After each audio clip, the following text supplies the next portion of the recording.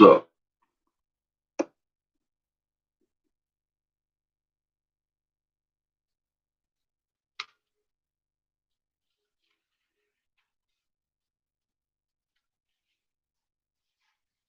for all you fucking fuck nuts, no, it's not fucking crack.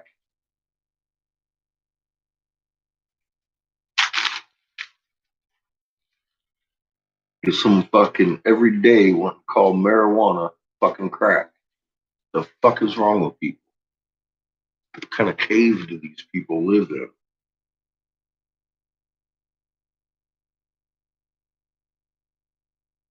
Motherfucking medicine better than fentanyl or alcohol.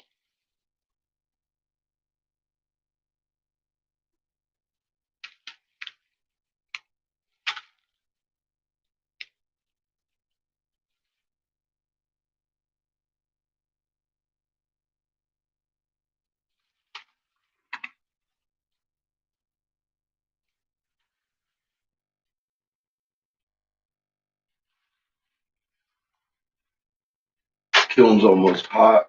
We'll probably start off the day where we finished yesterday with the last chapter of End of Days, talking about Alexander the Great, son of Marduk. What's up, Evelyn? How you doing?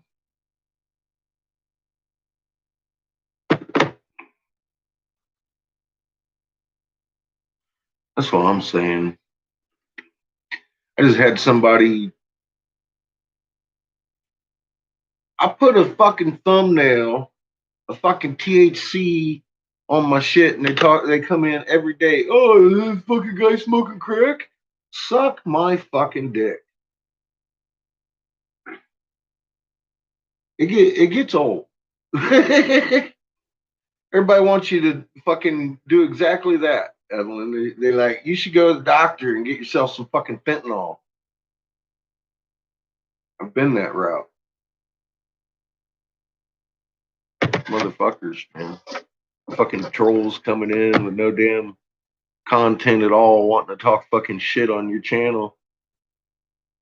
Subscribe to every fucking misinformation channel on the fucking planet and act like they know something. How you doing, free man? Oh shit. I got a bunch of color today. I got my greens. I got green. I got two blues, a black, and a amber to work with. I'll make cheap pipe till my fucking back falls off. It's feeling better today than it was when I went to bed. Crack is so 80s. That's what I'm saying. Fuck these people, man. What's up, Pollyanna? How you doing, huh?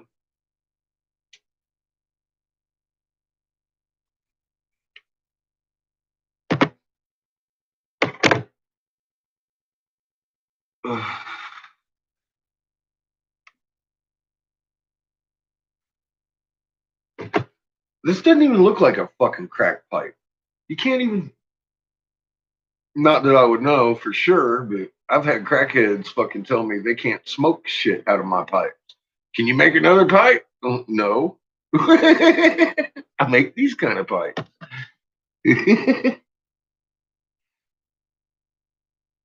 Oh, I've yeah, I know. I've I've had it. I've had it, and I've seen people on it.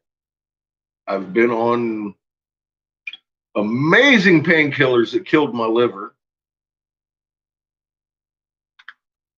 and I got on marijuana, and my liver healed.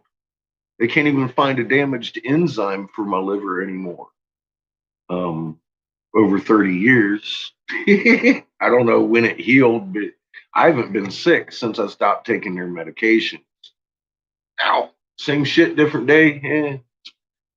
Same here, hon.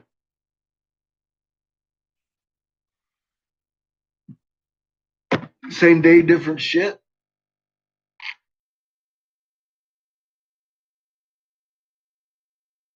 Yeah, THC is what the body needs. I just had a troll like fucking an hour ago come in and talk about, am I fucking just imagining shit, or is this guy just sitting here smoking crack? I pinned him up top. Gave him what the fuck for, man? Fucking fuck. These ignorant fucking bastards. I'm tired of fucking dealing with this stupid shit. It's, debate's over. Shit's good for you.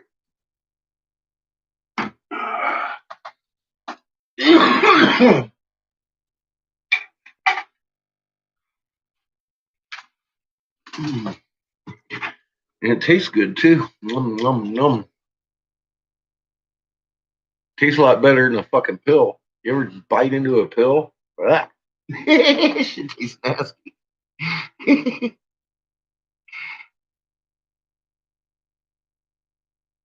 Yeah, no, I couldn't. I'll tell you what. When I was a junkie, long time ago, fucking, I looked at crack as a waste of good cocaine, and it really was. I mean, if you're gonna fucking kill yourself, go for the fucking main line. It's the only way to do it. Not that I'm advising anybody to do it. I'm just saying, if you're gonna fucking kill yourself, that's the fucking way to do it. Amen, Pollyanna.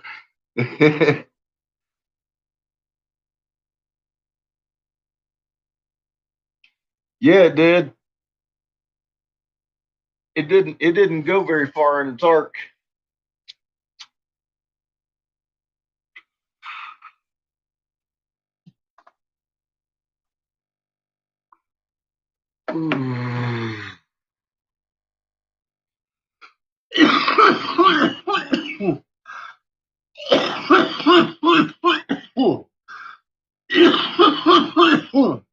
But that sucker's been raising all over the place lately.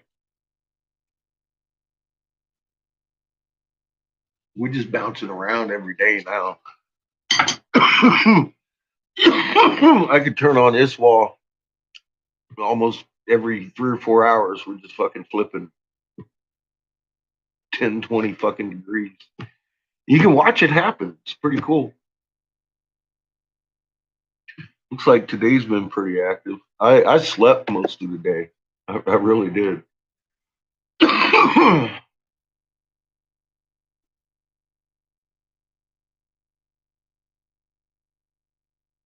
So I haven't even really checked my monitors yet today.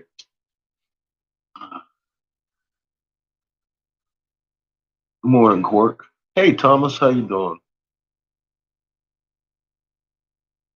My back's feeling better today. Thank you.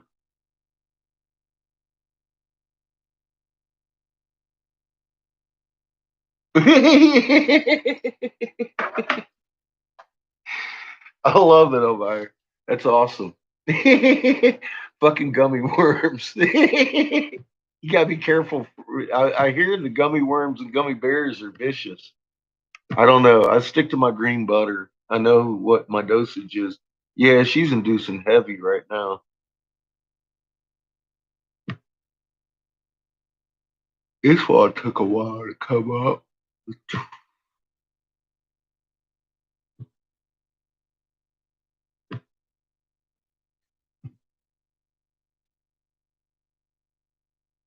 Mm. And the Quake map's almost an hour behind.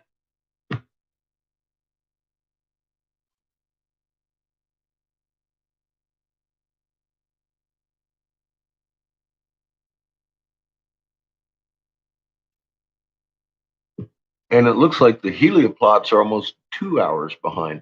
What the fuck is that?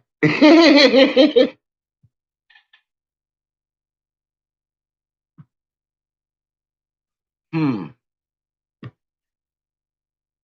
I wonder what's really going on.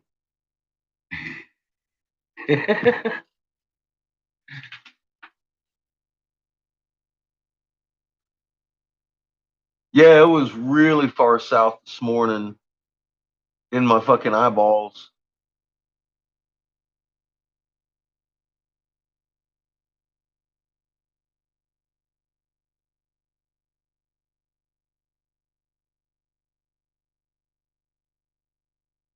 missing data on ISWA about 20 minutes every couple of hours, Thomas. I've noticed too. It's picking up. They've been doing that for the last year or so because, well, since we started complaining when they'd shut it down, they seem to filter out 20 minutes here and there. But now it's like fucking several times a day they're doing it. And it makes you wonder. I mean, what exactly are they fucking filtering out? We've already got all these magnet signatures from fucking Ra to Baphet or whatever her fucking name is that Cat got us. And the staff of Ra, all these fucking things. What are they hiding? Makes you wonder. Took to the air yesterday. Well, aren't you brave, Cat?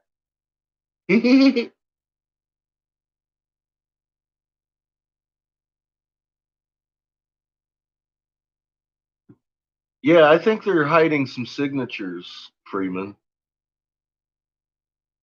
Makes you fucking wonder. Oh, did he get here? Did he get there? Did you get your elephant yesterday?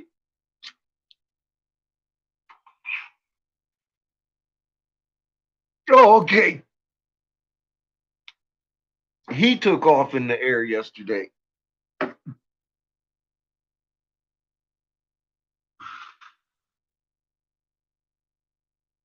Okay. God, they're flying him from San Francisco. Why in the hell didn't they?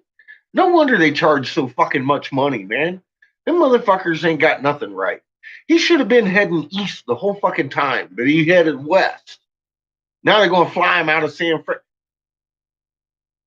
all the way to New York, which is where he should have gone ground.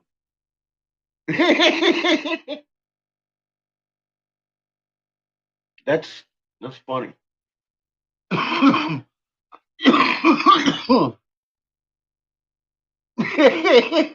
Yeah, no, I believe you. That's what the tracking says. It just that's how the post office works. They're fucktards. They're set up to lose money.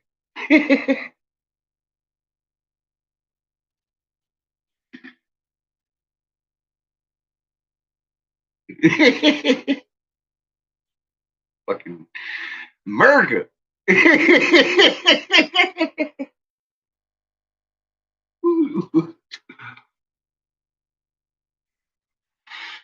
Sending out something for fucking UK and they start sending it to fucking San Francisco. That's about 1,100 miles in the wrongest direction you could go.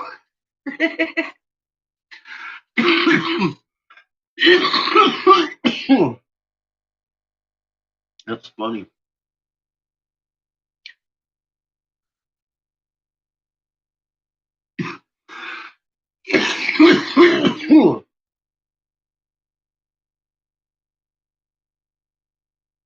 Should have done some fucking adjustment on my kiln today, but I didn't before I got started.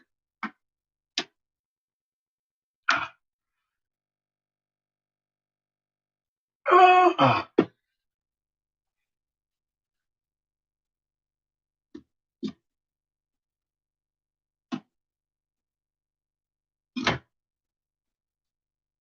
ah.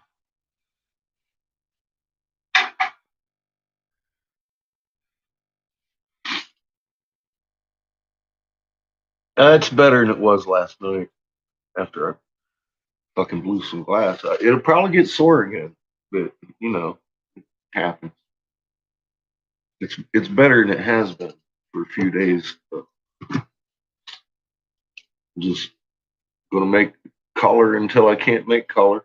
I just got a hold of Shepard, and I was curious, so I, you know, bothered him. I was like, dude, you okay? He's okay. Um, I just checking on him. Haven't heard from him in a few days. Just FYI, he's doing okay.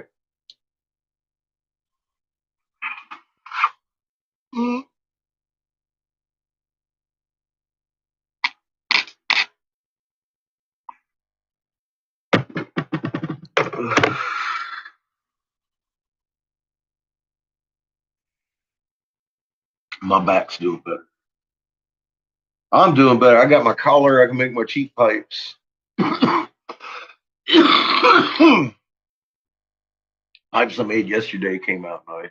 I like the wake and bakes. I got uh we did green eggs and ham and egg and bacon one. It was a little fucking side mount. Looked good. Um said today I'm just making $10 pipes all day. So this fucking kiln's full. I got 5 half sticks in the kiln. Show you what colors I got today.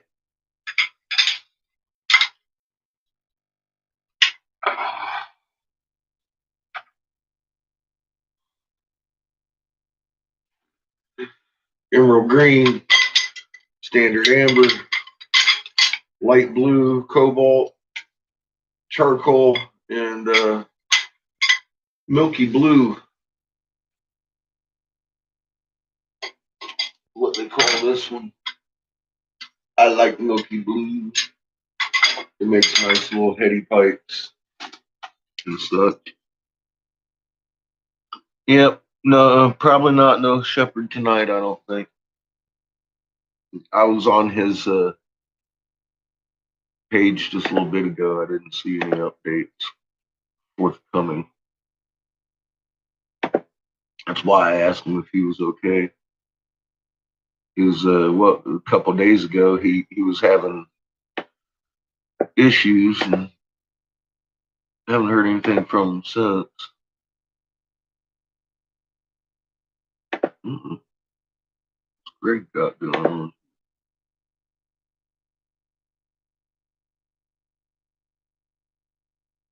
Mm.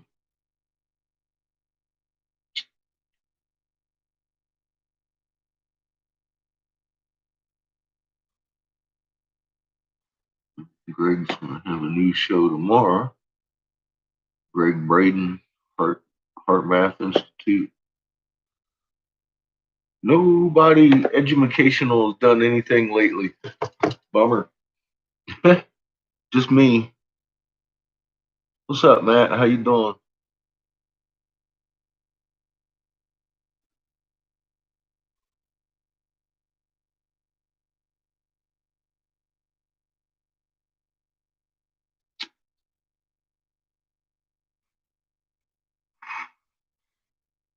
Mm.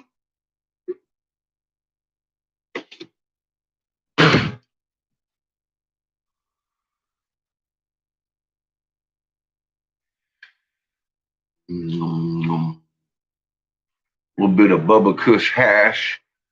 Not crack in my fucking big, thick fucking pipe. Doing all right. How are you doing, DK? Lockdown again, huh? For the next 2 weeks until they decide to extend it. My back's better than it was last night after I was done working. What's up, hillbilly? What happened to your hatchet, man?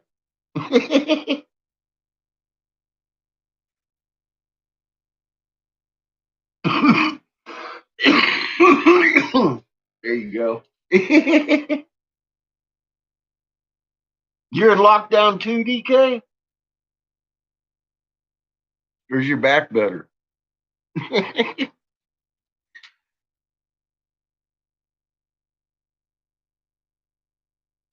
Can't visit anyone outside your own home. Huh. See, I don't know. I would have like morning calisthenics and evening calisthenics on my sidewalk, be all yelling, fuck off the whole time. Fuck off one, fuck off two, fuck off three, all my jumping jacks. They'd know I wasn't happy or compliant with their fucking bullshit. I haven't gone on curfew yet. Caught a meteor making a sonic boom. Nice. Yeah, I haven't gone on Cosmic just woke up. Me too. I fuck. I haven't gone on curfew yet, but if they do decide to put Colorado here in curfew, I'm gonna be fucking raising hell. Watch. I'm not okay with this. I'm not okay with any of this.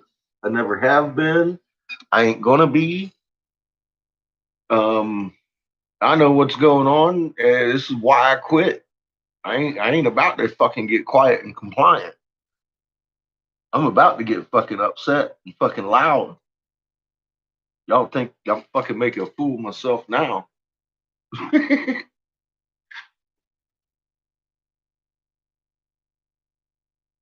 mm, about to make a fucking spectacle of myself here. Yeah, I feel it coming. They're gonna lock us all down, and I'm just not gonna be okay with it. I'll be out there with my fucking live feed going, doing jumping jacks, talking all kinds of crazy shit in my camera. I need a GoPro so I can just strap it on and go.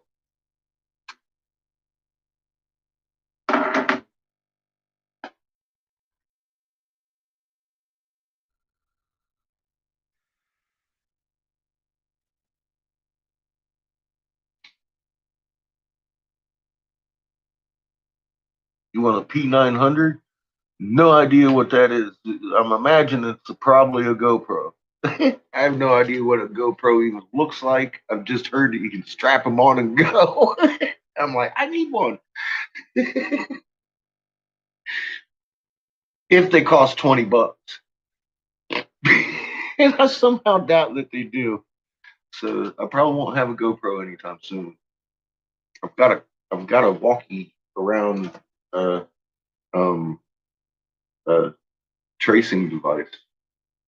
So they can trace if I've been around people with COVID.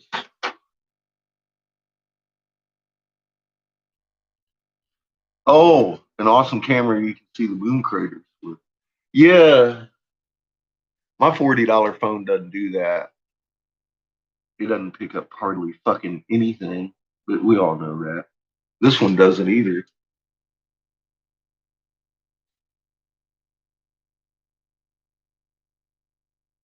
You turned yours off. You thought you did. They sitting there in the control room laughing at you. Talk about look, look. She thought she turned the tracer off.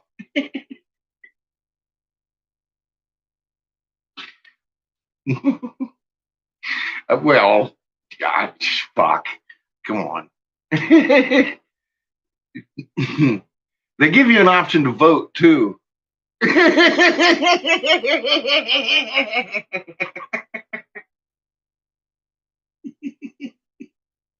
sorry. I just, you know.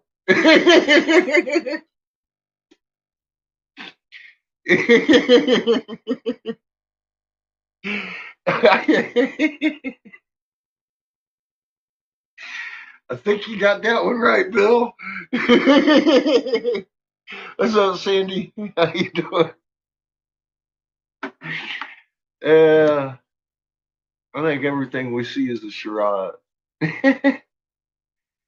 Yeah, they like to keep us entertained, thinking we got choices of shit. We don't. I don't believe you turned off your tracer at all. You can't. I think the only safe bet is to leave it in the car or leave it at home. Treat it like a home phone, like I do. Yeah, I tell you what, Freeman, I'm about full of all everybody's piss and vinegar they getting rid of. I don't know. Yeah, the flip phone.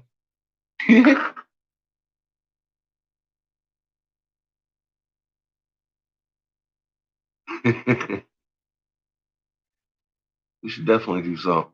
If they get me on fucking curfew, it's gonna be the beginning of the end over here for fucking their prohibition against this fucking virus because I'm gonna be on a warpath.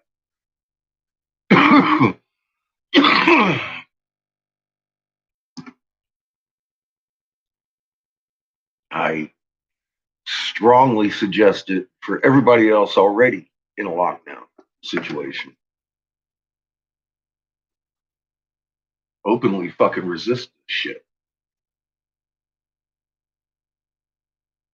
Yeah, fucking curfew. Don't put me under a fucking curfew because I swear to God, I will be. If they put me on the curfew, they got people on curfew starting at 10 o'clock to fucking what 5, 6 o'clock in the fucking morning. I would sleep all day just to get out on the fucking sidewalk and fucking do fucking jumping jacks all night long. Don't give a fuck.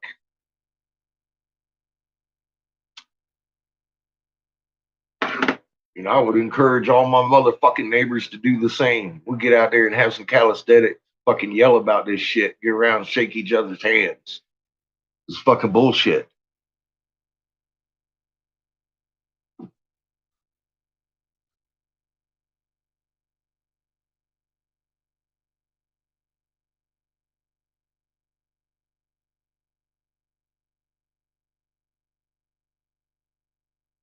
Well, you had COVID, but what kind of COVID, DK? They aren't even testing for a specific kind of COVID. And we generally, as a population, 80% of us always have some sort of COVID antibody in our systems, and they only last about a year after we get them. The antibodies themselves, they don't last long. Uh, so we're susceptible to the same virus again over and over and over. That's been the whole thing about COVID um, since COVID's been around, since humans have been around. We catch this virus all the time. It stays in our nerve tissues for up to 20 years, dormant, and can come back and make us sick again. Same fucking virus that we thought we had all these antibodies against. It's a wicked thing. That's why it kind of freaked me out when they came out with this COVID thing because they could do exactly what they're fucking doing. They could make it something that it's not, and then make something out of it.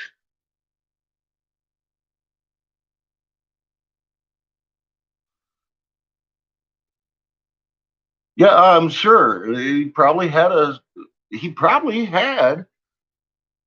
fucking COVID virus, and it does that exact that it does that to us. It's the flu.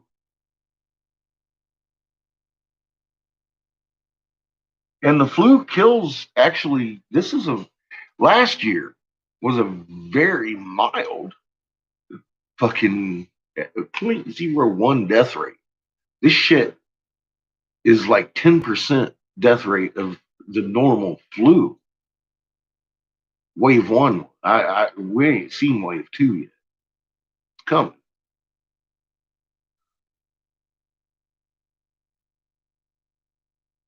Yeah, it's not meant for a diagnosis. It's just a fucking general. Do you have a COVID antibody?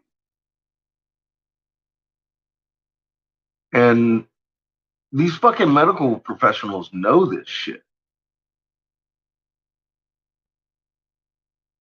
And I've seen some medical professionals be like, yeah, well, we're being overwhelmed with this testing stuff, and our hospitals are full with testers. And I'm like, well, that's because y'all got everybody scared. And you know good and damn well that you're fucking testing for a fucking general virus that 80% of the fucking population always has. They aren't even specific about what fucking antibodies you got. Is just as long as it's a COVID, it counts.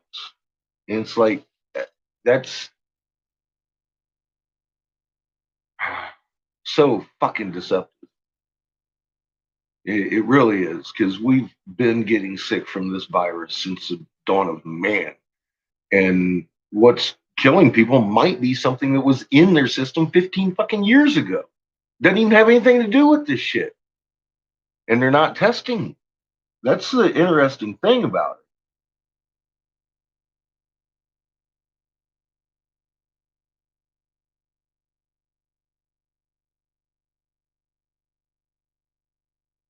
Yeah, yeah.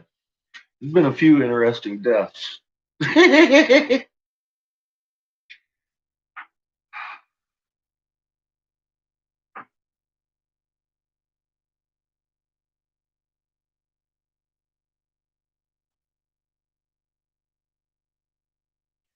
Well, it's not only that. Look, Freeman,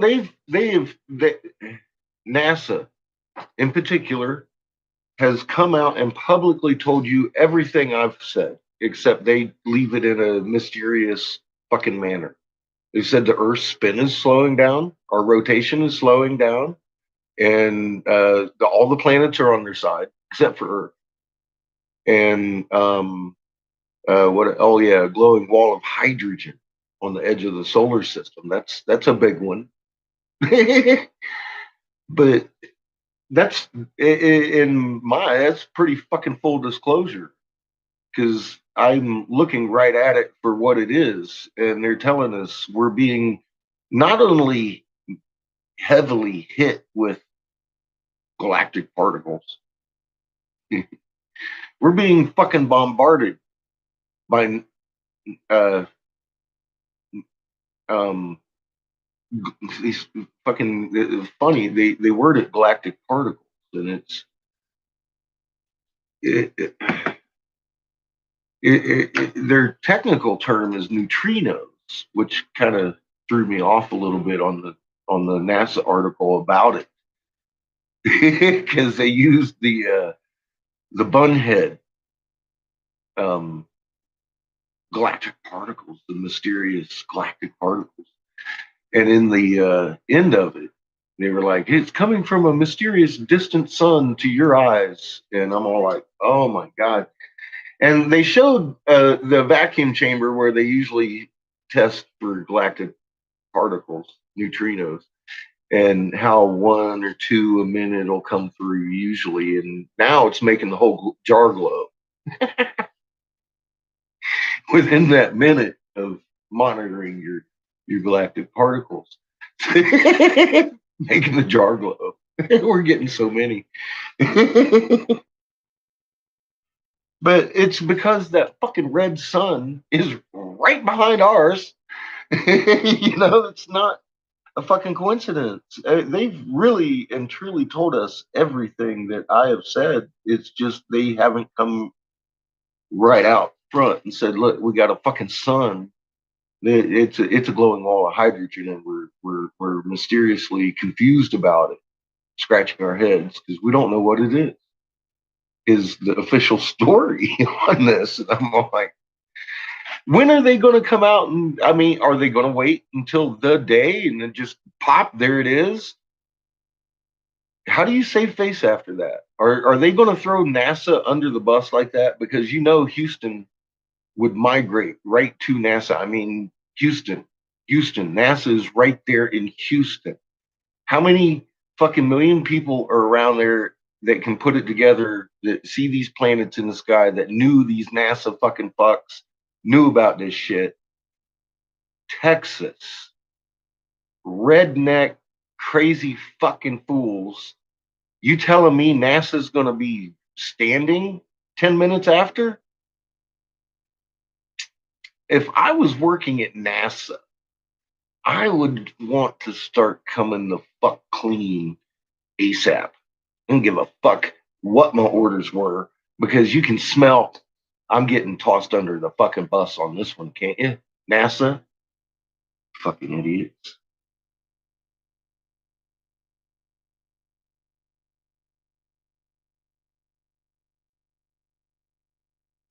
I mean, wouldn't you? If you were in NASA, I would be fucking bullhorning it.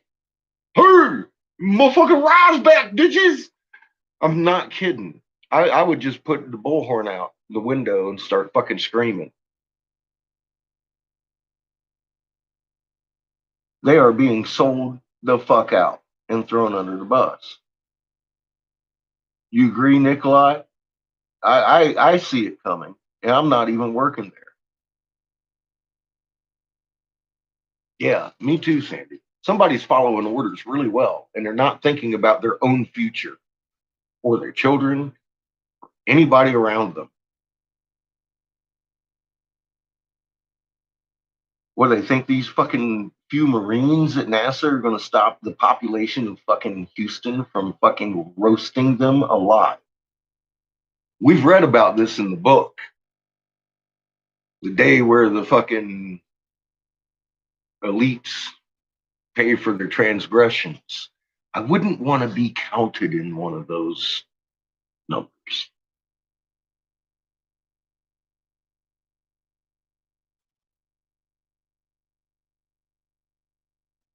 I'd want to be the whistleblower. Wait a minute. I am.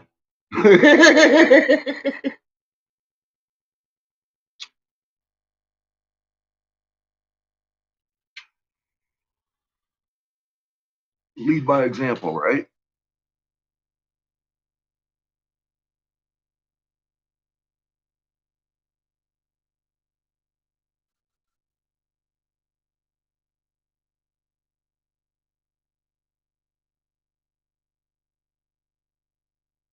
Who's that? Vincent? Vincent's got some fucking good footage. So does Planet X Hunter, man. He's up in the UK. He gets some good fucking footage of some crazy shit.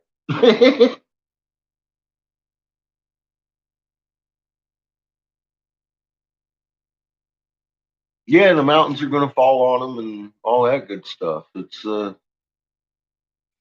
I said, I think it's pre-planned more than prophecy. But some of it's prophecy because definitely the hand of the creator's in on this and has been influencing the ones that wrote this shit in the first place.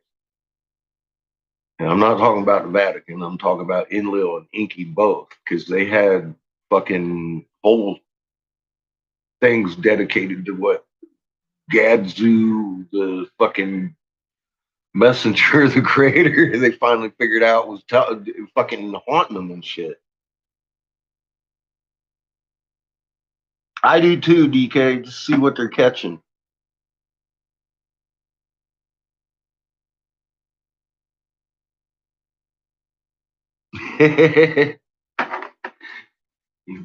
Better hold on to them, Cosmic.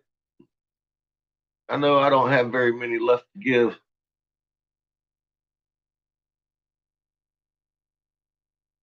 I made a video. I just don't give a fuck. I don't give a fuck.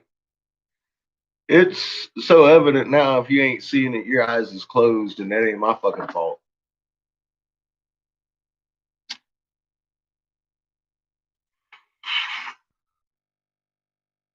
Mm, mm, mm. I unsubscribed from Woody a while ago though. He just pisses me off. You remember that video? One of my favorites. I refer people to it all the time. I used to watch Woody. Um, I've given him raw maps probably more than anybody else online.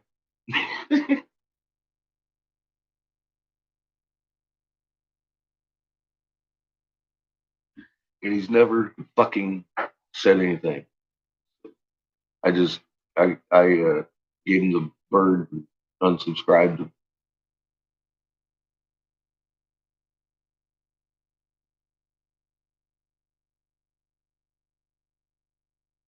I may have to incorporate that into my next video.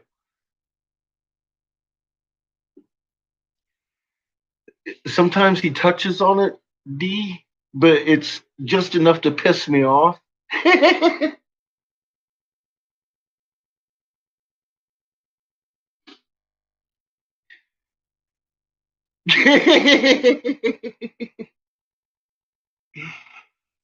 Well, I don't think he's ignoring it.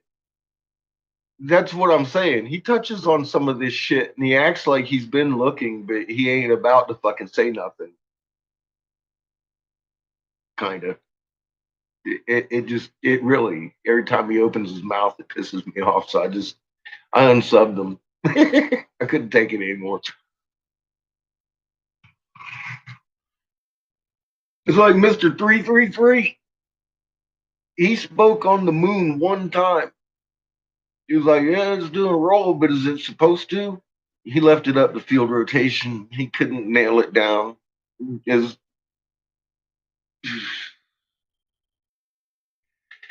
and he and I fought about it. Terrell too. The same thing. He's spoken about the moon one time, left it as a question, and won't touch it again. They'll fight with you tooth and nail over it.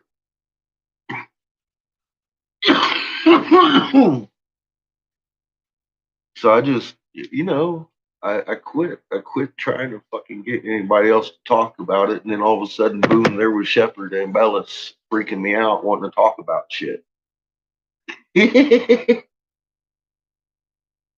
I'm glad I gave him a chance. He's a real human being. Who likes spaceships, Mr. 333 or Terrell or both?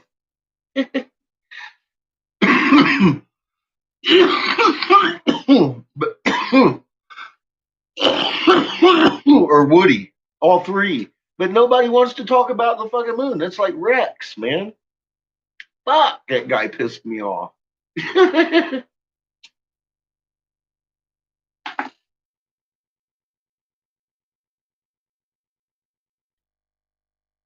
Well,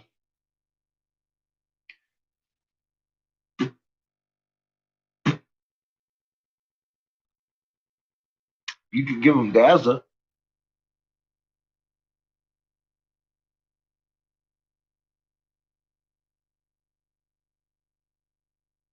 Well, see, if they would start being honest about it, there wouldn't be any fucking question about it. Moon ain't supposed to do fucking car.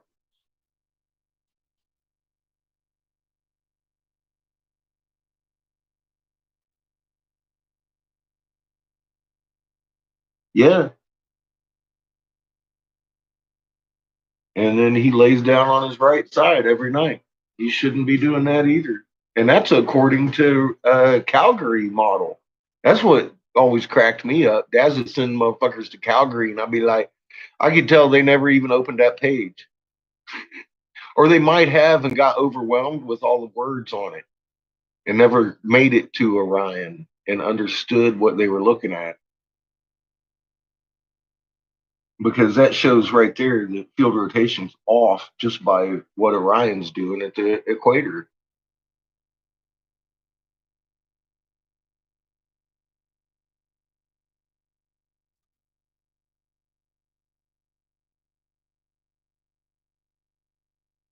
Well, you're pretty damn sharp knife there, Cosmic. You and your hatchet.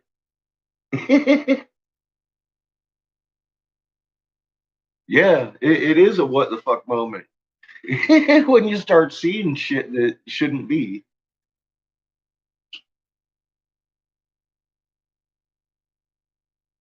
It's yeah, Orion sure as fuck shouldn't be doing that. The moon shouldn't either. And that's why I've always stuck to the moon because it's like the most recognizable thing we have in the sky. It's these fucking trolls lately, they want to get you on Polaris now. And it's like, no, dude, I'm sticking to the moon, doing cartwheels. We've already established that. It took 7 years to fucking establish that it's abnormal and get everybody on page. You know what I mean? I'm not going on to fucking Polaris. I don't give a fuck what Polaris is doing. Most people on the planet don't even know how to fucking find Polaris, including some of these trolls by the words they say. The fucking Loki fish dude. Look at him. He was over here live chatting with me, and I got him talking about fucking Polaris. I'm all like, dude, I didn't. I said the fucking Big Dipper was doing fucking odd things, and how do you find Polaris, anyways? You locate the Big Dipper cup, the top two or the bottom two, depending on which it is, and head inward. Right on in line with those two fucking stars, boop, there's Polaris.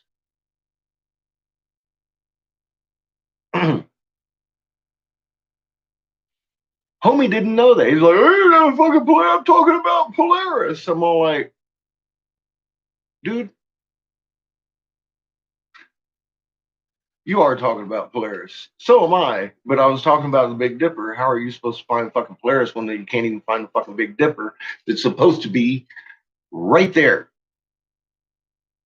at sunset in a certain position, which it is in that position at 2 a fucking m, rising in the east, pointing way the fuck over here, where Polaris shouldn't be.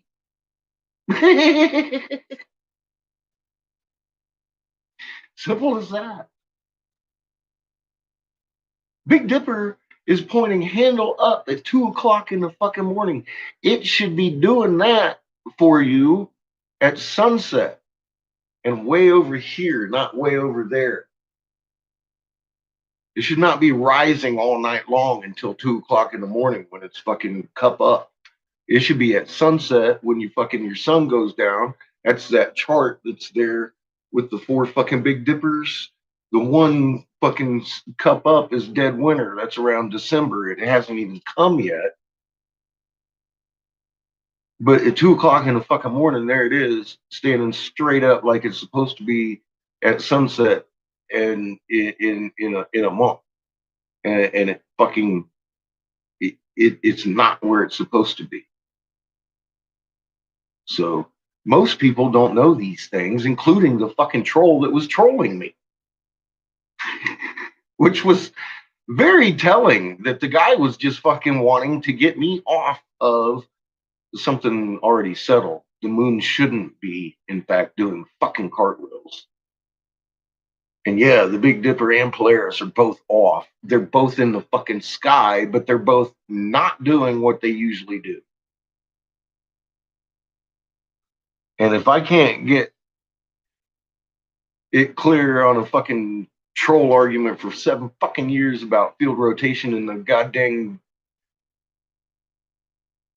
Tycho crater, what the fuck am I going to be getting off on a Big Dipper Polaris argument for?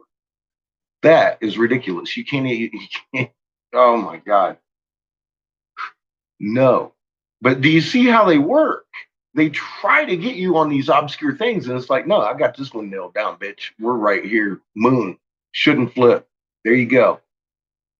That's where we're at today. That's where I'm staying with both feet.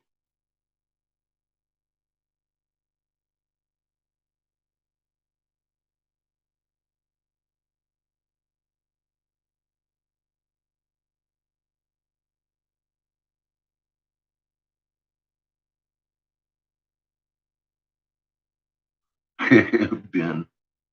Yeah, he's an amazing phenomenon. Well, they should be a lot higher and a lot more north instead of east. It shouldn't be rising in the evening, all evening. Polaris should never rise with the Big Dipper. They should never take till 2 o'clock in the morning to get into the sky. but Polaris is rising way over here. It should be up here in the sky at all times, but it's coming up here like this with the Big Dipper every night. That's how they roll. Because the Big Dipper always, I don't care where they're at in the sky, the Big Dipper cup, the top of the cup, will always point at Polaris. Well, if you can't even see and tell where the fucking Big Dipper cup is until fucking 1 o'clock in the morning, where the fuck has Polaris been all night?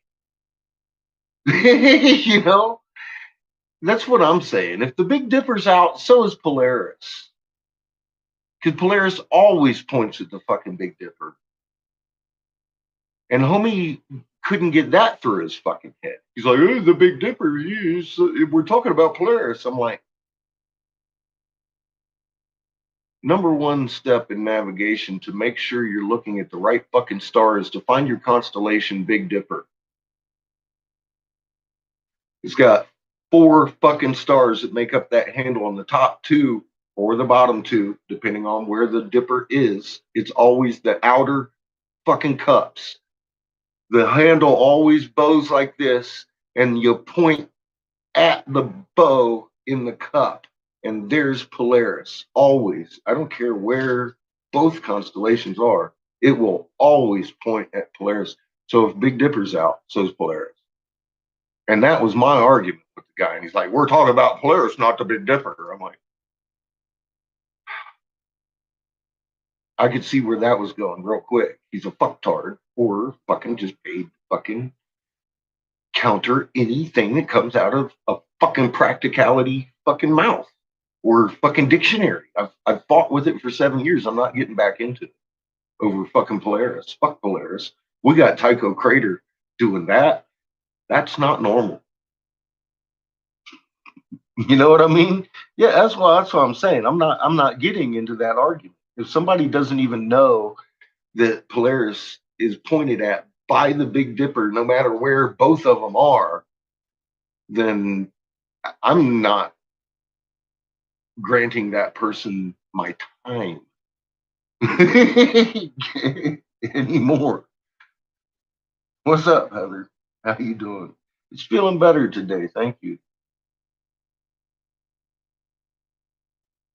Well, yeah, see, now let me ask you something, DK. What do we know about Tiamat from the Enuma Elish, which is the third telling of the fucking beginning tale, the second telling of the beginning tale, and the first beginning of the fucking. All right, so we got Marduk and the second telling us that half of Tiamat was Earth. Okay, that was a change from the first one telling us what? It was destroyed, became the asteroid belt, and Earth was trapped in the void that it caused, thus separating Earth from heaven and heaven from Earth. Heaven being Neberu, and we were on that fucking sun. So where the fuck is Hush Puppy getting around talking about Tiamat coming around? Because I've seen some shit about in his past shit about how Tiamat is here. It's been here. It's called the asteroid belt. That's what I'm saying. Why do people even listen to him? Would be the question I'm leading up to, because that motherfucker, every time he opens his mouth, he sounds like a fucking absolute arrogant fucktard. I know something that you guys don't, and I'll just show you later. And you never see anything. You never hear any explanations of anything. Just fucking fear porn and funky pictures. It's not a way to wake anybody up. That's entertainment. Yeah, showing pictures of Tiamat. He's naming Tiamat. Tiamat got destroyed. And we're in Tiamat's place right now with Tiamat's moon. Funny enough, our moon used to belong to Tiamat, according to the creation, the Enuma Elish. All three tales agree with that. You know, so where is Tiamat that he's taking a picture of? That's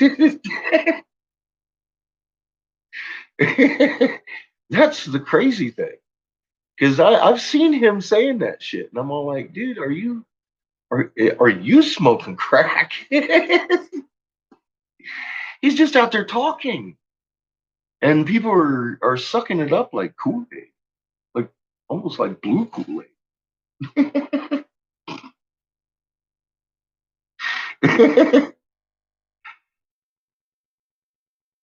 Well, we've got planets that are huge already behind us, and he's never pointed those out either. He blocked me for mentioning them. Remember? I'm blocked on both accounts. I made a video. I went over there trying to make a peace meeting with the boy, and he blocked me. He fucking blocked me for it. I was like, oh, damn. Fuck you, hush puppy. Fucking food. Food item. Is an anonymous eye in the sky. Pink pocket. I don't care.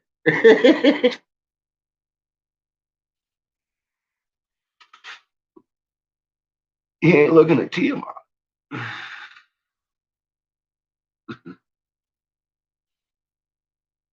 He should probably just show pictures and shut his mouth. He'd sound a lot smarter.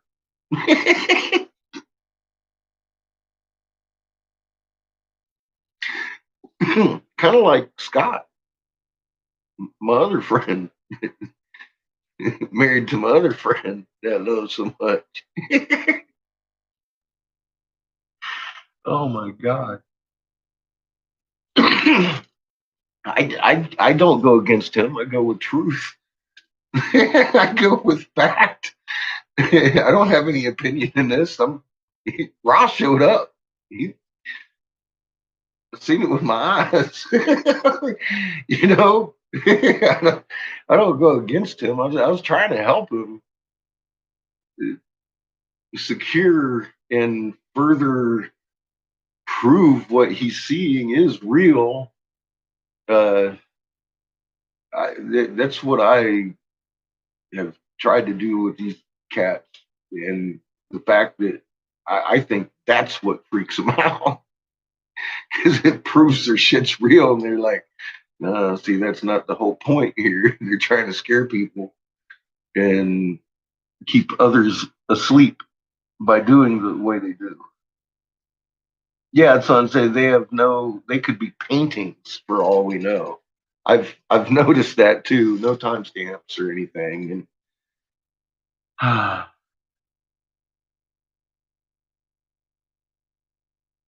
and fucking king tides. Yeah. No problem here. It's just king tides. Yeah, I know. I know you do. I'm just saying. I was just trying to help him. I didn't. I don't try to go against anybody. I was like, here, I got the magnet signatures for these things you're looking at. You want court admissible proof, and apparently he doesn't. That's all I'm saying. He doesn't want fucking proof. He wants speculation and questioning.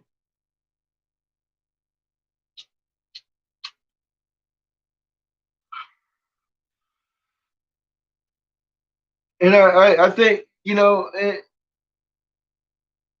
and that's honestly that's been one of my big things that people get used to that kind of entertainment on YouTube, and then they come around here.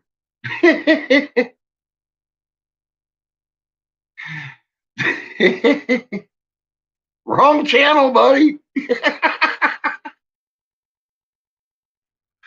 You're about to get blocked if you haven't actually gone over there and looked at what we've discovered. And you can call me arrogant asshole, what the fuck ever. Obviously, you don't know me because I'm way worse than that. Yeah, you just have to take his word for it, DK. That's how I like living my life. I like taking word for shit.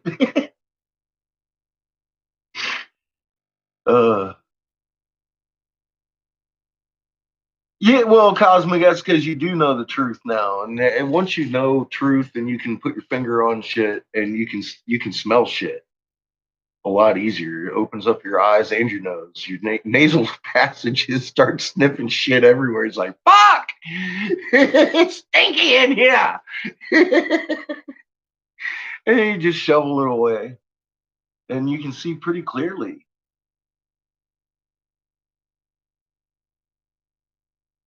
Yes, they're going to get their ass chewed, pinned up top, and blocked. They continue to their behavior.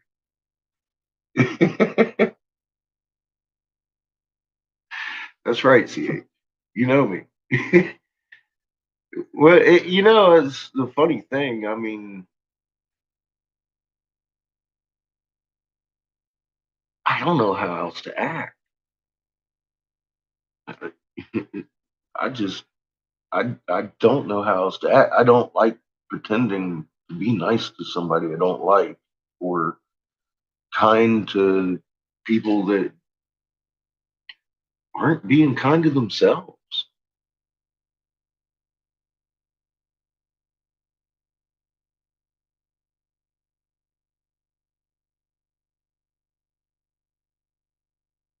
Yeah, the proof of king tide. See, I didn't have much to prove there. That's mainstream shit. And then the slowing down of the rotation combined with the jiggery jiggity jiggities and the whole cow fart thing and starts to make sense. You get a little bit of clarity. Oh, it's like that, is it? Well, yeah, yeah. And it's not so fucking terrifying now. And you start to understand if you pay attention and to things and the way they work, and instead of what people say, including myself, because I've been wrong. For God's sake, everybody knows I've been wrong. I hope that everybody here understands that. I've made several videos explaining exactly to the T where I was wrong, and here's the actual info fact that backs that up. Yeah, double rainbows are the normal thing because we've, well, of course, we've got two different suns. That red sun's pretty close to ours now. We're seeing some amazing CMEs and interactive plasma shit going on.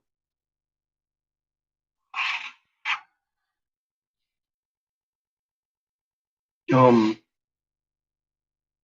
and yeah, it's becoming more and more prevalent and more noticeable that it's actually completely, and people don't think about it, but they're completely different light spectrums on those rainbows. I wasn't even thinking about it until my kid mentioned it. I was like, holy shit, that's science, boy. I mean, that's how they read atmospheres and planets fucking and distant suns because of the fucking spectrum that's coming through their fucking. Well, fuck. I mean, I had the whole prism, one light, one rainbow thing down, but I didn't even think about the fucking spectrums. My son comes up with that. I was like, well, that's some definitive shit, isn't it? What are you trying to prove? We got two suns. Look at your rainbows. That's proof, right? Proof. It's undeniable fucking proof. It's not even open for debate. It's like two fucking light spectrums, two fucking rainbows, one fucking prism. Done. You just proved in court two fucking light sources.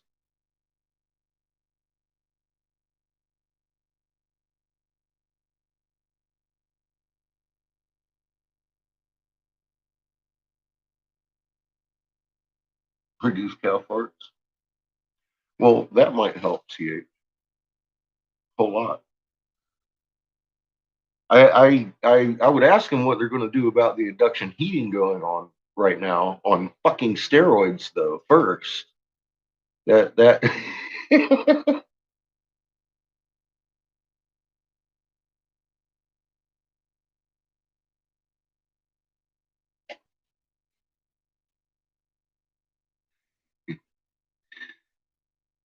I think we're about that point, Cosmic, which is scary.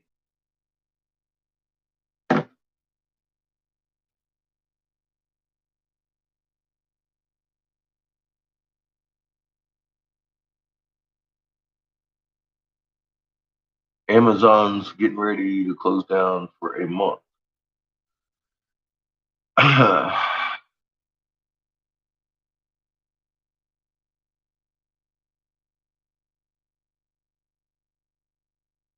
Amazon's getting ready to shut down for a month.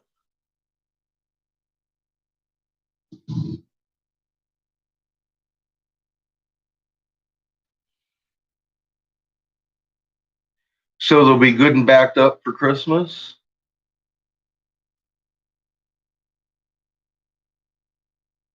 I mean, that makes sense in the world.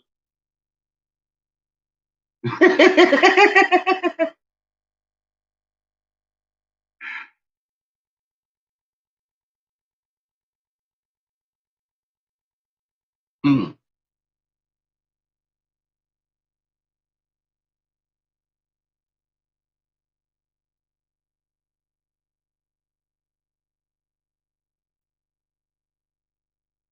Well, I've been getting Christmas candy and cookies, Matt. You bet. I got my son a tappy pen that you smack and it does the whole Chris. It's got a little Christmas bulb on it and it lights and flashes. So I've done my Christmas shopping. We gener we didn't do any last year. We took a trip to Winter Rock instead. That's how we do Christmas. We just kind of roll and be happy with it. It's another day. Behind your trees, low on the horizon, is it grinning at you, DK?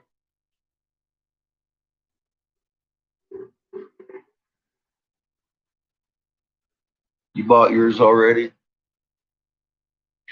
Yeah. I'm just trying to pay rent. COVID's been kind of rough on me.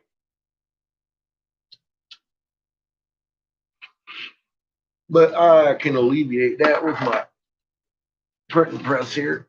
Oh, goodness. Uh,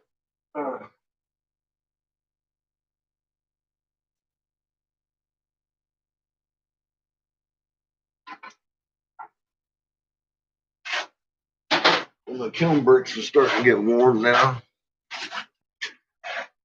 Uh, tell you what, I've got some Zach waiting on you. Yeah, I got to piss. Be right back. Oh, biblical God stated through the prophet Isaiah.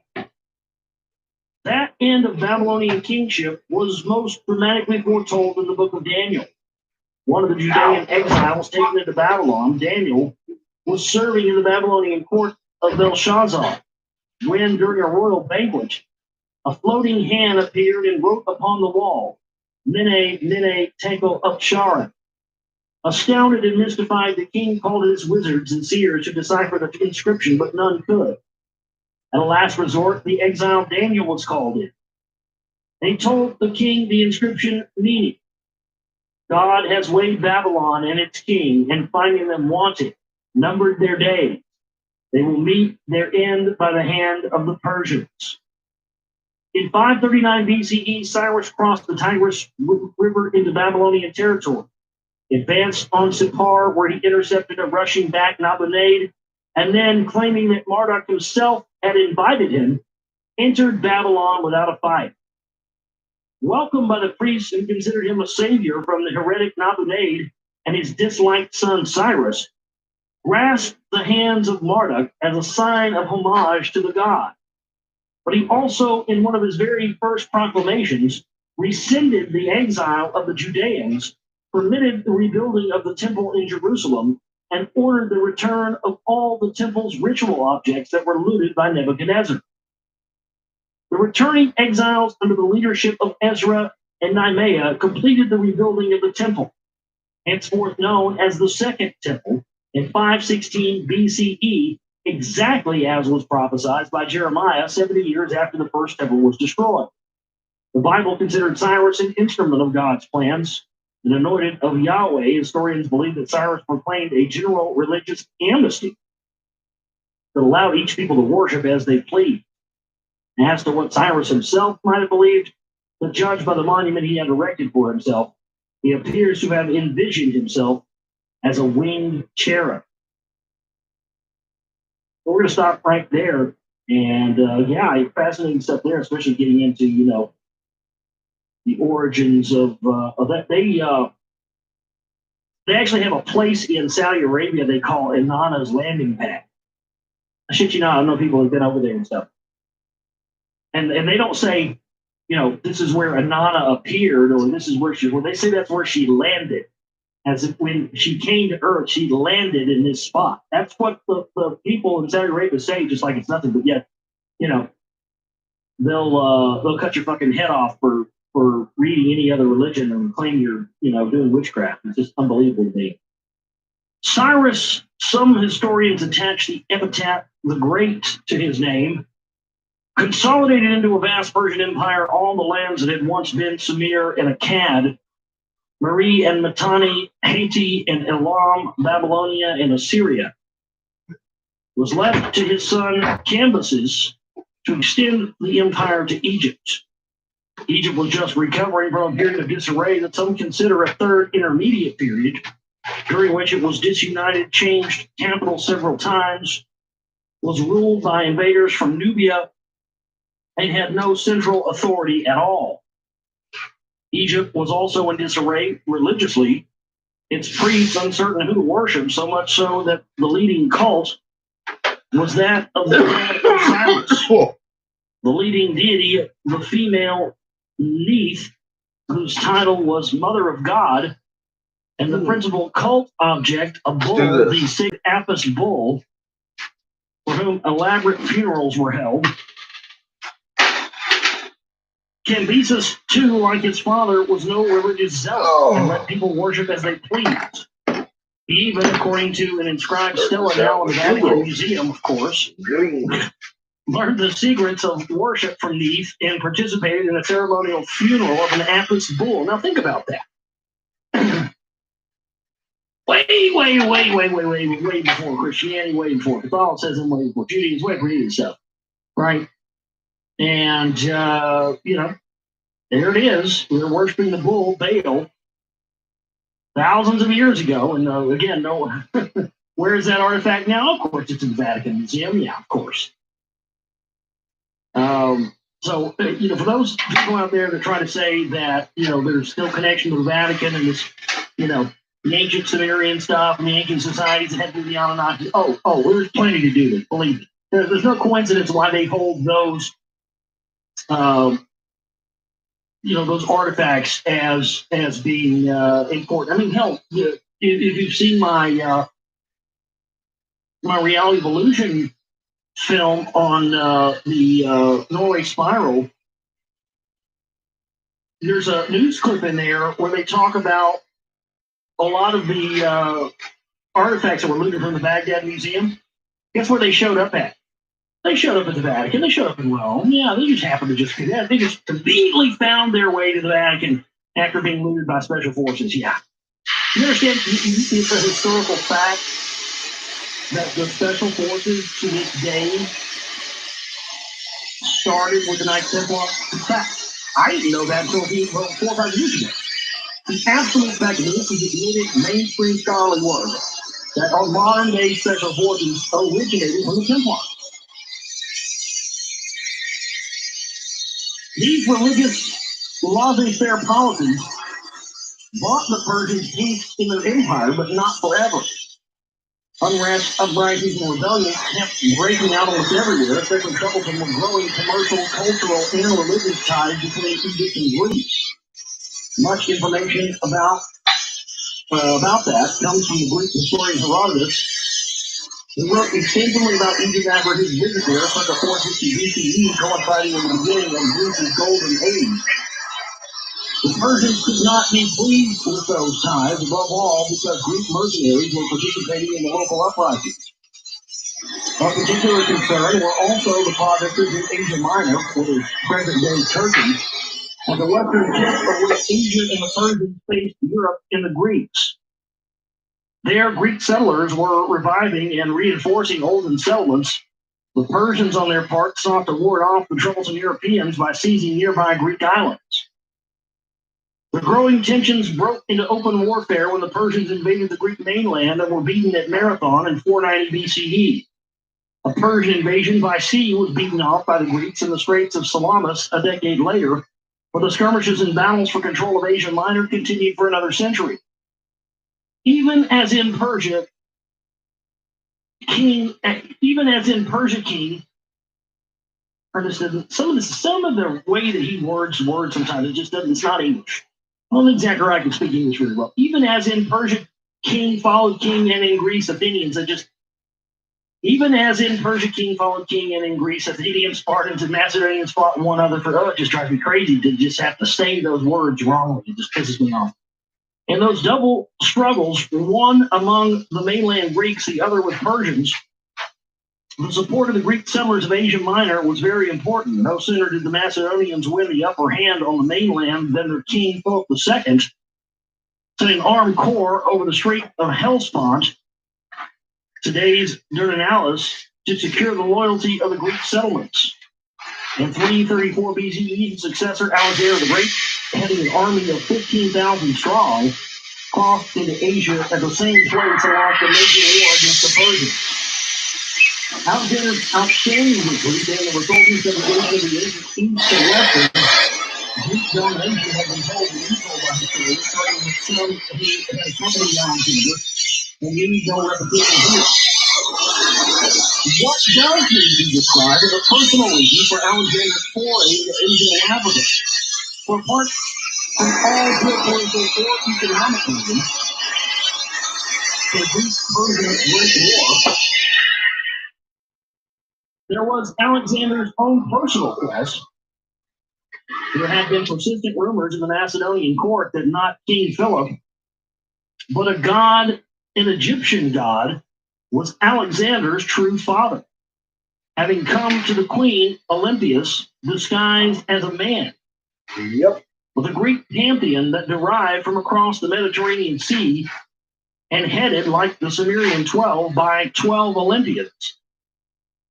And with tales of gods, myths that emulated the Near Eastern tales of the gods, the appearance of one such god in the Macedonian court was not deemed an impossibility.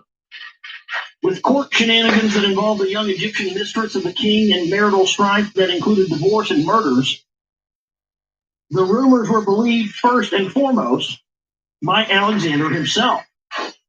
A visit by Alexander to the oracle in Delphi to find out whether he was indeed the son of a god, and therefore immortal, only intensified the mystery. He was advised to seek an answer at an existing sacred site. It was thus that as soon as the Persians were beaten in the first battle, Alexander, rather than pursuing them, left his main army and rushed to the oasis of Silla in Egypt. There the priests assured him that he indeed was a demigod, the son of the ram god Ammon. In celebration, Alexander issued silver coins showing him with ram coats. But what about the immortality? While the course of the resumed warfare and Alexander's conquest have been documented by his campaign historians, the Staphylides and other historians, his personal quest for immortality is mostly known from sources deemed to be Palestinians or Alexander Romans that embellish facts and legends have detailed in the stairway to heaven. The Egyptian priests directed Alexander from Silla to Thebes. There the Nile was western shore, he could see in a funeral temple built by Hackaback. He should be attesting to her being fathered by the god Ammon when he came to her mother disguised as a royal husband, exactly like the tale of Alexander's demigod conception. In the great temple of Ra Amun in Thebes, in the Holy of Holies, Alexander was crowned as a pharaoh. Then, following the directions given in Siwa, he entered subterranean tunnels in the Sinai Peninsula, and finally he went to where Amun-Ra, alias Marduk, was, to Babylon. Resuming the battles with the Persians, Alexander reached Babylon in 331 BCE and entered the city riding in his chariot. In the sacred precinct, he rushed to the Ezekiel Ziggurat temple to grasp the hands of Marduk as conquerors before him had done, but the great god was dead. According to the pseudo sources, Alexander saw the god lying in a golden coffin, his body immersed or preserved in special oils. True or not, the facts are that Marduk was no longer alive, and that his Ezekiel Ziggurat was, without exception, described as his tomb by subsequent established historians. According to Diodorus of Sicily, whose Bibliotheca Historica is known to have been compiled from verifiable, reliable sources, scholars called Chaldeans, who have gained a great reputation in astrology and who are accustomed to predict future events by a method based on old age observations, warned Alexander but he would die in Babylon. But could escape the danger if he re-erected the tomb of Belus, which had been demolished by the Persians. Entering the city anyway, Alexander had neither the time nor the manpower to do the repairs, and indeed died in Babylon in 323 BCE. The first century BCE historian geographer Strabo, who was born in a Greek town in Asia Minor, described Babylon as its famed geography, its great size, the Hanging Garden that was one of the seven wonders of the world, its high buildings constructed of baked brick, and so on, and said this in section 16I5. Here too is the tomb of Belus, now in ruins, having been demolished by Xerxes. As it is said, it was a quadrangular pyramid of baked bricks, not only being a stadium in height, but also having sides of stadium in length. Alexander intended to repair this pyramid, but it would have been a large task and would have required a long time, so that he could not finish what he had attempted. According to this source, the tomb of Bel Marduk was destroyed by Xerxes, who was the Persian king and ruler of Babylon from 486 to 455 BCE.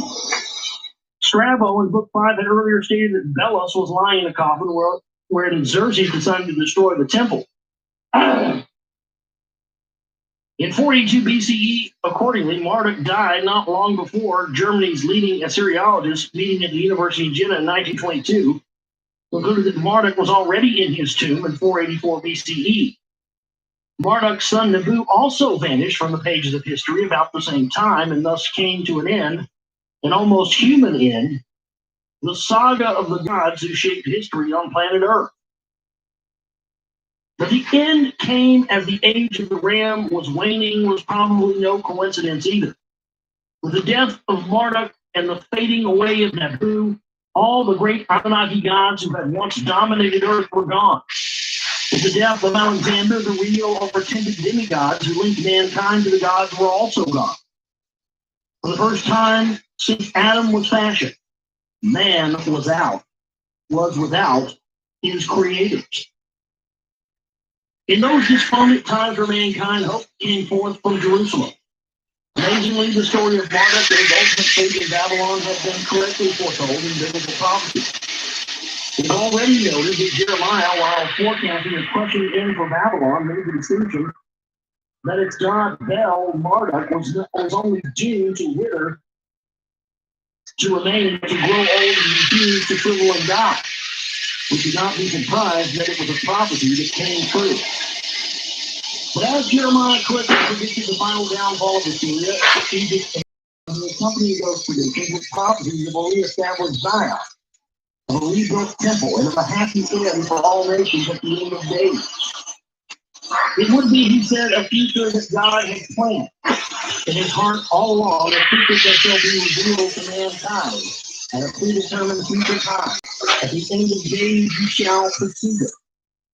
And at that time they shall call Jerusalem Yahweh's throne, and all nations shall assemble there. Isaiah, in his second set of prophecies, sometimes called the second Isaiah, identifying Babylon's God as the hiding God, which is what Amy meant. So Isaiah identified Babylon's God as the hiding God, which would get Amy or Amun Ra, who of course we get Amen from. Bel is bowed down, Nebo is covered, their images are loads for beasts and cattle. Together they speak, they bow down, unable to save themselves, and captive. These prophecies, as did Jeremiah, also contain the promise that mankind will be offered a new beginning, a new hope, that a messianic time will come when the wolf shall dwell with the lamb. And the prophet said, it shall come to pass in the end of days when the mount of Yahweh's temple shall be established as foremost of all mountains, exalted above all hills, and all the nations shall throng unto it. It will be then that the nations shall beat their swords into plowshares, and their spears into pruning hooks. Nation shall not lift up sword against nation, and they shall no longer teach war. The assertion that after troubles and tribulations, after people and nations shall be judged for their sins and transgressions, a time of peace shall come was also made, by the early prophets, even as they predicted the day of the Lord as Judgment Day. Among them were Hosea, who foresaw the return of the kingdom of God to the house of David at the end of days, and Micah, who's using words identical to those of Isaiah, declared that at the end of days it shall come to pass. Significantly, Micah too considered the restoration of God's people in Jerusalem and Yahweh's universal reign through a descendant of David as a prerequisite. Well, yeah. Well, think about that. It says, a descendant of David. When you think about the possibilities that could be in a modern context, a must was destined from the very beginning, emanating from ancient times, from everlasting days. There was thus a combination of two basic elements in those end days predictions. One, that the day of the Lord, a day of judgment upon earth and nations, will be followed by restoration, renewal, and a benevolent era centered on Jerusalem. Yeah. Well, why do you think these pre-class fuckers, that's what everything's going toward. They want to rebuild the temple so they can, No, they're changing fucking install guard again. Phony deity on the crown and unite and have a global government. That's what this Josh is all acts about. like he's new every day. It blows people's mind that these people set this quote unquote. It blows my mind that you ain't figured out that they're still here. Oh, you know what? I got you guys pointed completely away from knowing that it would take thousands and thousands of years to achieve, well beyond any technology they had at the time, but they also had knowledge it would happen. I'm making cheap pipes, so it ain't no biggie. So that's why all this stuff has been hijacked and why they have steered world events towards this, because they are trying to create an end that will fall in line to religious teachings. Yes. Gain total control. Yes. Once The Crown Vatican DC Corporation rules the fucking globe. They wrote the book. Yeah. Wake up. Wake up. It has all been preordained, that the end was already planned by God at the beginning. And we live in a free system, and they know that, Josh. A time when the course of events shall come to a halt, a precursor, one may say, of the current idea of the end of history, and a new use it to kill us off every fucking time. Age, a new and predicted cycle shall begin and can already be found in the earliest biblical chapters. The Hebrew term Akeret Hayamim, sometimes translated last days or latter days, or more accurately end of days, was already used in the biblical Bible in Genesis chapter 49, when the dying Jacob summoned his sons and said, "Gather yourself together that I may tell you that which shall befall you at the end of days." And again, the end of days, it can have so many connotations. What if that's the end of time? The end of time. So I told this story in the chat room last night, and because somebody was bringing up something, or I think it was Rick was bringing up the idea of the Earth being, planets being spaceships, as we talked about last week, the Earth possibly being a spaceship, and it just triggered this thought. I had this dream last week. It was totally crazy, and I never had dreams like this. It's completely different. I had this dream that the sun heated up and expanded to a huge size, like a much larger size than it is now, like 10 times or 20 times the size of what it is now. And because of this growth of the sun, it basically caused our entire solar system to expand, and it pushed everything out.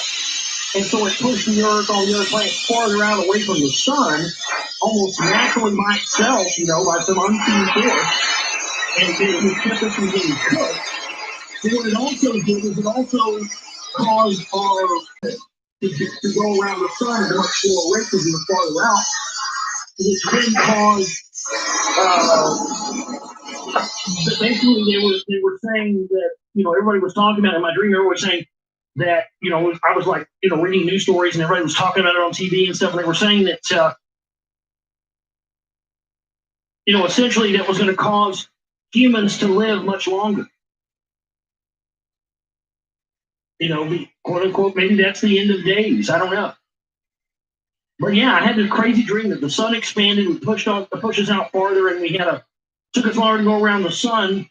So we lived for hundreds of thousands of years. Just a crazy dream, but it kind of made me think of that there. How do we even know that end of days means the end of the world or anything else? That's the whole thing that I found reading It means the end of days of the Anunnaki on Earth. It was bullshit. I don't think all those balls was Because bullshit. they're I think still the here. bullshit is that they hadn't given us the concept.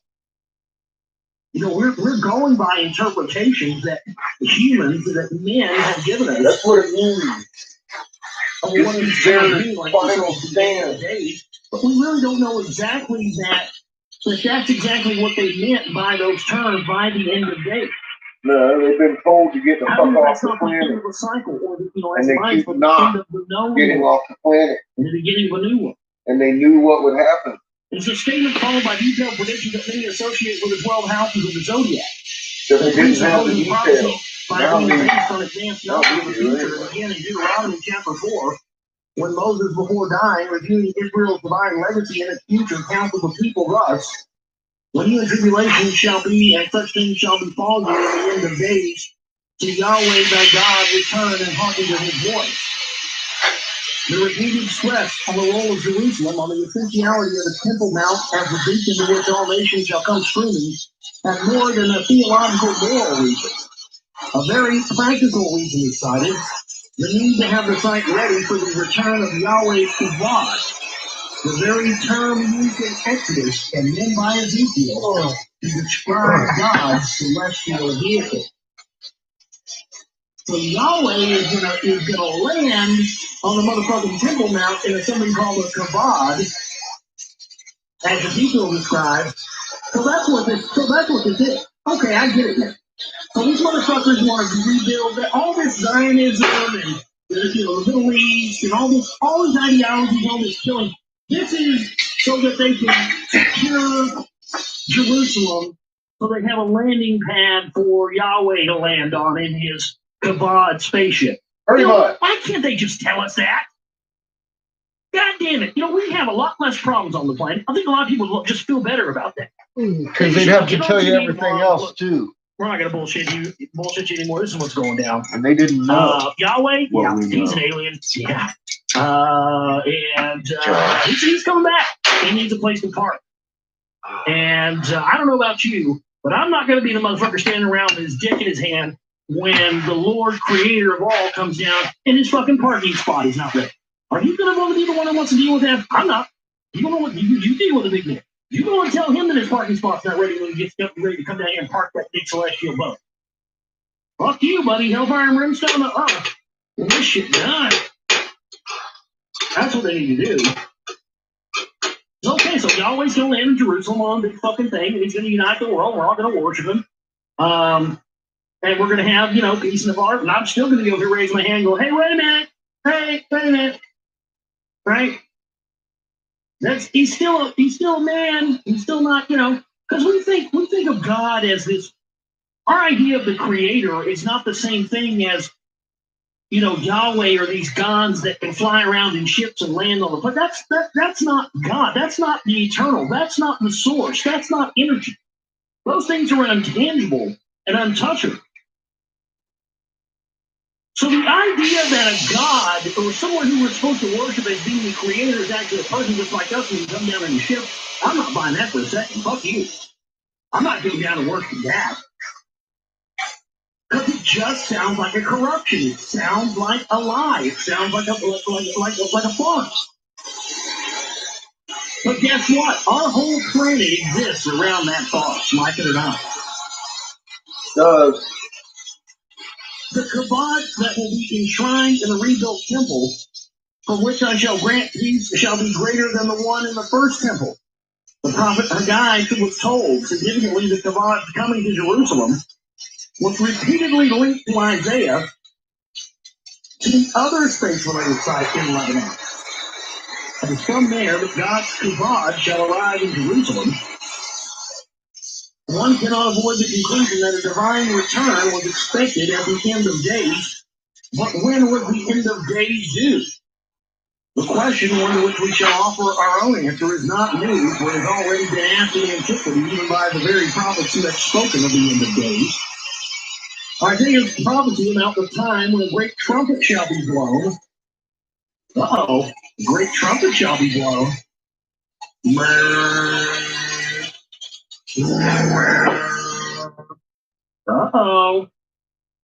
Is that what the fucking Sounds coming out of the clouds are, oh shit. The great trumpet shall be blown. That's one. Oh man. See, I was wondering about something like that. Could that be why there's been so much disinfo and cognitive dissonance around these sounds coming out of the sky? Could be. Fucking Yahweh's on his way. I'm just not in the mood to worship anybody, dude. I got no concerts for that. Let me go worship fucking, Ozzy or something. Ozzy's a lot more fun to work. Oh, man. This motherfucker, you see, they'll get this whether they stage it or not. They can, it may really happen, then they stage it. But, I mean, god damn, could you think of a better thing to give them a New World Order than, Yahweh landing his spaceship in the middle of Jerusalem and, uniting the world? My God. And then everybody, all the religious zealots and all the government, we're vilified by this. Yeah, this is everything we've been telling you about for years. Yeah. Oh, man. Yeah, I didn't even think about that. Isaiah tells you about the time when a great trumpet shall be blown, and the nation shall gather and bow down to Yahweh on the holy mount of Jerusalem, was accompanied by his own admission that without details and timing, the people could not understand the prophecy. Precept is upon precept. Precept is within precept. Line is upon line. Line is with line. A little here, somewhat there. Was how Isaiah complained to God. Whatever answer he was given, he was ordered to seal and hide the document. No less than 3 times, Isaiah changed the word for letters of a script, otios, to otos, which meant oracular sign, hinting at the existence of a kind of secret Bible code to which the divine plan could not be comprehended until the right time. Its secret code might have been hinted at when the prophet asked God, identified as the creator of the letters, to tell us the letters backwards. The prophet Zephaniah, whose very name was meant by Yahweh encoded, relayed a message from God that will be at the time the nations gather that he will speak in a clear language. But that said that no more than saying we'll know when it will be time to tell. Now that's interesting, that coded language thing.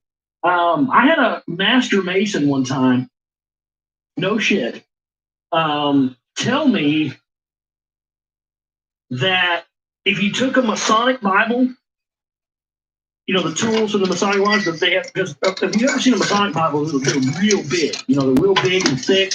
They're not small like other Bibles. Well, you take one of these Masonic Bibles and you take the big square. You do realize you're listening to the Hopi Prophecy right now, right? Over a Masonic Bible, and you can actually glean information that's encoded in it. That one day one's going to come and fucking read these fucking things and decode them. Bible. I wonder if that's the same thing. That's what they're saying. I've never done that, but I was told on good faith by someone I trust, it's a Master Mason, that absolutely is. Just Josh ain't figured it out yet because he doesn't know that I. No wonder then that in spite of a fake book, the Bible deals almost exclusively with. We were writing this fucking same thing all over the place. In the book of Daniel, the very Daniel who deciphered correctly for just using different words to describe the same writing on the wall. Fucking after that, tale. Daniel himself began to have omen dreams and to have apocalyptic visions of the future in which the Ancient of Days and its archangels played key roles. Perplexed, Daniel asked the angels for explanation. They're going to come down for a regime change. We're going to be like, no. Creator's going to be like, no, not again. That's what this story is about. Us being who we were made to be. As soon as you get that straight, you should probably lose the fear in your heart, because it's all about the heart and what we got to do with it. They didn't know even what they were writing back in the day. They knew they were writing about their own fucking demise and the end of their days on this planet, because they had been warned by Gaozu the emissary of the creator of all, collectively in all their dreams. They had been haunted for years by the creator, and they're still here. And now we have the answers they need to cure their planet and protect her. And it's an opportunity for everybody to benefit. I would certainly hope that I would get an email soon. Because Mama wants a peace meeting and this shit's already getting started. Starvation begins this year in mass. I hope you all have enough food for people that might need it. I know I do. Mama's told me. I was like, man, I can't eat all this. It ain't all yours.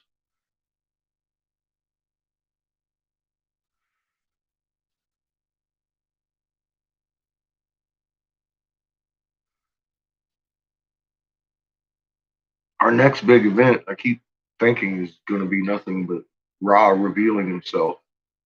Because we're at that time that we need to be behind this big sun because they're starting to interact with each other.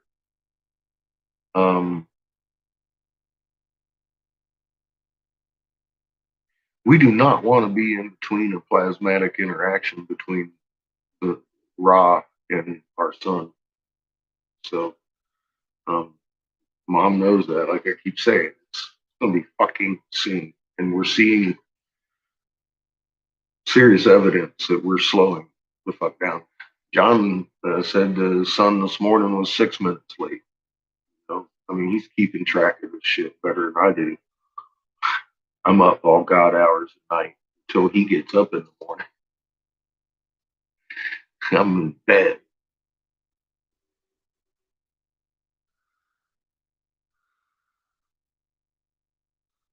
Good. People are going to need food. They're going to need guidance. They're going to need calmness. They're going to need their hearts back. That's what we're doing. We're getting ready for field work. And our field isn't going to be pretty after if they keep resisting.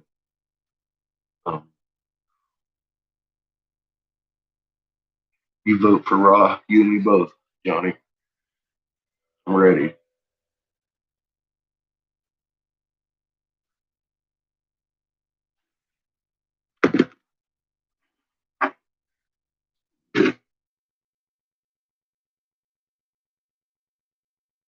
Ready.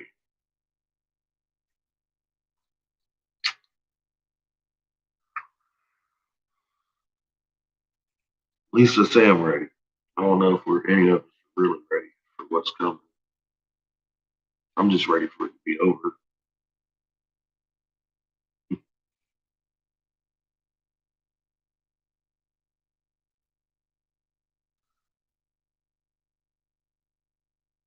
Hasn't even begun. Really. It's getting started though. It's getting interesting. I'm starting to have revelations late that I don't even want to talk about. All this bloodline shit and all this shit I keep saying ain't important. It ain't. Except for their tale. I guess it has to be that way. I'm their bloodline. I'm the one they've been writing about. I don't like it. But who did these things already? Who made that prophecy come true? I'm reading these fucking codes and bringing them to you in plain language.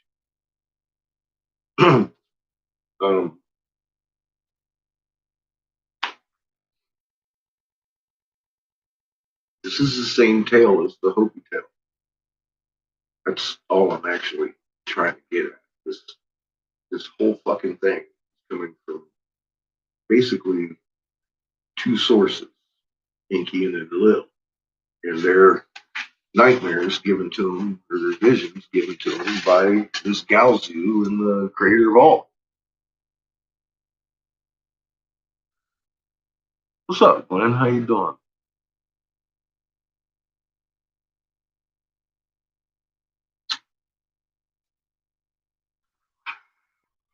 They know it's going to be an early sunrise, hillbilly.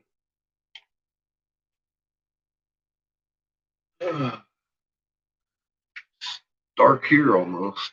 It's 5 o'clock. And the sun's been rising really early. And then it came late this morning. Normal. Listen to the chickens.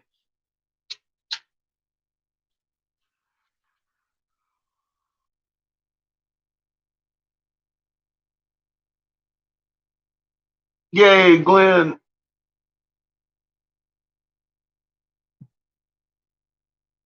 Work made you get the test, huh? THC makes you immune. I strongly believe that and your vibration and your immune system can beat this shit down really well. It's less virulent than the fucking flu.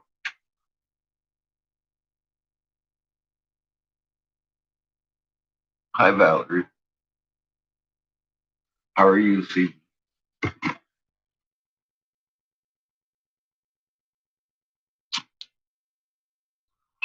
I'm more worried about what they got in the vaccine needles than what we're being tested for now.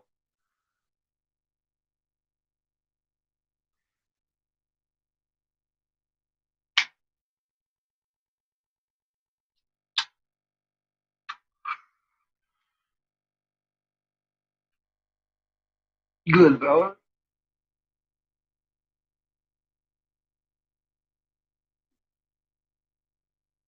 Good, Glenn.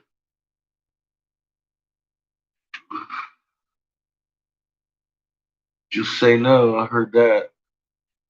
That's my mantra. Saying no to all of this shit.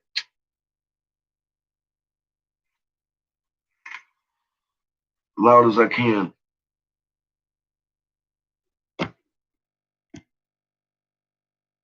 The whole damn plan bothers the fuck out of me.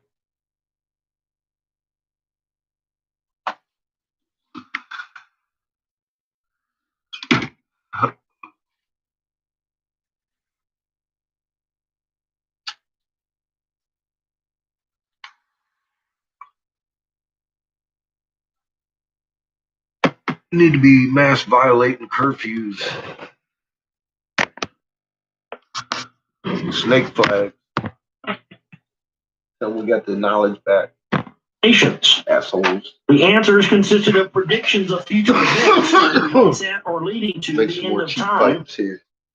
And when will that be, Daniel asked. The answers, which on the face of it seemed precise, only piled up enigmas upon puzzles. In one instance, an angel answered that a phase in future events, a time when an unholy king shall try to change the times and the laws, will last a time, times, and half a time. Only after that will the promised messianic time, when the kingdom of heaven will be given to the people by the holy ones of the Most High, come about.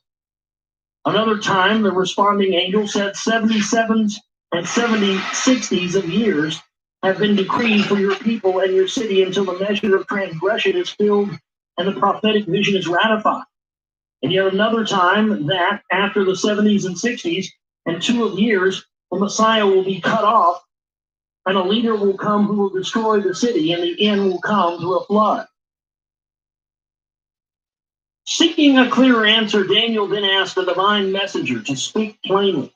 Well, how long until the end of these awful things? In response, he again received the enigmatic answer. But the end will come after a times, and a half time. What does that mean? Why aren't these gods or entities ever clear on their fucking messages? I mean, who talks like that? Really? They don't want you to know. Please, oh great master, please tell me, when will the end of days occur? Please, master, do you hear me? I'm calling you. Please tell me when the end of days will occur.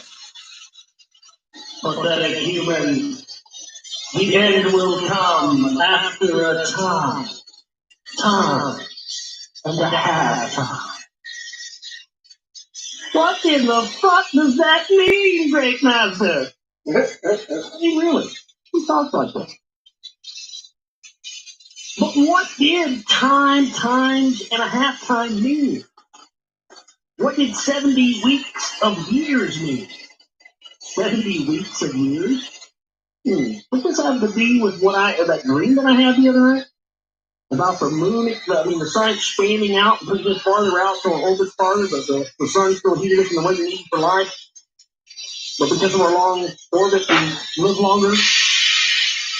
I heard and did not understand Daniel stating in his book, so I said, my Lord, what will be the outcome of these things? Again, speaking in code, the angel answered, from the time the regular offering is abolished, and the appalling abomination is set up, it will be 1,290 days. Happy is the one who waits and reaches 1,335. And having given Daniel that information, the angel who had called him before, Son of Man, told him, now go on by it and arise, for your destiny at the end of the day. What in the fuck does that mean? Why can't you, you're almighty and all knowing and omnipotent, everything else. Why can't you just speak plainly? Can you dumb it down a little bit more, brother? Good God. Like Daniel, generations of biblical scholars, savants, and theologians, astrologers, and even astronomers, the famed Sir Isaac Newton among the latter, also said, we heard but did not understand. The enigma is not just the meaning of time, and a half time, and so on, but from when does or did this count begin?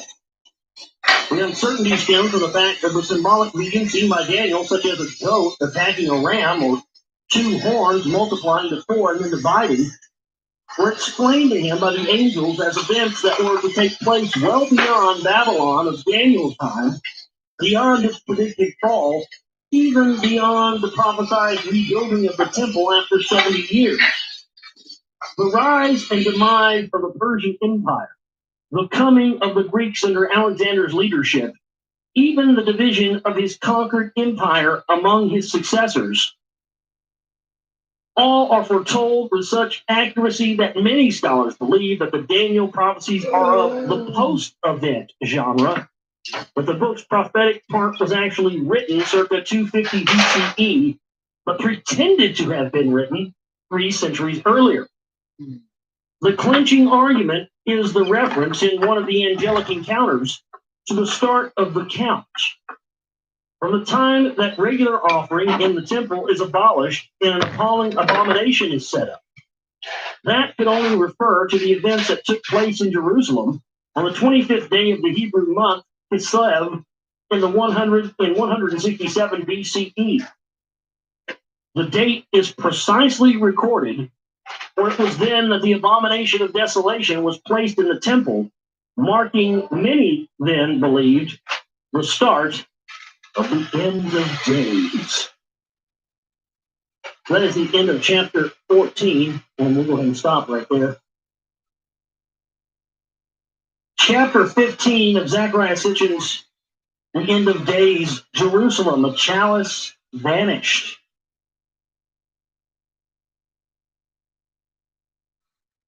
In the 21st century BCE, when nuclear weapons were first used on Earth, Abraham was blessed with wine and bread at Shalem in the name of God Most High and proclaimed mankind's first monotheistic religion.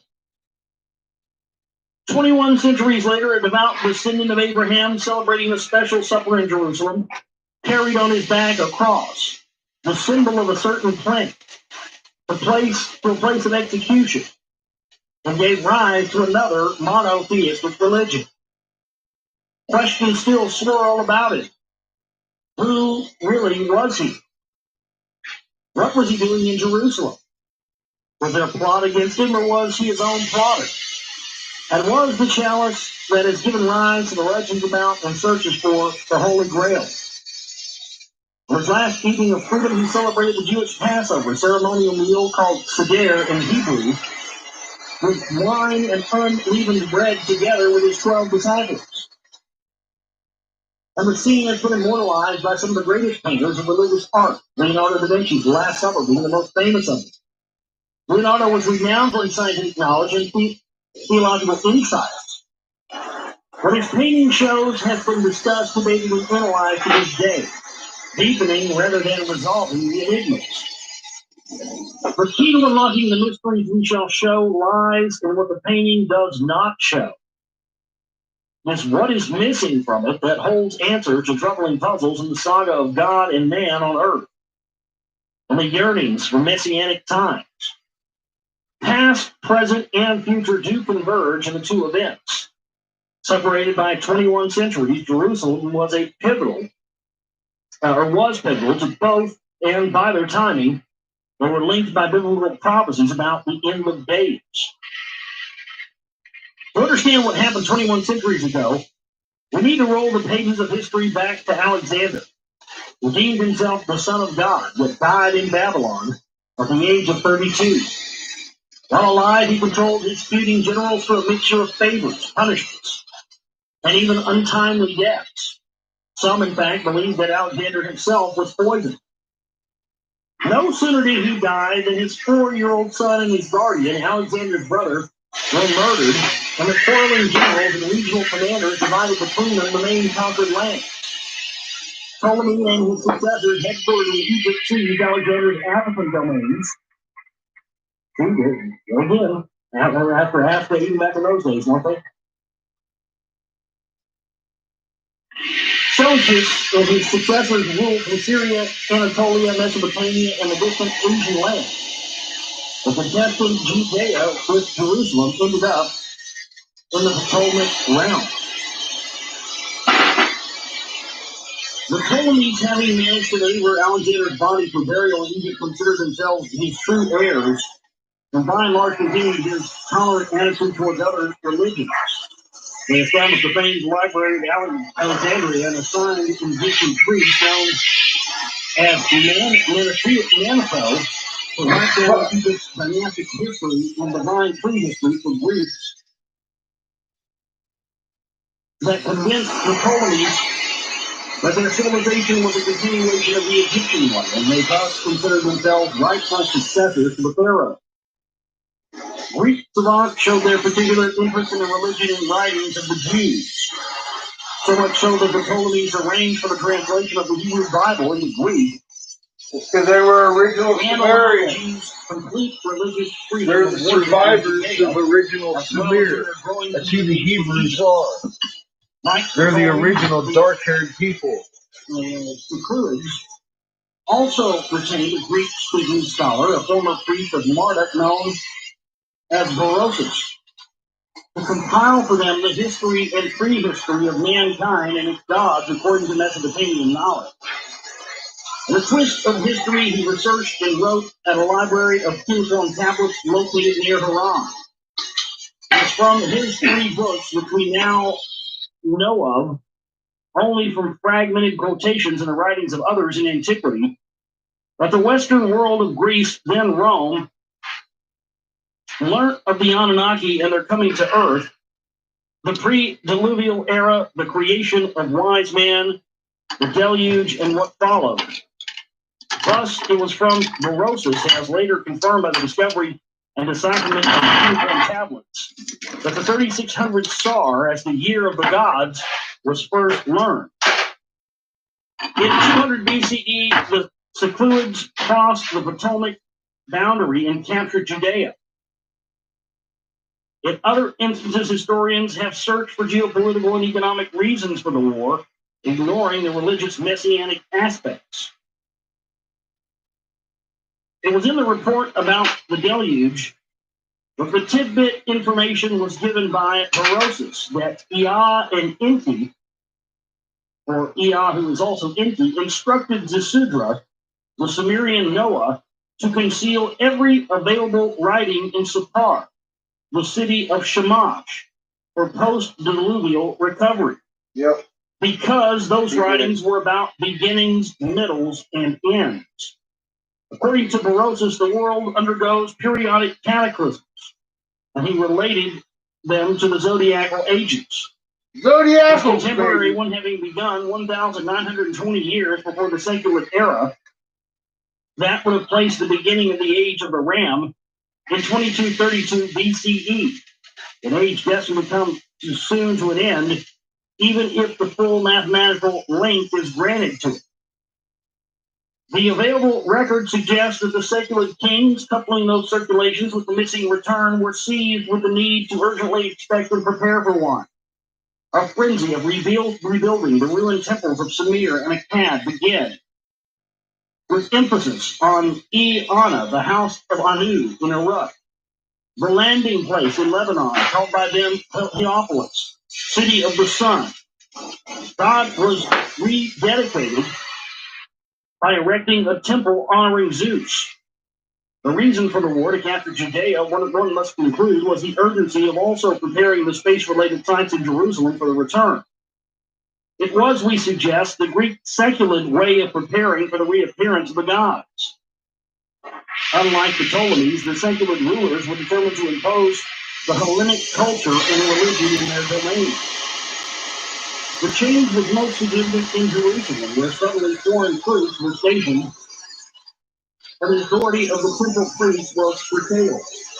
Hellenistic culture and customs were forcefully introduced. Even names had to be changed, starting with the high priest, who was obliged to change his name from Joshua to Jason. Civil laws restricted Jewish citizenship in Jerusalem. Taxes were raised to finance the teachings of athletics and wrestling instead of the Torah. And in the countryside, shrines to Greek deities were being erected by the authorities and soldiers who were sent to enforce worship in them. In 169 BCE, the then secular king Antiochus IV, who adopted the epithet Epiphanes, came to Jerusalem, or Epiphanes rather, came to Jerusalem. It was not a courtesy visit.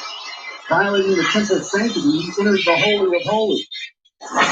On his borders, the temple's treasures and golden ritual objects were confiscated. A Greek governor was put in charge of the city, and a fortress for a permanent garrison of foreign soldiers was built next to the temple. Back in his Syrian capital, Antiochus issued a proclamation requiring worship of Greek gods throughout the kingdom. In Judea, it specifically forbade the observance of the Sabbath and circumcision. In accordance with the decree, the Jerusalem temple was to become a temple to Zeus. And in 167 BCE, on the 25th day of the Hebrew month, Kislev, equivalent to today's December 25th, an idol, a statue representing Zeus, the Lord of Heaven, who is also Enki, was set up by Syrian Greek soldiers in the temple. And the great altar was altered and used for sacrifices to Zeus. The sacrament could not have been greater. An unavoidable Jewish uprising begun and led by a priest named Mattiyahu and his 5 sons, is known as the Hamashian or the Nabatean Revolt.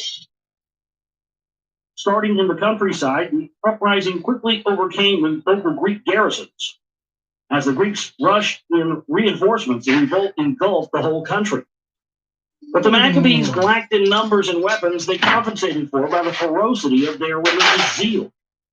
The events described in the book of Maccabees and by subsequent historians have no doubt and leave no doubt that the fight of the few against a powerful kingdom was guided by a certain timetable.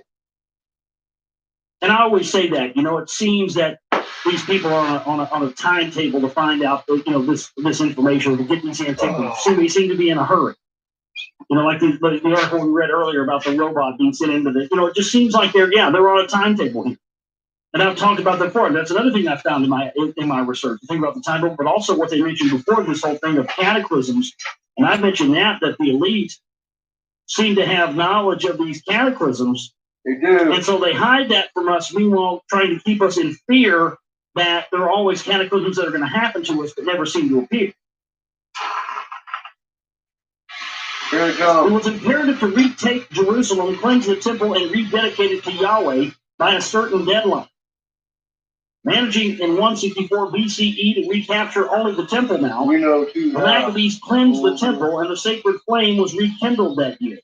The final victory, leading to full control of Jerusalem and restoration of Jewish independence, took place in 160 BCE. The victory and rededication of the temple are still celebrated by Jews as the holiday of Hanukkah, which means rededication, on the 25th day of the Kislev. The sequence and the timing of those events appear to be linked to the prophecies about the end of days. Of those prophecies, as we have seen, the ones that offered specific numerical clues in regard to the ultimate future, the end of days, were conveyed by the angels to Daniel. But clarity is lacking because the counts were enigmatically expressed either in a unit called time or in weeks of years and even in numbers of days. And it is perhaps only in respect to the latter that one is told when the count does begin, so that one could know when it would end.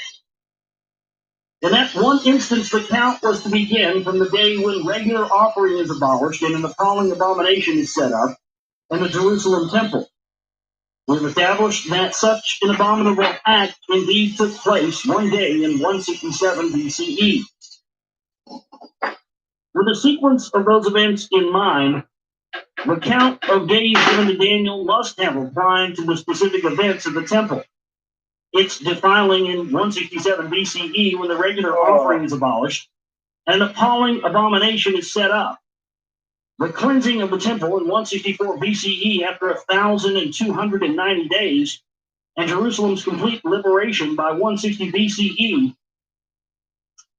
The numbers of days, 1,290 and 1,335, basically match the sequence of events at the temple.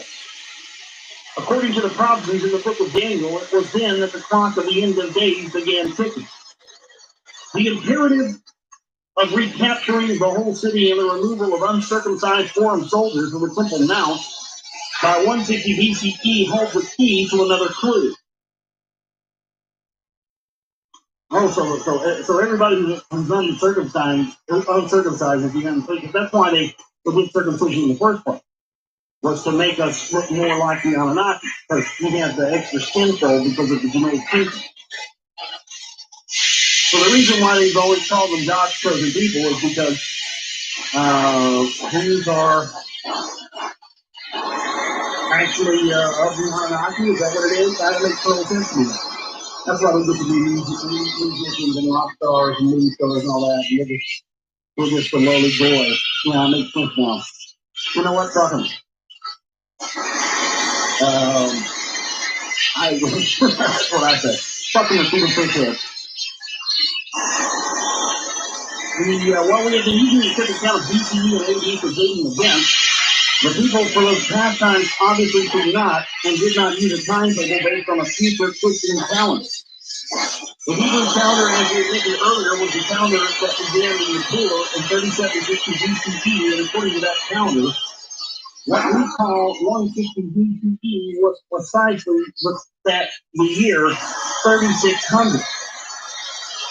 That, as the reader knows by now, was a star, the original mathematical orbital period of Nibiru. And though Nibiru had disappeared 400 years earlier, the arrival of the star year 3600, the completion of one divine year, was of unavoidable significance.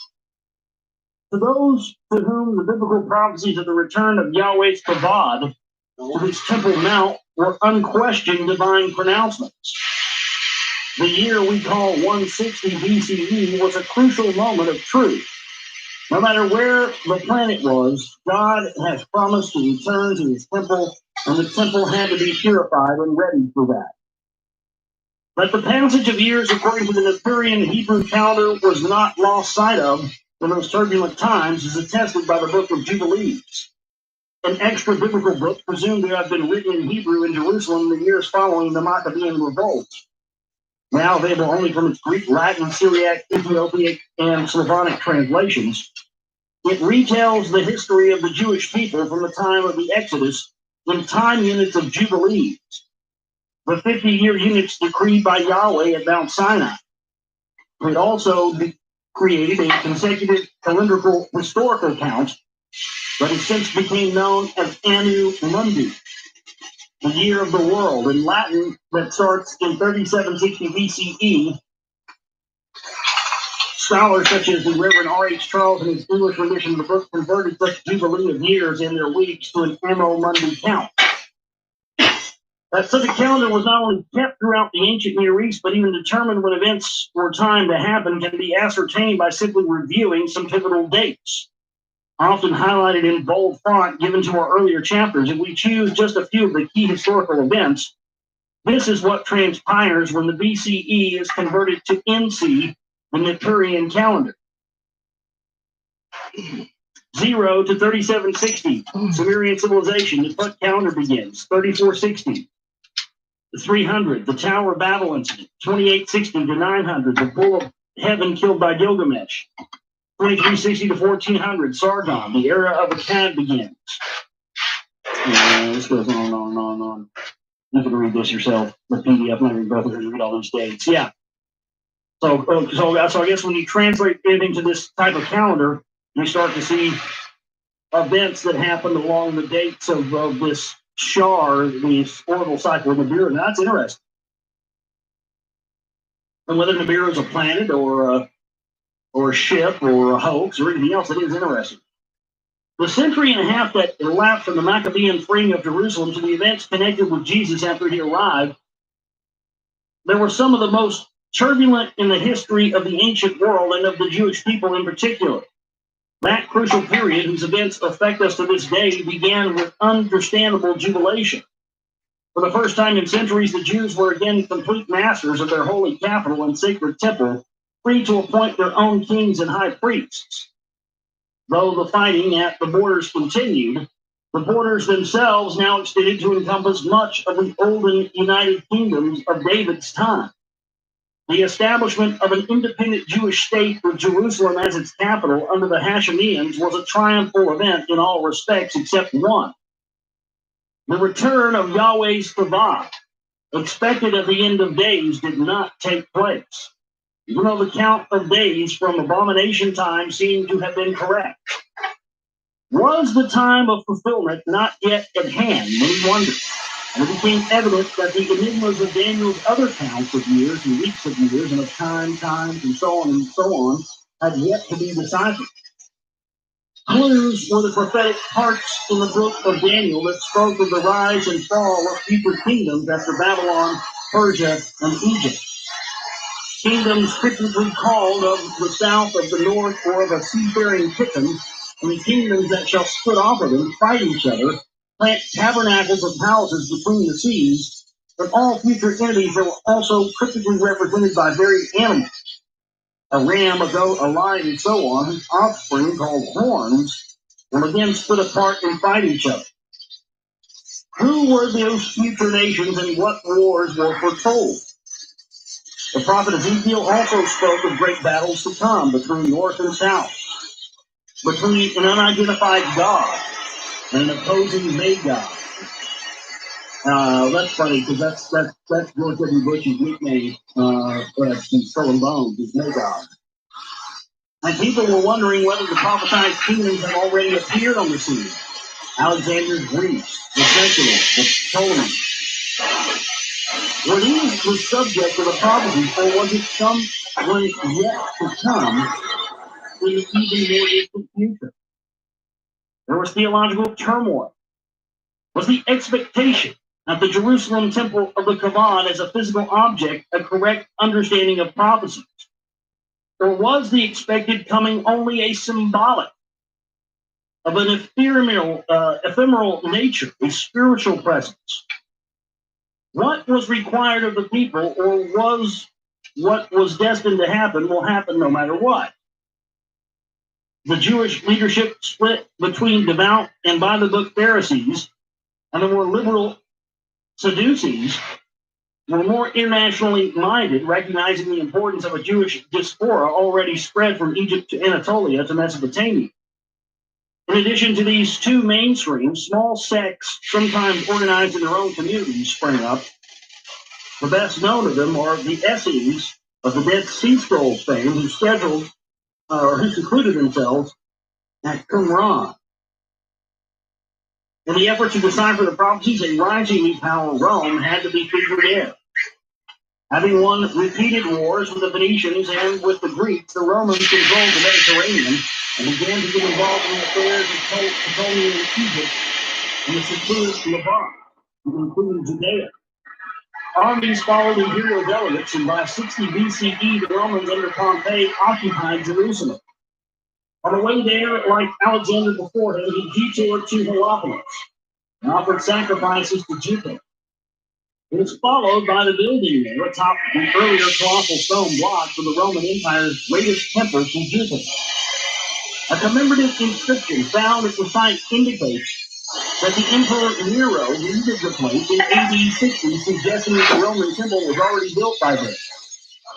The national and religious turmoil of these days found expression in the proliferation of the historic prophetic writings, such as the Book of Jubilees, the Book of Enoch, the Testaments of the 12 Patriarchs, and the Assumption of Moses, as well as several others, all collectively known as the Apocrypha. The common theme in them was a belief that history was cyclical, that all had been foretold that the end of days, a time of turmoil and upheaval, will mark not just the end of a historic cycle, but also the beginning of a new one.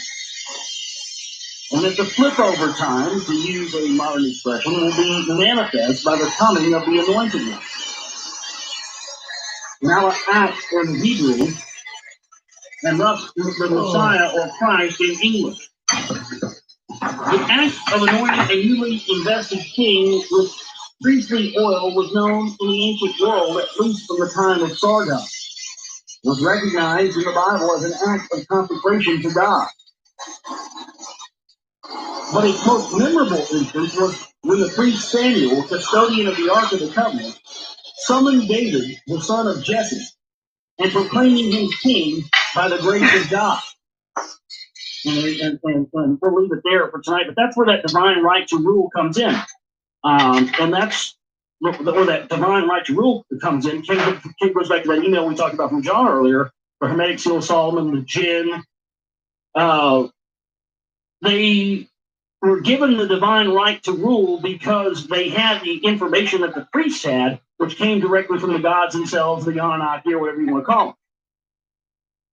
And so that's where we see this power, because Solomon had great power and he could have ruled the kingdom in any way he wanted to, but he ruled the way he did, and it's of course very tyrannical. But that was that's what this power is, and that's exactly what I've found in my research of the secret societies and the secret knowledge, is that the secret knowledge itself that is held by these priest class minions of the Vatican, and in some part, they don't have all of it, but the stuff that's held by the secret societies and the hidden knowledge itself, the information itself is just information. It's just like a gun. It's neutral. A gun is just a gun, but a gun in the hand of someone using it for destructive purposes is bad. It could also be used as a purpose to find food or protect somebody or whatever have you. But what we've seen from the conspiracy genre and the research culture has been, that's devil worship, that's evil, don't look at that, blah, blah, blah, blah, blah, because they want to maintain that only their people learn this knowledge and only use it for the bad. And the fact of the matter is that the information, the knowledge of itself is just knowledge. How it is used is dependent upon the hands of who it falls into. And unfortunately, this knowledge and this power has found itself in the hands of evil men with evil intent and purposes from the time immemorial. But the darkness doesn't last forever, and it's time that we come to the forefront and be the light to take back this knowledge and use it for the light, and use it for the good, and not use it for evil, and use it to free humanity and not to enslave them. Yeah. And that's the double-edged sword of both knowledge, information, sacred knowledge. Sounds good to me. Let's do it. But if we don't want to live under evil, it's time that we start making steps. Get up. We got the secret. We know more than they do. For peaceful purposes. We'll stop right there. Studying every prophecy, every prophetic utterance is about the Jerusalem. Morgan. You got it too. And the divine vow that will be his seed by a descendant of the house of David, that his Fuck throne JP shall be Morgan. He established ain't even again got in this shit Jerusalem yet. We in got the it. days that are to come. Now, that's, if that's not a reference to bloodlines and the importance of why the elite to this day put so much importance on the bloodlines and the interbreeding and keeping the bloodline in check, I mean, I don't know what is. That's, I mean, that is about as in your face as it gets. The divine vow that it will be the seed of David, a descendant of the house of David. Well, you look any further than all religions. I mean, you've got like the Levites and all that stuff. I mean, they were, in those, that same bloodline. All the people that set up, and you have like, Brigham Young and Joseph Smith and their time to Freemasonry, and Freemasonry being or Mormonism being the front and set to practice Freemasonry in secret, and Charles Taze Russell as well, and then all that bloodline ties back to that. So does all of these creators of these religions. So, I mean, it's just, there's no question that whoever shall establish the throne of David in Jerusalem again will, number one, be somebody that is absolutely a bloodline, and number two, will be somebody who is very much involved in religion, and religious figurehead. So, as soon as we see a religious figurehead goes, up the bloodline, instead of making their way towards Jerusalem, it's time to get the fucking, hand out. I don't know, maybe that's the truth, I don't know. Let's continue on here. It is on the throne of David that future kings who must be of the house of David shall sit in Jerusalem, and when that shall happen, the kings and princes of the earth shall flock to Jerusalem for justice, peace, and the word of God. This God vowed is an everlasting promise, God's covenant for all generations. The universality of this vow is attested to in Isaiah 16:5, and on those verses. We got fucking numbers, names, blah blah blah. Oh, fine, yes, they say that all the time. That's all you have to tell us. These are strong words, unmistakable in their messianic covenant with the house of David, yet they're also full of explosive facets that virtually dictated the course of events in Jerusalem. More charcoal. Linked to that was the matter of the prophet Elijah. Elijah, nicknamed the Thisbite after the name of his town in the district of Gilead, was a biblical prophet active in the kingdom of Israel after the split from Judea in the 9th century BCE during the reign of King Ahab and his Canaanite wife, Queen Jezebel. True to his Hebrew name, Eli Yahu Yahweh is my God, he was in constant conflict with the priest and spokesman of the Canaanite god Baal, the Lord, whose worship Jezebel was promoting. After a period of seclusion at a hiding place near the Jordan River, when he was ordained to become a man of God, he was given a mantle of haircloth that held magical powers and was able to perform miracles in the name of God. His first reported miracle was the making of a spoonful of flour and a little cooking oil last a widow as food for the rest of her lifetime. He was then resurrected. He then resurrected her son. Let's go do Who something died about of a that. virulent illness during a contest with the prophets of Baal on Mount Carmel. He would summon a fire from the sky. It was the only biblical instance of an Israelite revisiting Mount Sinai since the Exodus, when he escaped for his life from the wrath of Jezebel, the priest of Baal. An angel of the Lord sheltered him in a cave on Mount Sinai. Of him, the scriptures said that he did not die because he was taken up to heaven in a whirlwind to be with God. His ascent, as described in great detail. Helicopter, Josh. They call them helicopters nowadays. Not a great whirlwind. It's a fucking helicopter, I'm telling you. God, people just don't listen. What's up, Asandia? How you doing? Hey, Chad. Hi, Sean. Christ, the whole gang's here. How y'all doing? I'm over here blowing cheap pipes. I gotta make them quickly, or I just don't make a bunch of money. Oh shit! I want to make a lot of it. They heard me. They heard me.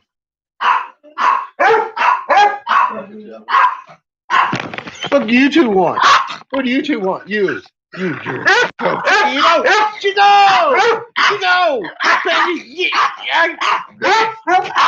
I'm gonna cook dinner. I'm fixing to cook dinner.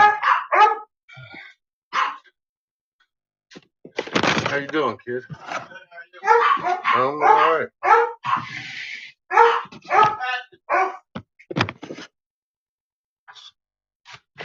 Back here. I'm gonna use this thing. Well, that's gonna work either. You're gonna move you the fuck over here.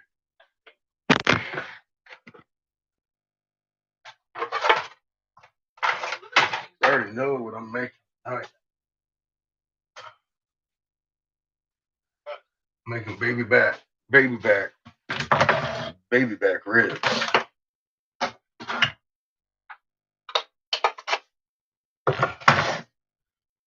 And mashed taters from a box.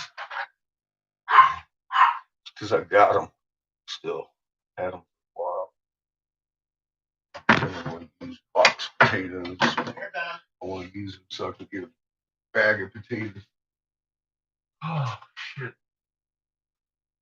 Where the hell she go? I don't know. She goes humping past.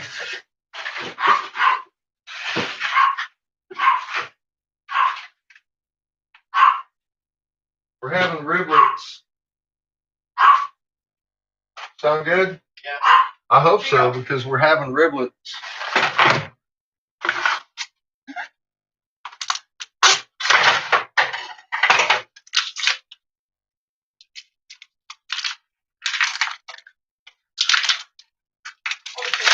Oh my God. Careful now.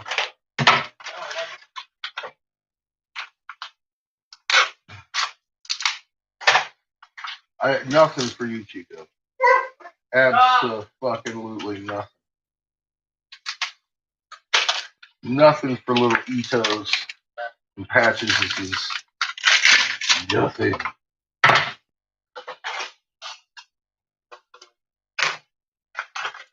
I get these for $1. Fucking riblets. They rock. Now, I don't leave them just as they are. Of course, I put some sauce in them and shit. But, I mean...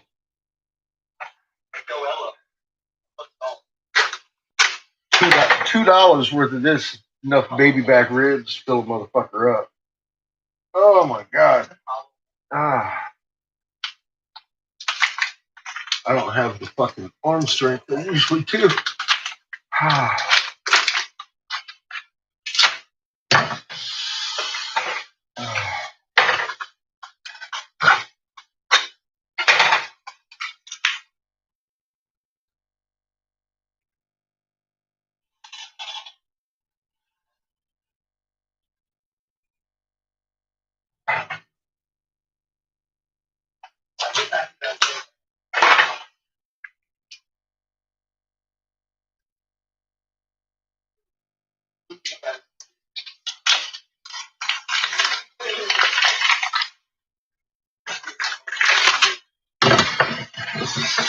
My little electric skillet, perfect size for that shit. Pow. Oh. Oh.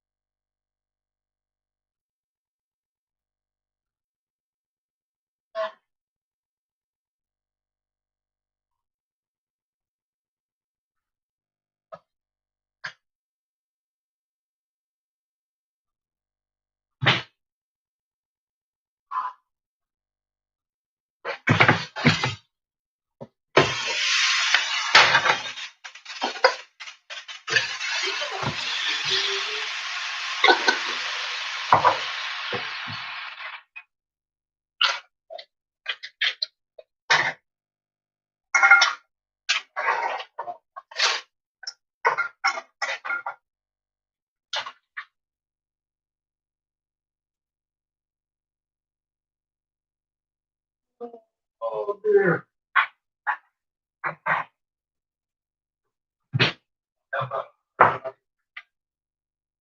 Ooh. Caramba. Fuck me.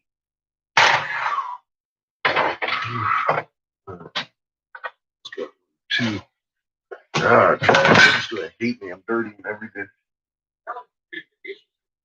Don't start with me and my delicious smells. Now you sound like Patches. I'm hungry.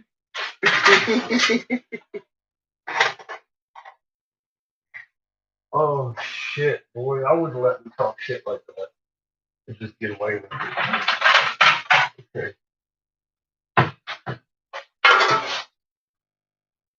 All right.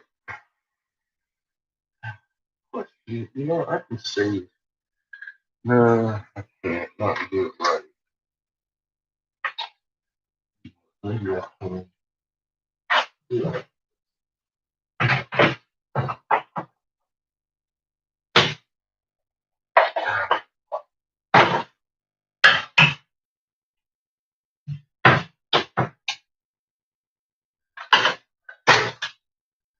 Oh yeah. Dude, that's true.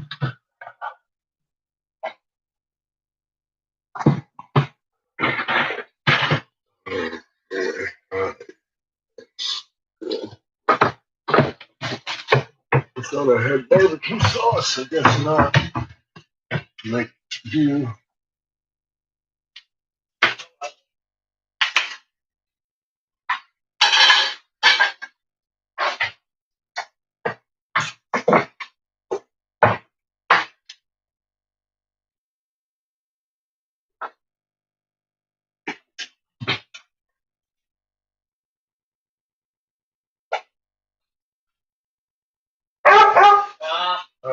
Crazy dog.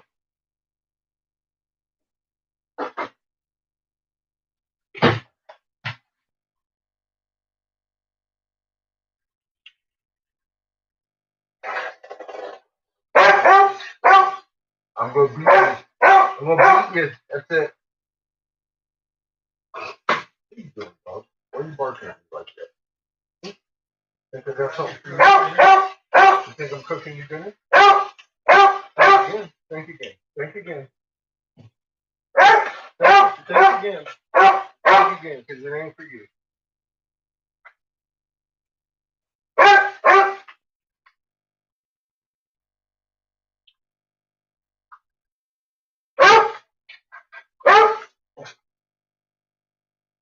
Now it looks just like the real thing. A little bit of Worcestershire sauce, a little bit of steak sauce, a little bit of ketchup, and not barbecue. Ah, that's what I just made. Maple syrup. Oh yeah. Gee. How they do it, pretty much. Throw in some more spice. You just can't have garlic sauce without, or I mean, barbecue without the garlic. Pepper.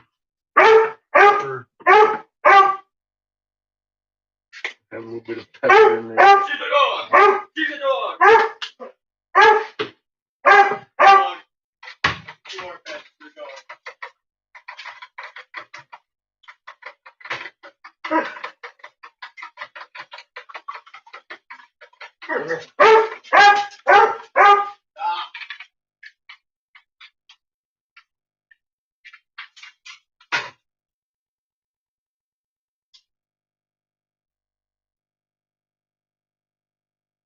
Fucking delicious.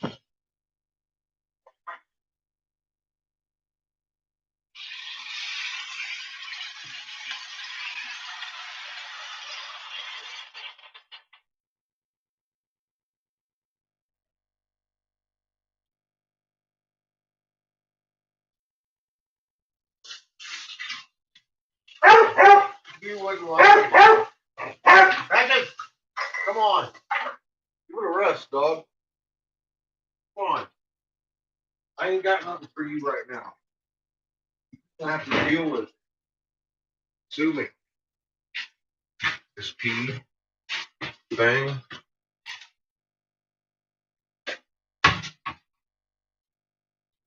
How am I supposed to do these things again? I thought. Oh yeah, I need ingredients. Butter. Oh God. Mm. Boy, you should be over here home ecking this shit. Daddy's broken.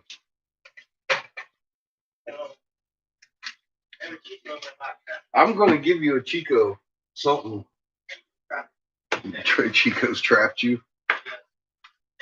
He's claimed your lap. Well, I know how that is. You can't do anything about that. He'll pin you right down. You can't move. He looks little. He's heavy once he gets on your lap.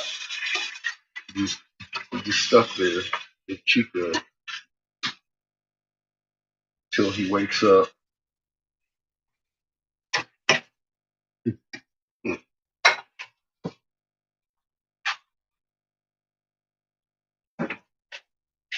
I can't help a fucking thing about you, Patches. I really can't. You're broken. She wants it all. She's broken.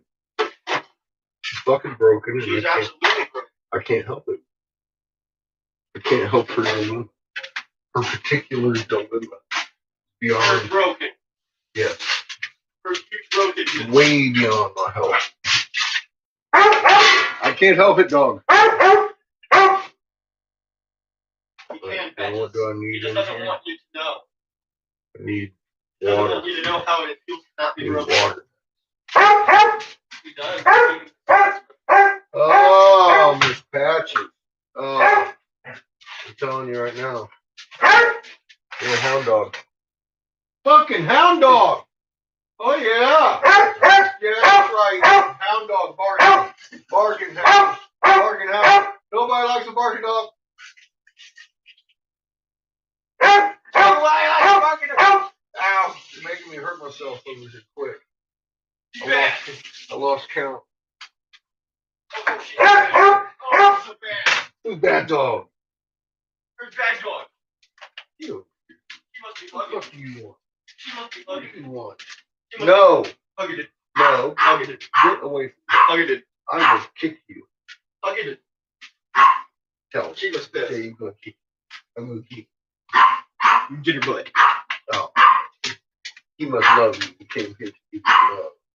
You don't like his love? Why are you hiding? Why are you running away from him? She hates you. I'm gonna steal the rest of the root beer here. Why are you hiding behind? I'm gonna steal the rest of the root beer. You should eat him. And Chico. Yes, Chico too. She's pissed. What's new? All right, so I gotta get milk in here too.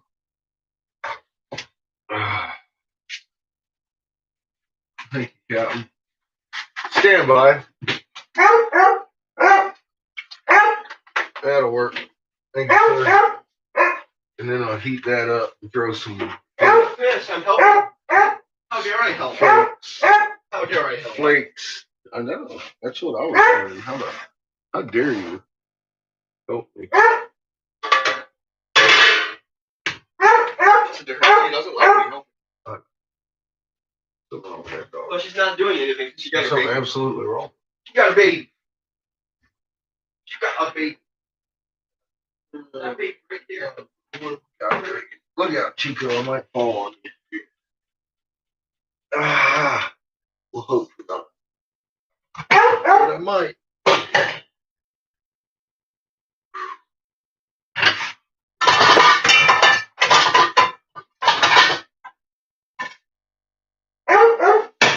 She got a baby. There, that needs flushes. She's been out there for 3 years. Thank God.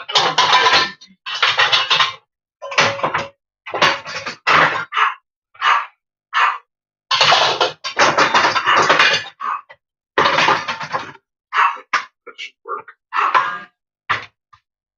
Oh, God.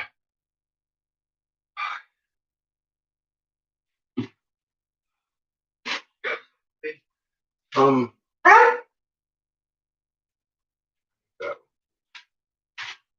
other one that you screwed? No, I need that one. That one. Point it in the sink. Well, I'm pointing sideways because I'm kind of standing crooked. Deal with it. Don't make me hurt nobody. Scream obscenities while I'm doing it. Look, I'm gonna make fake gravy with fake potatoes. Oh, How you like me now? Ah, shit. Fucking official pig flop. Oh, God. Scared. All right, let's finish off this box of these potatoes. Scared. I ain't never had these. Wow. Took us a long time to eat this box too. We usually go through a fucking 10-pound bag of taters in about 2 weeks. Well, that's because you have the option of pulp potatoes. We've had this fucking thing for 2 months. I want to get rid of it. Because we usually have the option of pulp. That's what I said. I can get rid of this thing. Get us some potatoes and fucking sour cream going on. Woo, yeah, baby. That's the way I like it. Oh shit, I gotta put some water in here too. Put some water in here. Look out. Too little to get in my kitchen right now. Might fall on you. Tell Chico I might fall on him. He's trying to get upstairs to go to the bathroom. Because his daddy won't take. Yeah, see, look, there's Patches. There's Patches chiming in. Patches says she would also I was rubbing her belly. like to poop. I was rubbing her belly. She would like to poop. I was rubbing her belly. Take him out. Rub her belly. Thank you, sir. Rub her belly. Rub her belly. All right, so I've got all of that going. I don't need this one. You lucky boy.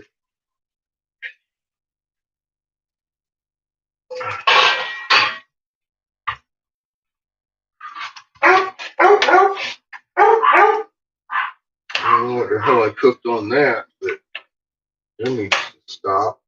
So we'll go over here.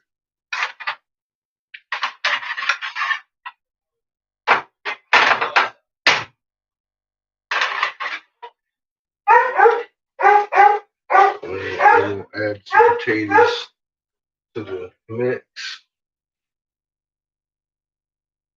I don't know how many. That looks trouble.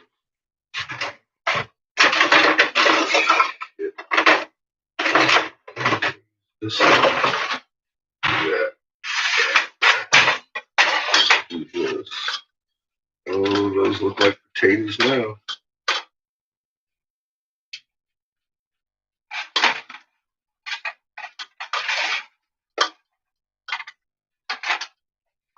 Looks suspiciously like taters. And they're getting thicker. Oh dear.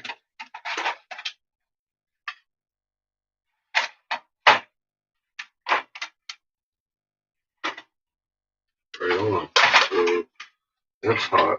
Do this one. Turn that up off. That back on. So it's hot. Throw gravy in there. I need to start my cheese sauce,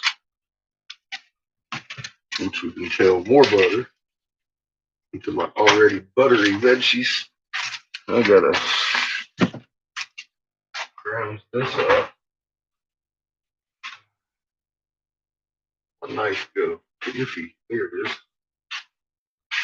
Here's my kniffy.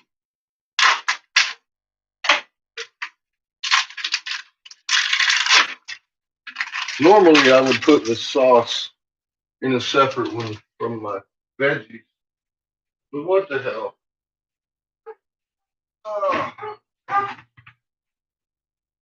I'm gonna throw the butter cheese sauce right in the fuck in there with it. Thin slices, thin slices, thin slices, thin slices, thin chunks, easily melted, easily stirred.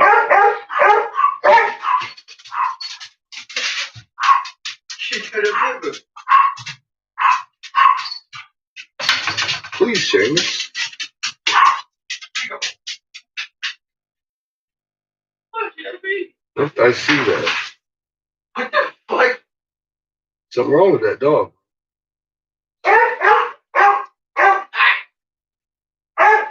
Something fell from the freaking What fell? something like a wire or something fell from the chair, and Chico flipped the fuck out. He was fucking running his ass off.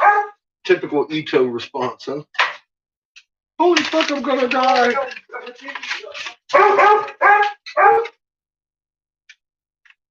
Fuck me. Fuck, double fuck.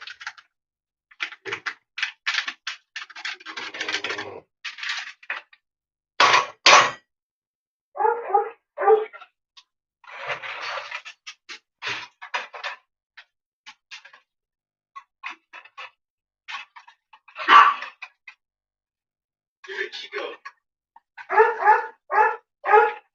Stop barking at your baby.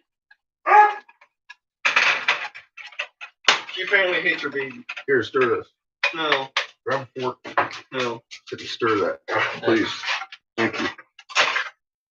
She hates her. I need a hands for up here. Cheese sauce is gonna melt.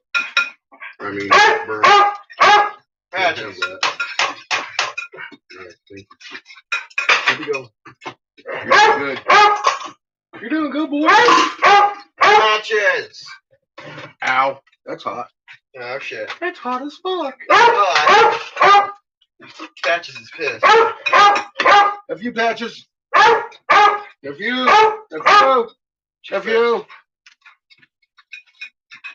You're not allowed to say that character. She's staring me down. Where's my dinner? Where's my dinner? My name's She doesn't like the cooperation between us. She It doesn't. makes her suspicious. It makes you suspicious of hugs. Gives you into light hugs soon. And give her nothing. Nothing. Nothing. Nothing. Zero. Nothing. Zero a thing. You get 0 things. Zero. She can stand here like, not me, I'm cute. How you doing over there, crazy boy? Maybe. Real good? Maybe. Oh shit. Cheesy. Oh fuck. Cheese and butter sauce Oh god. mixed in with the vegetables. Oh Jesus. Ensures Insane things are going full on. coverage, Insane things are going on. full equal saturation of cheese and vegetable. Oh my god, I'm scared. Guaranteed. I'm scared. I would be. I would be fucking terrified. I'd be like, No, there's one for you. so then, yeah, I mean, you know who's cooking. I'm terrified. I see. There you go. You're the right one. She's still pissed off. I'd be real concerned. Tasha's is pissed. How's your gravy looking? Maybe. Looking maybe. Looking maybe? Looking maybe. Let me grab us a couple of big old plates, No. if you would please. No, never. For quickness. Okay, with a slowness. We're coming up on dinner time, motherfuckers. Oh, Where do we? right there's working. Right there's working. Ow. Ow, that's hot. Oh shit. What's that? Yeah, that's hot too. No. Thank you, sir. Thank you very much. Look at her. Look at her. She's very interesting. isn't she? She's like, ew. It's mine. It's right above me, so it's mine. Mine is So,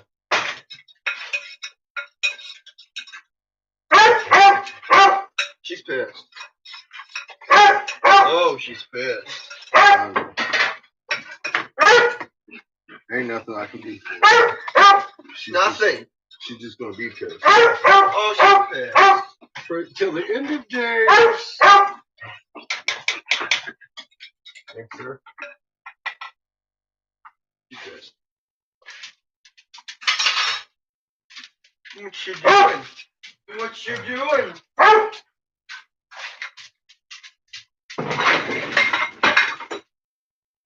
Yeah, oh fuck.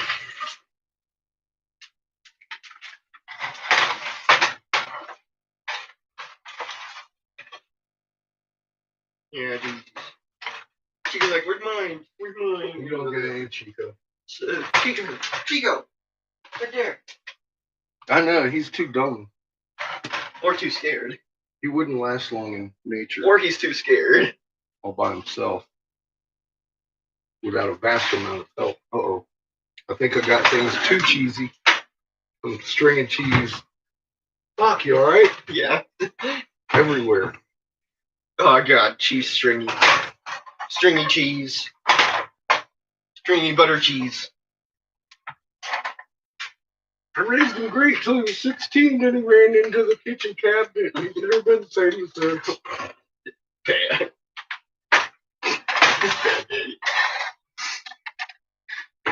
Bad. Knocked himself the Fuck out! Bad.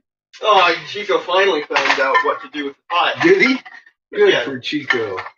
Yeah. Oh, how cute. How cute. Oh god. Oh, she heard the porridge. She heard the porridge of the cheesy butter. She's like, what the fuck?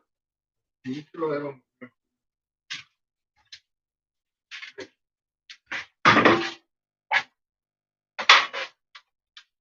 Or for them, rather.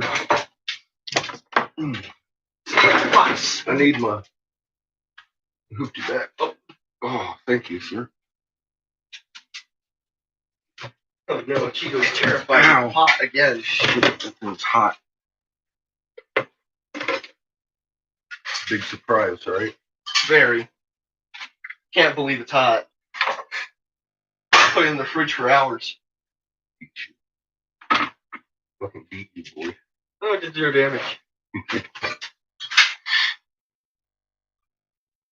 So here comes some stuff that I made With cheese. with cheese and things And ches. and mushrooms. And ches. Give you a ches. And ches. Give you a ches. And ches. Ches. And ches. Chico didn't find out how to use the second pot in time. Well, yeah. Typical Chico behavior. As I said, he wouldn't make it long in nature without a great amount of help. Here's your fork of justice. Thank you. Fork of justice. I shall take justice out on these pork ribs.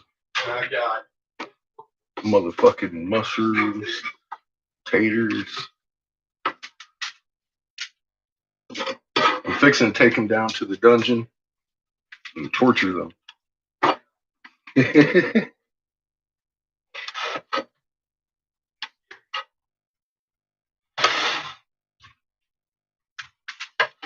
Now, this is what Patch has been waiting on. You know. All night. Oh shit. Try it. Oh, now she's looking for her baby. He don't give a fuck. Uh-oh. Uh-oh, here she comes. She hasn't noticed the pen. Fuck. She noticed. Plate of food, She noticed that it's scorching ready for hot. the dude. All right, She also noticed that it was scorching hot. take us a move.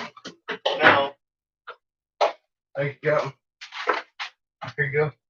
Put that in the door. Thank you. she's like, what the fuck is this? Yeah, but we still got potatoes left. Dumbass. Oh, it's hot. And I Wait a minute. Look, you- Hey, look out. Move. Look out. Look out, dumbass. She's about smart, isn't she? Very smart. She's gonna turn. Can't fucking wait. She got burned. Like, oh shit, she's impatient now. Like, she just fucking took my thing. That's why I'm trying to cool the damn thing off a little bit. She's dumbass. pissed. You're over there burning your fucking tongue right out of your mouth. She's like, Did that hurt a little bit? Did that hurt a little bit, you dummy? I noticed. Dummy. Look, Chico got his spoon over here. She ain't even fuck with it. She's gonna go over there and eat that too. While he's over there eating cheese. He likes cheese. He likes cheese. Yeah. Out of here. Bye.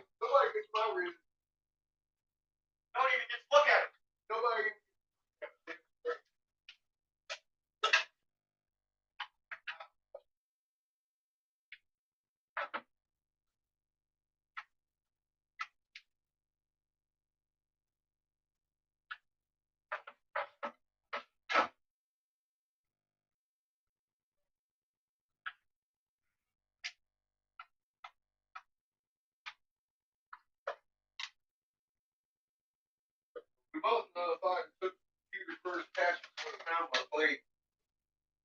And it would have been empty by the time I made it back up them fucking steps. And I had to kill myself a dog. Oh, she's on that pan, bud. Got her foot on it. She's like, you ain't going nowhere. You're all mine. You're my bitch. Look at she owning that pan. She's standing on it. She's like, that's mine. Or do you like pork ribs? Do you like pork ribs with the homemade sauces? She ain't complaining. How are you doing? Good pig slop? Good, good. Love you, kid.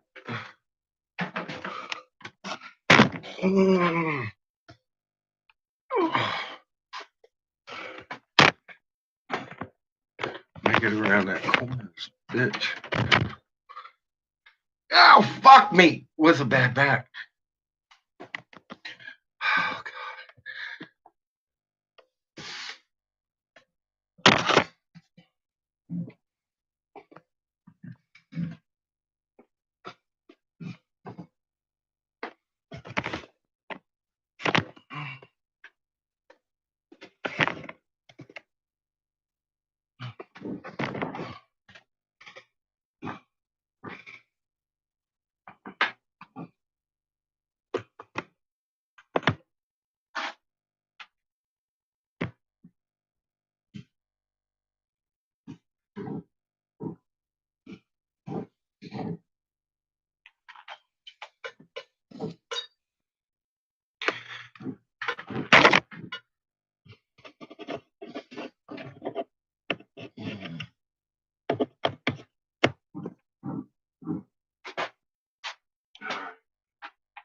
yay, now I can eat some fucking dinner.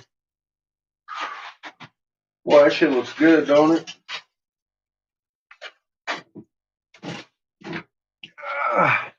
When you go out to eat, you know them pictures of the plastic food that you stand there looking at, and you know the food don't look like that when you get up there to the counter. Guess what? My food looks just like that. Fucking picture.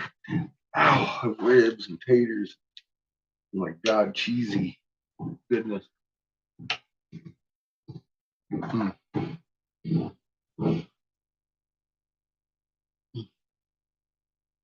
Oh yeah, I can make variety of sauces. What's up, Rude?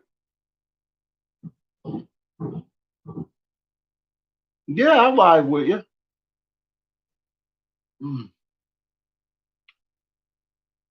Yeah, tonight you got to see me make cheese sauce.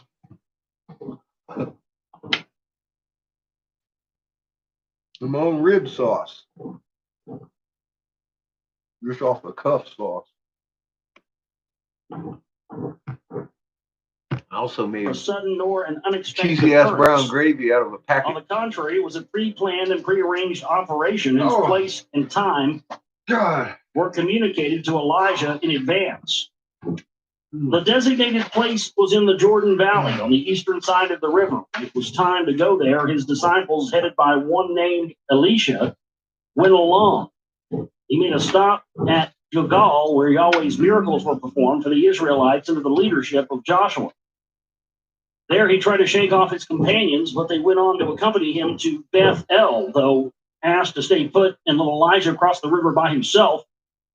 They stuck with him until the last stop, Jericho, all the while asking Elisha whether it was true that the Lord will take Elijah heavenward today. Well, they're taking him out to meet a fucking mothership, huh? Yep. Oh, yes, will he go heavenward today? We'll see.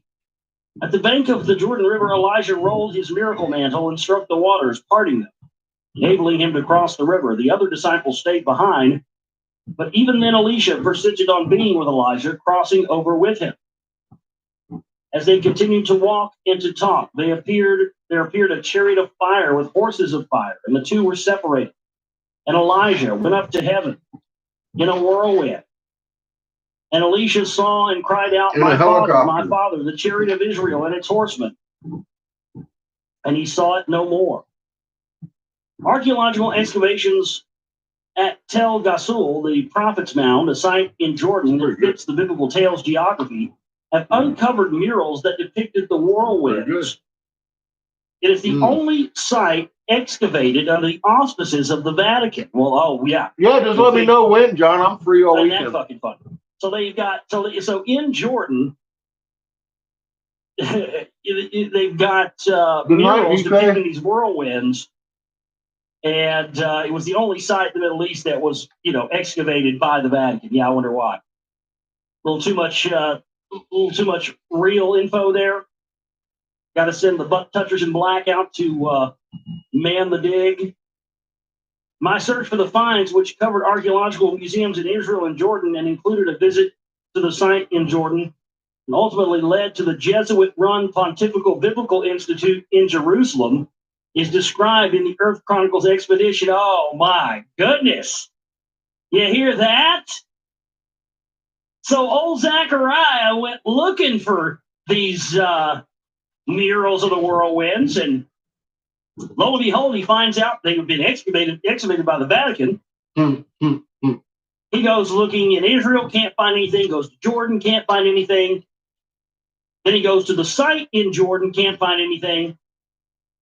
And then the next thing you know, where else do I go and look? Oh, well, the Pontifical Biblical Institute in Jerusalem, ran by Jesuits, they seem to have all the intel on that. But the Jesuits don't run anything. It's all the Jews, right? Jewish tradition has held that the transfigured Elijah will one day return as a harbinger of final redemption for the people of Israel, a herald of the Messiah.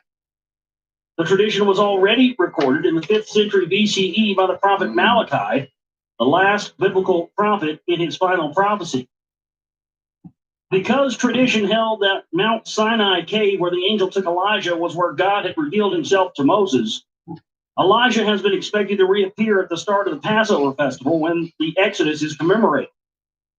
To this day, the Seder, the ceremonial evening meal when the 7-day Passover holiday begins, requires the placement on the meal table of a wine-filled cup for Elijah to sip from as he arrives.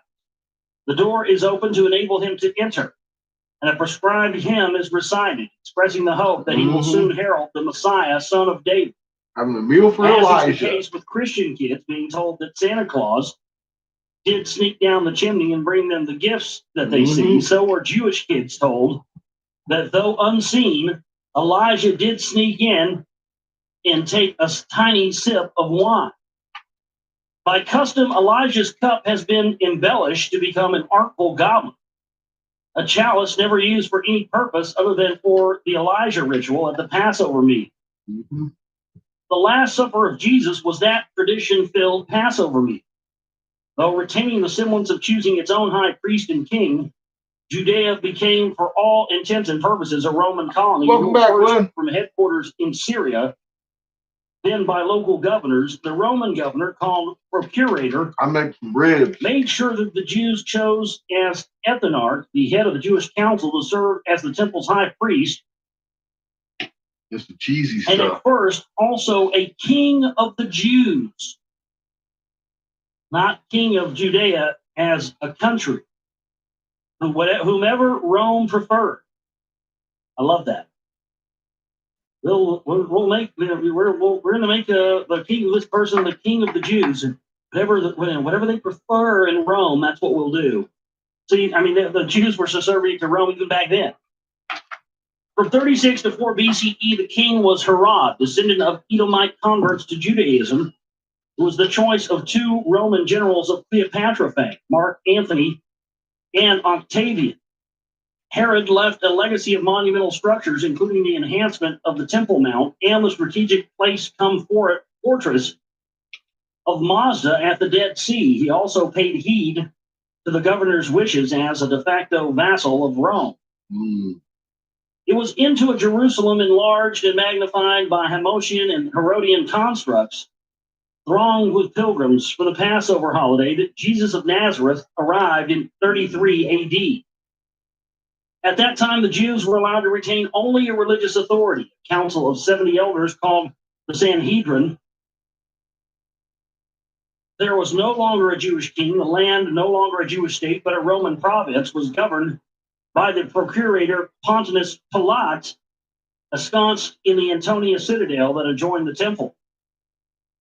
Tensions between the Jewish populace and the Roman masters of the land were rising and resulted in a series of bloody riots in Jerusalem. Pontius Pilate, arriving in Jerusalem in AD 26, Pontius Pilate. made matters worse by bringing into the city Roman legionnaires with their pole-mounted signae and coinage bearing graven images forbidden in the temple. Jews showing resistance were pitilessly sentenced to crucifixion in such numbers that the place of execution was nicknamed Golgotha, the place of the skulls. Jesus had been to Jerusalem before. His parents went to Jerusalem every year at the Feast of Passover, and when he was 12 years old, they went up to Jerusalem after the custom of the feast. And when they had fulfilled the days as they returned, the child Jesus tarried behind in Jerusalem. My When fingers are Jesus sticky with arrived my with his sauce. disciples this time, the situation was certainly not what That's some was delicious expected, sauce, though. not what the biblical prophecies had promised. Fucking It's maple about syrup. Jews, as Jesus most certainly was. Well, that's a misnomer. Jesus was not a Jew. He was a Semite, Yep. Semitic. Say Semitic can be Arab, can be Jewish. This whole connection to this of falsely calling Jesus a Jew and not a Semite, and the false connection with the people who are the true inhabitants of that land, which are the Semitic blood. See, that's why they wanted to wipe out. People can never figure out, well, why, blah, blah, blah. Why are they wanting to wipe out these Jews if they're, if there's Jews or anything? It's because they want to wipe out Damn Semites. good sauce. Yeah, so the Ashkenazis can go in and run the show. That's the whole deal with it.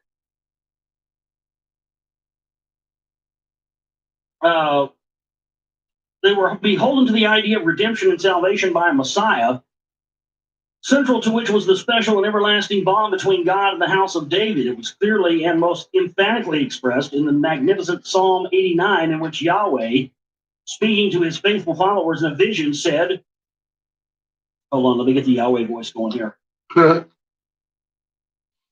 Fucking Josh. I have exalted one chosen out of the people. I have found David, my servant. With my holy oil I have anointed him. He shall call out to me. Thou art my Father, my God, the rock of my salvation. And I, as a firstborn, shall place him supreme of all the kings on earth. Mm-hmm. My compassion for him forever I will keep. My faithful I shall not betray. My covenant with him will not be violated. What I have uttered I shall not change. I shall make his seed endure forever. His throne shall endure as the days. Was not that reference to the days of heaven a clue, a linkage between the coming of a Savior and the prophesied end of days? Was it not the time to see the prophecies come true? And so it was that Jesus of Nazareth, now in Jerusalem with his 12 disciples, determined to take matters into his own hands. If salvation requires an anointed one, You calling bullshit? David, he, Jesus, would be the What one. you calling bullshit on? His very Hebrew name, Anunnakis? Yahuwah, I've been Yeshua, calling bullshit on them motherfuckers for a Yeshua, while. Joshua, meant Yahweh's Savior. And as for the requirement that the anointed one, Messiah, be of the house of David, that he was. The very opening verse of the New Testament in the Gospel, according to St. Matthew, says, the book of the generations of Jesus Christ and the son of David, the son of Abraham. Then, there, and elsewhere in the New Testament, the genealogy of Jesus is given through the generations. 14 generations from Abraham to David, 14 generations from David to the Babylonian exile, and 14 generations from then to Jesus. He was qualified, the Gospels assured one and all. Our sources for what happened next are the Gospels and the other books of the New Testament. We know that the eyewitness reports were in fact written long after the events. We know that the codified version is the result of deliberations at a convocation called by the Roman Emperor Constantine 3 centuries earlier. We know that Gnostic manuscripts like the Nag Hammadi documents or the Gospel of Judas give different versions that the church had reason to suppress. Yeah, the Nag Hammadi, that's definitely one to look into. That's actually a magical text, actually, from what I understand, which is an undisputed fact that at first there was a Jerusalem church led by the brother of Jesus aimed exclusively at Jewish followers. That was overtaken, superseded, and eliminated by the Church of Rome that addressed the Gentiles. Yet follow we shall the official version, for it by itself links the Jesus events in Jerusalem to all the previous centuries and millennia as told heretofore in this book. First, any doubt if it still exists that Jesus came to Jerusalem at Passover time, and that the Last Supper was the Passover Seder meal, must be removed. Matthew 26:2, Mark 14:1, and Luke 22:1 quote Jesus saying to his disciples as they arrived in Jerusalem, "Ye know that after 2 days is the feast of the Passover." After 2 days was the feast of the Passover of the unleavened bread, and now the feast of the unleavened bread drew near, and it is called the Passover. The 3 Gospels in the same chapters then state that Jesus told his disciples to go to a certain house where they would be able to celebrate the Passover meal with which the holiday begins. Next to be tackled is the matter of Elijah, the herald of a coming Messiah. Luke 1:17 even quoted the relevant verses in Malachi. According to the Gospels, the people who heard about the miracles that Jesus performed, miracles that were so similar to those by the prophet Elijah, the people at first wondered whether Jesus was Elijah reappeared. Not saying no, Jesus challenged his closest disciples. "What say you that I am?" Peter answered and said unto him, "Thou art the anointed one." If so, he was asked, "Where is Elijah? Who had to appear first?" And Jesus answered, "Yes, of course, but he has already come." And they asked him, saying, "Why say the scribes that Elijah must come first?" And he answered and told them, "Elias very cometh first and restoreth all things. But I say unto you that Elias has indeed come." This was an audacious statement, the test of which was about to come. For if Elijah has in fact returned to earth, thereby fulfilling the prerequisite for the Messiah's coming, then he had to show up at the Seder and drink from his cup of wine. As custom and tradition required, the cup of Elijah filled with wine was set on the Seder table of Jesus and his disciples. The ceremonial meal is described in Mark chapter 14. Conducting the Seder, Jesus took the unleavened bread, now called matzah. Oh, that's where they got matzah balls from, huh? The balls of Jesus, matzah balls. That's what Jews love. Yes. Tasty. Put them in your mouth and suck them. And made the blessing and broke it and gave pieces of it to his disciples. And he took the cup, and when he had thanks, he gave it to them, and they all drank from it. Yeah, they fucked up like Jerry's kids. "Pass that shit over here, Jesus." "Oh, yeah, this shit's going to be rough for you tomorrow, buddy." So without doubt, the cup of Elijah was there, but Da Vinci chose not to show it. In this, the Last Supper painting, which can only be based on the New Testament passages, Giant trees. Jesus is not holding the crucial cup, and nowhere is there a wine cup on the table. Instead, there is an inexplicable gap to the right of Jesus, and the disciple to his right is bending sideways as if to allow someone unseen to come between them. See what a blue Was the sun can thoroughly grow? theologically correct Da Vinci implying that an unseen Elijah did come through the open windows behind Jesus and took away the cup that was his? Elijah, the painting thereby suggests, did return and herald the proceeding. The anointed king of the house of David did arrive, and thus confirm when he arrested Jesus, was brought before the Roman governor, who asked him, "Art thou the king of the Jews?" And Jesus said unto them, "Thou sayest the sentence to die on the cross was inevitable." When Jesus raised the cup of wine and made the required blessing, he said to his disciples, according to Mark 14:24, "This is my blood of the New Testament." If these Those were good his riffs. exact words, he did Holy not mean crap. to say that they were to drink wine turned to blood, a grave transgression of one of the strictest prohibitions of Judaism from the earliest times, for blood is the soul. What he said or meant to say was that the wine in this cup, the cup of Elijah, was a testament, a confirmation of his bloodline. And Da Vinci depicted it convincingly by his disappearance, presumably taken away by the visiting Elijah. Right back. The vanished cup has been a favorite subject of authors over the century. The tale becomes legend. The Crusaders sought it. Knights Templar found it. It was brought over to Europe. The cup became a goblet, a chalice. It was the chalice representing the royal blood, the sang real in French, in becoming sang real, the Holy Grail, or had it, after all, never left Jerusalem. And from what I understand, the Grail is not even actually a cup itself. It's like a tap. It's like something that to do with magical incantations and being able to conjure up demons and everything else as it is. So that's why I think it's that pain is that way, is because Elijah appeared in a spirit form there. The continued subjugation and intensified Roman repression of the Jews in Judea led to the outbreak of Rome's most challenging rebellion. It took Rome's greatest generals and best legions 7 years to defeat little Judea and reach Jerusalem. In AD 70, after a prolonged siege and a fierce hand-to-hand battles, the Romans breached the temple's defenses, and the commanding general Titus ordered the temple put to the torch. Though resistance continued elsewhere for another 3 years, the Jewish Great Revolt was over. The triumphant Romans were so jubilant that they commemorated the victory with a series of coins that announced to the world Judea Capita, Judea captured, and erected a victory archway in Rome depicting the looted temple's ritual objects. But during each year of independence, Jewish coins were struck with the legend Year 1, Year 2, etc., for the freedom of Zion, showing fruits of the land as decorative themes. Inexplicably, the coins of Year 2 and 3 bore the image of a chalice. Was the Holy Grail still in Jerusalem?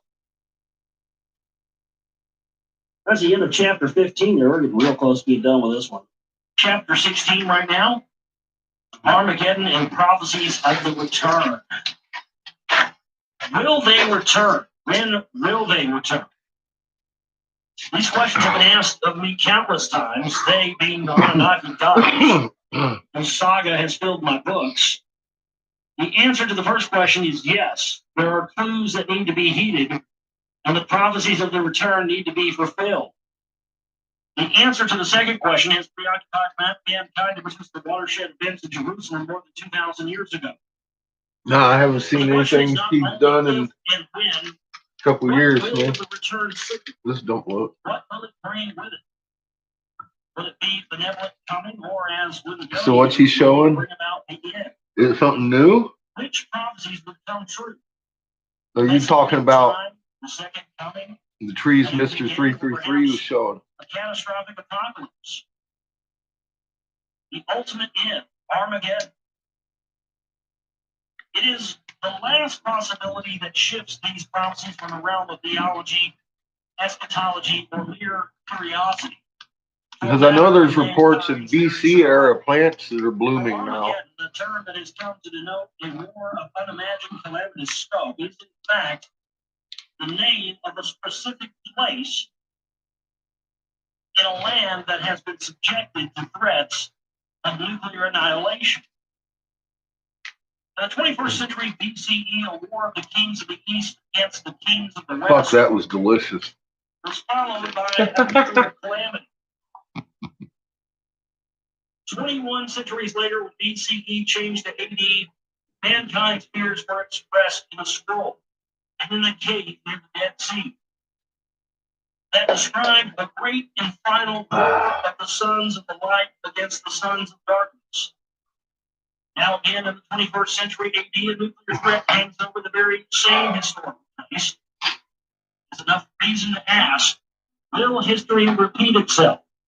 Does history repeat itself in some mysterious way every 21 centuries?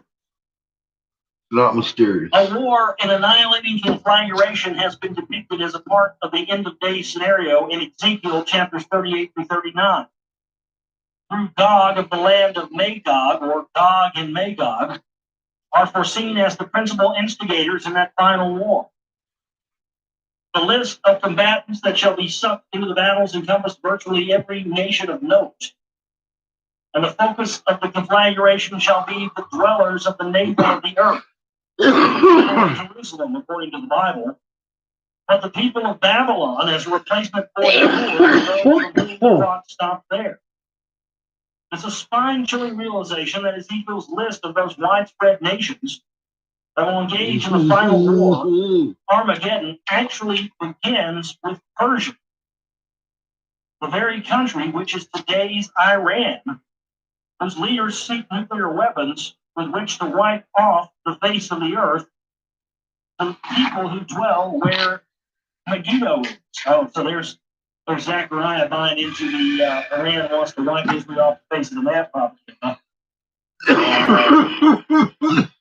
Let's see how he says this. Who is that Gog of the land of Magog?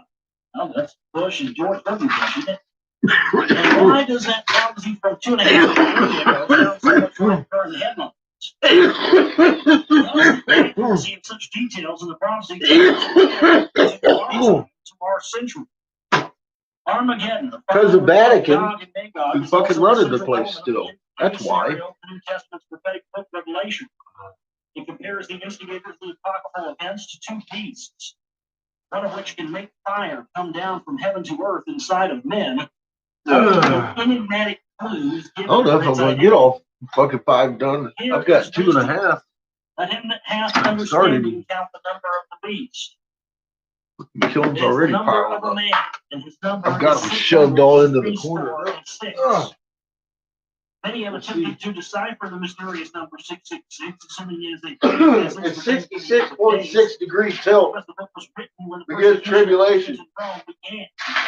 The accepted interpretation is that the number was a code for the oppressor Emperor Nero, the numerical value of whose name in Hebrew, Neron Kassar, added up to 666. That's The the fact that he fucking had been to the space platform in Baalbek, raw. possibly to China. inaugurate the temple to Jupiter in the year 60 AD, China may did or it. may not have been a bearing on that 666 puzzle. But there could be more to 666 than a connection to Nero is suggested by the intriguing fact What that colors? 600, 60, and 6 are all basic numbers of the Sumerian sexagesimal system. So that the code might hark back to some earlier text.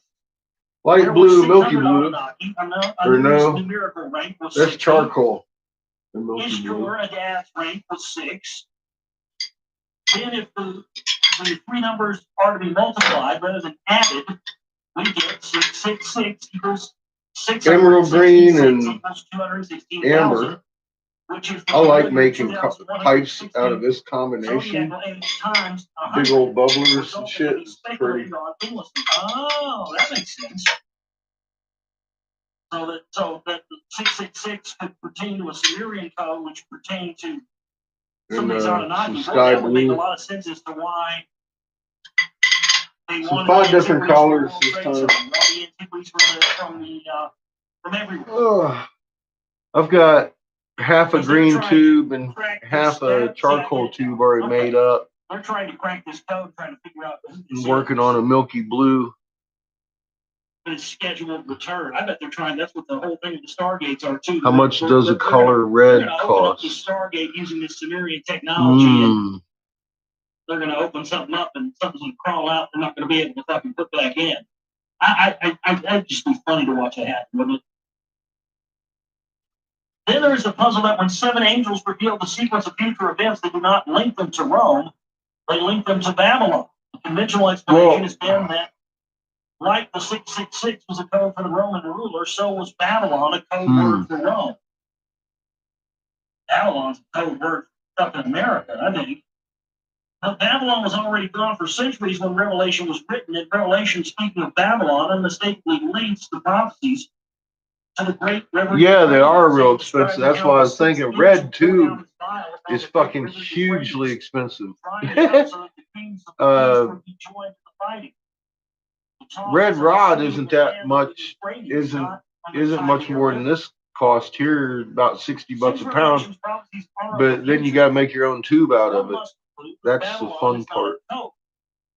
Babylon means Babylon, a future Babylon, Because they don't sell red that will get involved in the war of Armageddon. tubing like this yet. Which verse 16:16 correctly explains as It the says, name of a place yeah. in Hebrew tongue I don't know if they ever called will. Megiddo, Mount Megiddo in Israel. They keep coming out with new colors. They'll probably have a rainbow eventually. But prophetic verses are again showing. yeah, they don't have red As they tubing. foretell current events leading to the fall of Babylon after a brief but awesome war, they predict the breakup of Babylon or Iraq. Yeah, a rod of color. Like the book of Daniel, which predicted phases of tribulations and trying stages of the messianic process. It's. So has Revelation. I don't want to move right now. Enigmatic Old Testament prophecies by describing a first Yes, messianic they're age rods of color like the rods of clear. There's a rod of clear. I get rods of color, different colors. That's how I. That's what I've been using to make a lot of the stuff. Or I can make my own rods of color, but I don't have any gold to make red with at the moment. I'd have to buy it, and that's why it's so expensive. Because red's made with gold. The siege with millennium questions as the year 2000 year. I told my audiences that nothing will happen in 2000, not only because the true millennium point counting for the birth of Jesus has already passed, Jesus having been born by all scholarly calculations in 6 or 7 BCE.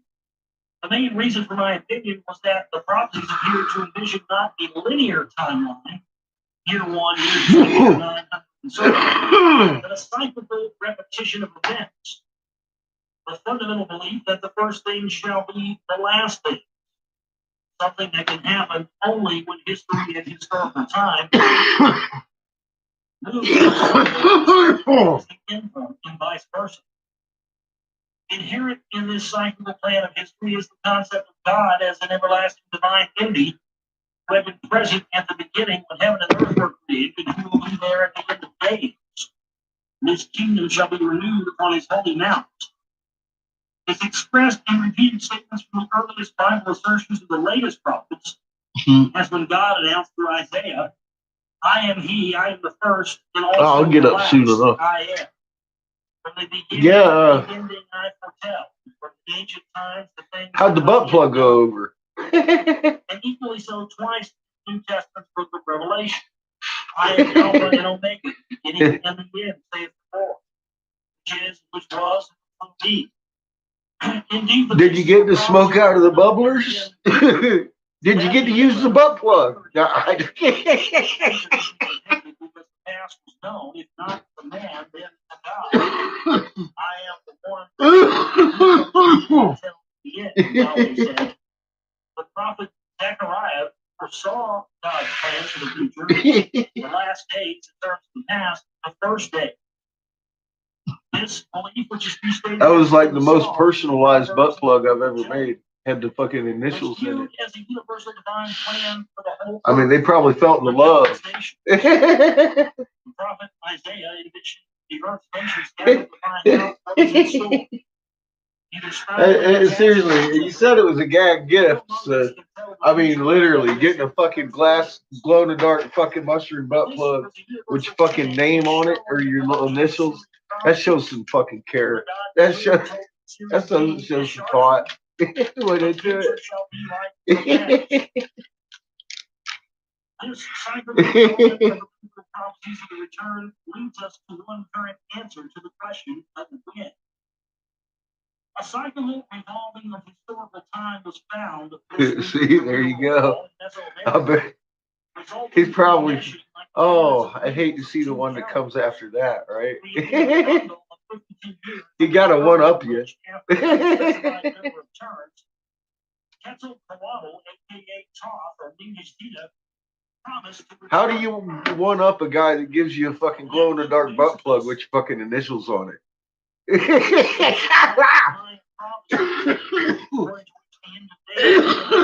that's gotta be hard, man. It's gotta be hard. The prospect that the prophesized crucial date is almost at hand has naturally attracted much interest and merits explaining and analyzing. The claim date arises from the fact that Yeah, don't scrape the resin.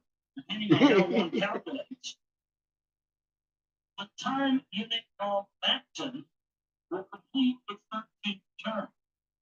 Since a Bacton lasts 144,000 days, That's fucking awesome, it's though. some kind of milestone.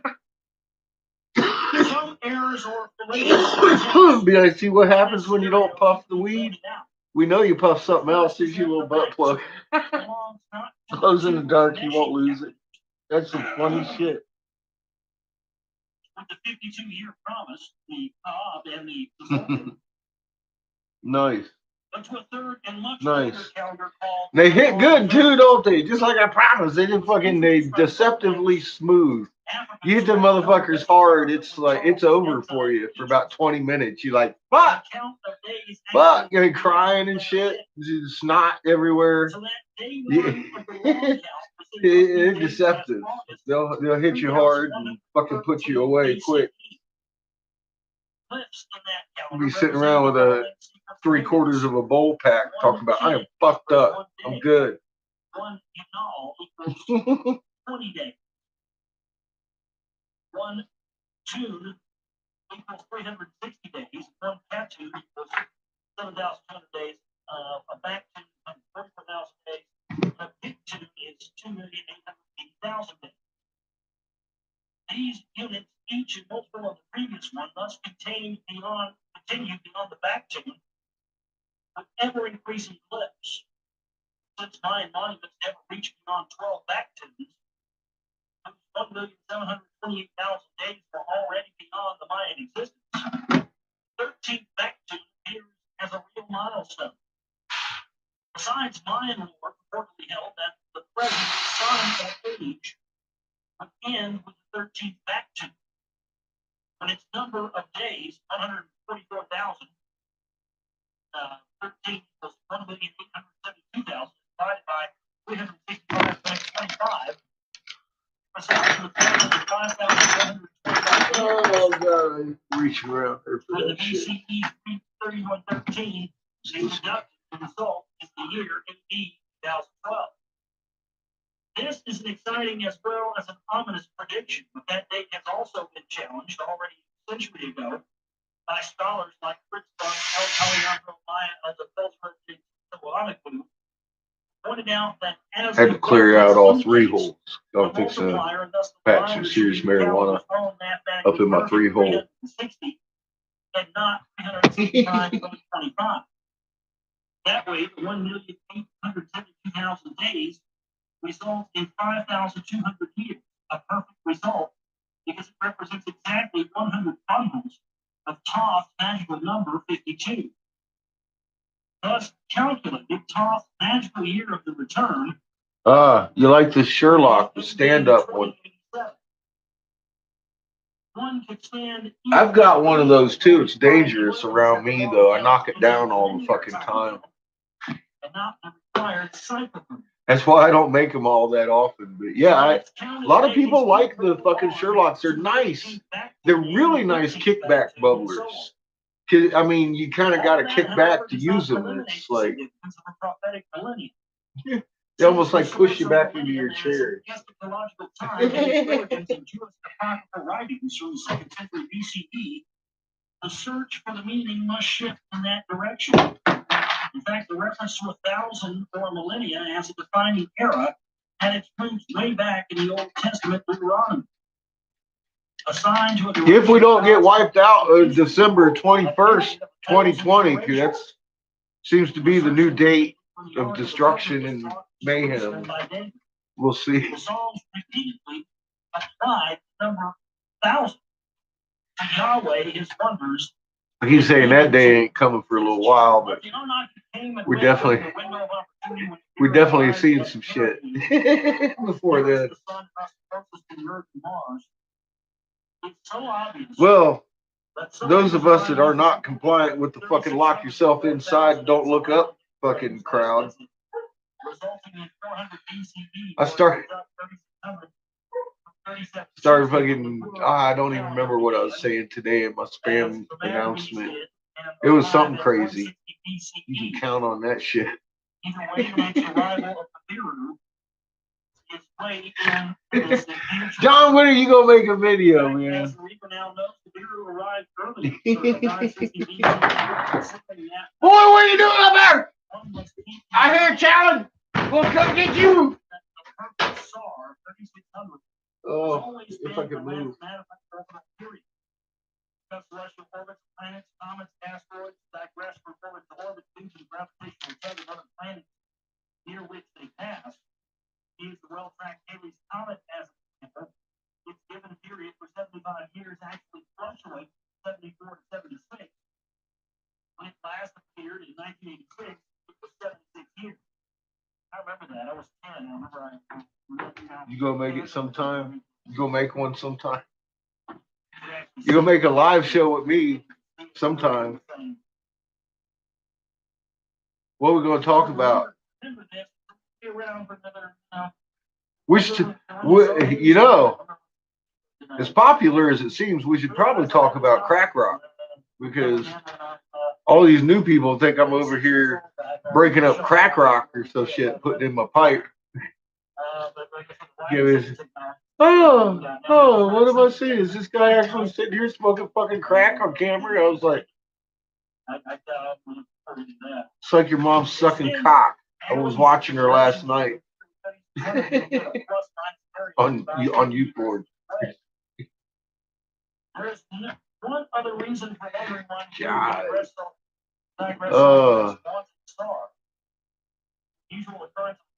He was a Mr. 333 fan. So I told him about Mr. 333. So here, I gave him a link. So you need to just shut the fuck up. Either go back to Mr. 333 or look at these things and then come back. You know me. I told him he was gonna get blocked. Pinned him up top. Fucking crackhead. Atmosphere to shrink so that there's no longer be anything. It's probably a lot cheaper, isn't it, Thomas? It's free.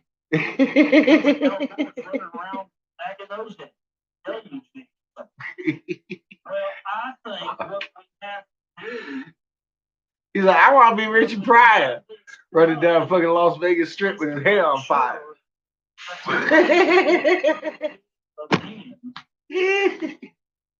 Motherfucking Freebase, baby. The fucking waste of that shit. Put it in a spoon. You're gonna kill yourself, do it right. Ride that train right on down. Maybe that's what it was. These big fuckers eat too much. We need to shrink these hoes down a little bit. Well, we'll just make more of them.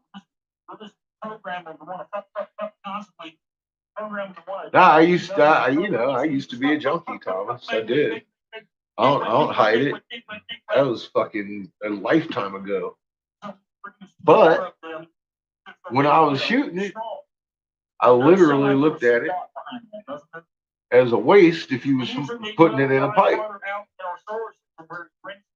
Because I tried to smoke that shit. And I'll tell you what, I don't know how motherfuckers get addicted on that shit. It's weak. It only lasts a couple seconds. It ain't worth the trouble even putting in your pot. Put it in a spoon. Do yourself in quicker. Something gave Uranus a big whack sometime in the past. That'll do it. Blow yourself up.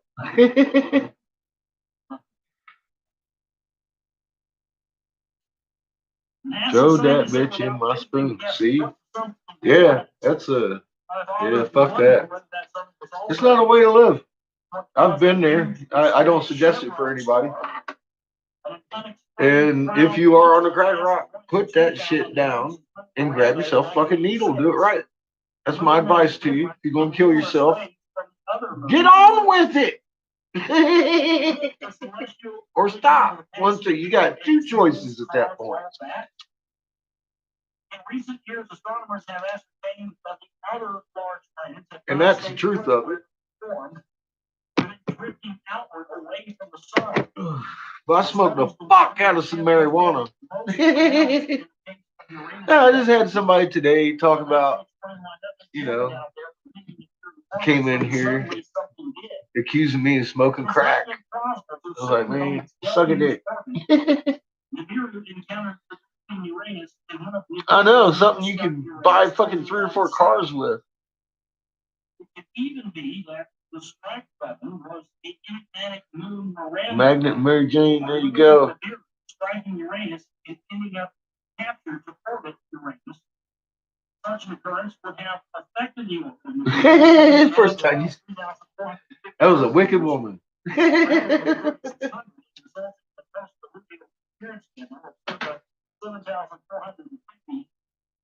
I heard she got arrested for 250 pounds of that shit at one point. That is what had happened. The early arrival of Nibiru in 556 BCE and suggests nice, Thomas. Nice. Nice.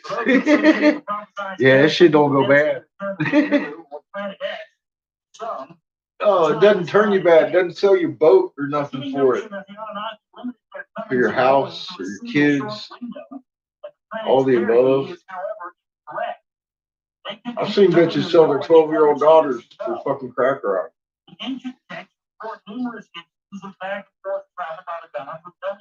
By the hour, of course, I guess. I don't know how it was done. I helped a friend of mine in California with his apartment complex, and we saw that going on. It had to go. But that was, I mean, that's some real shit. Just real shit. Getting pimped out by your fucking mom. Take a very short visit to the Bureau, accompanied by the gods, the music, and Ningashima. It's fucking insane, Thomas. Edmurungi also came and went twice in his lifetime. This was possible in at least 2 ways, as shown in. Probably not, no. You probably wouldn't. You probably believe a lot of stupid shit too, because you've been through the stupid shit and found out it's fucking stupid shit. Look at all these fucking halfway houses. Did you use one to get out, or did you just fucking quit? Because you made a fucking decision to quit. Because that's, as far as I know, that's the only way to do it. Ain't no fucking, dude, if you decide you're going to quit, you're going to quit. You don't need no fucking halfway house to get off that shit. There's whole industries built up around it being a sickness. It's not a sickness. It's not a disease. It's called an addiction. And that has been a huge hindrance in society. Not on just drugs, but all kinds of fucking things. Think about it.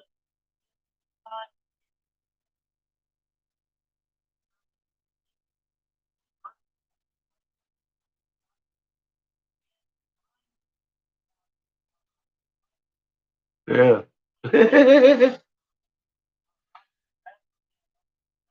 I think that smoking weed has a lot to do with all of us being here. Some of you ain't smoked before. You're just oddities. I don't know. That THC get your synapses rolling. And hard times get you fucking paranoid and looking over your shoulder all the time.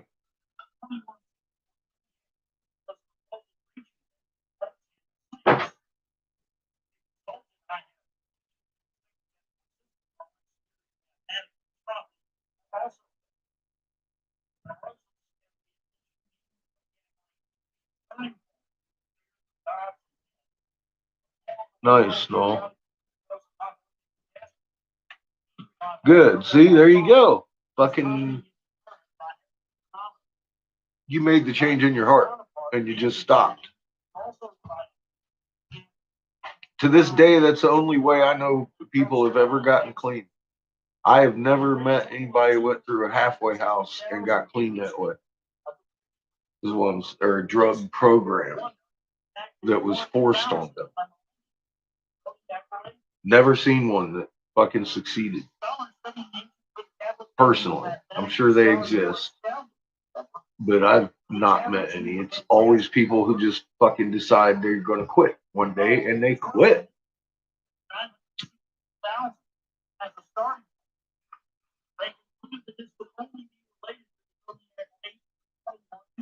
Doing that makes you different than most people.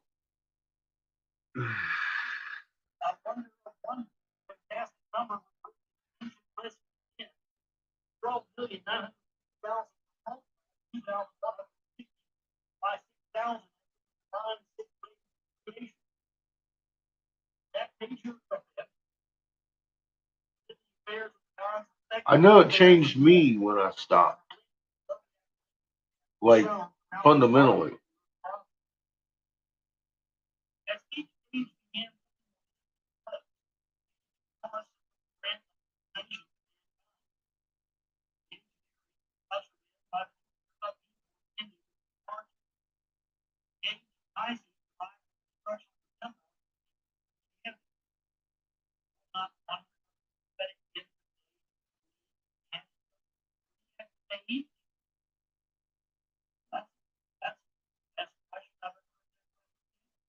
Yeah, no.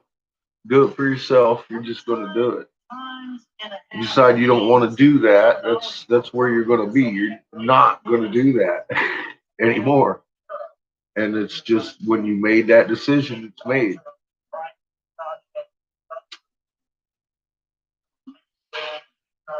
It's awesome.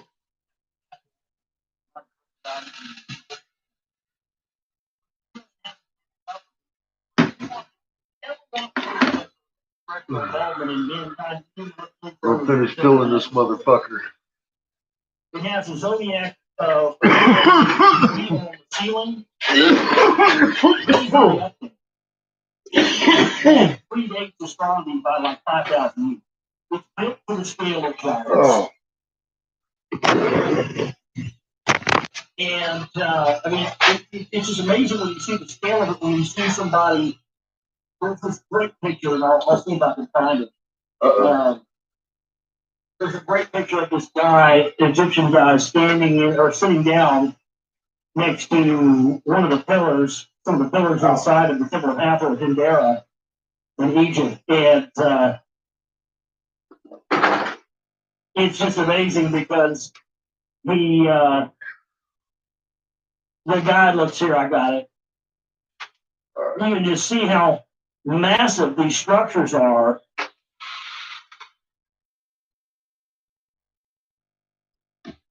And of course, as usual, Chitango took a shit and won't allow it to be posted. What a big surprise. Fucking Chitango.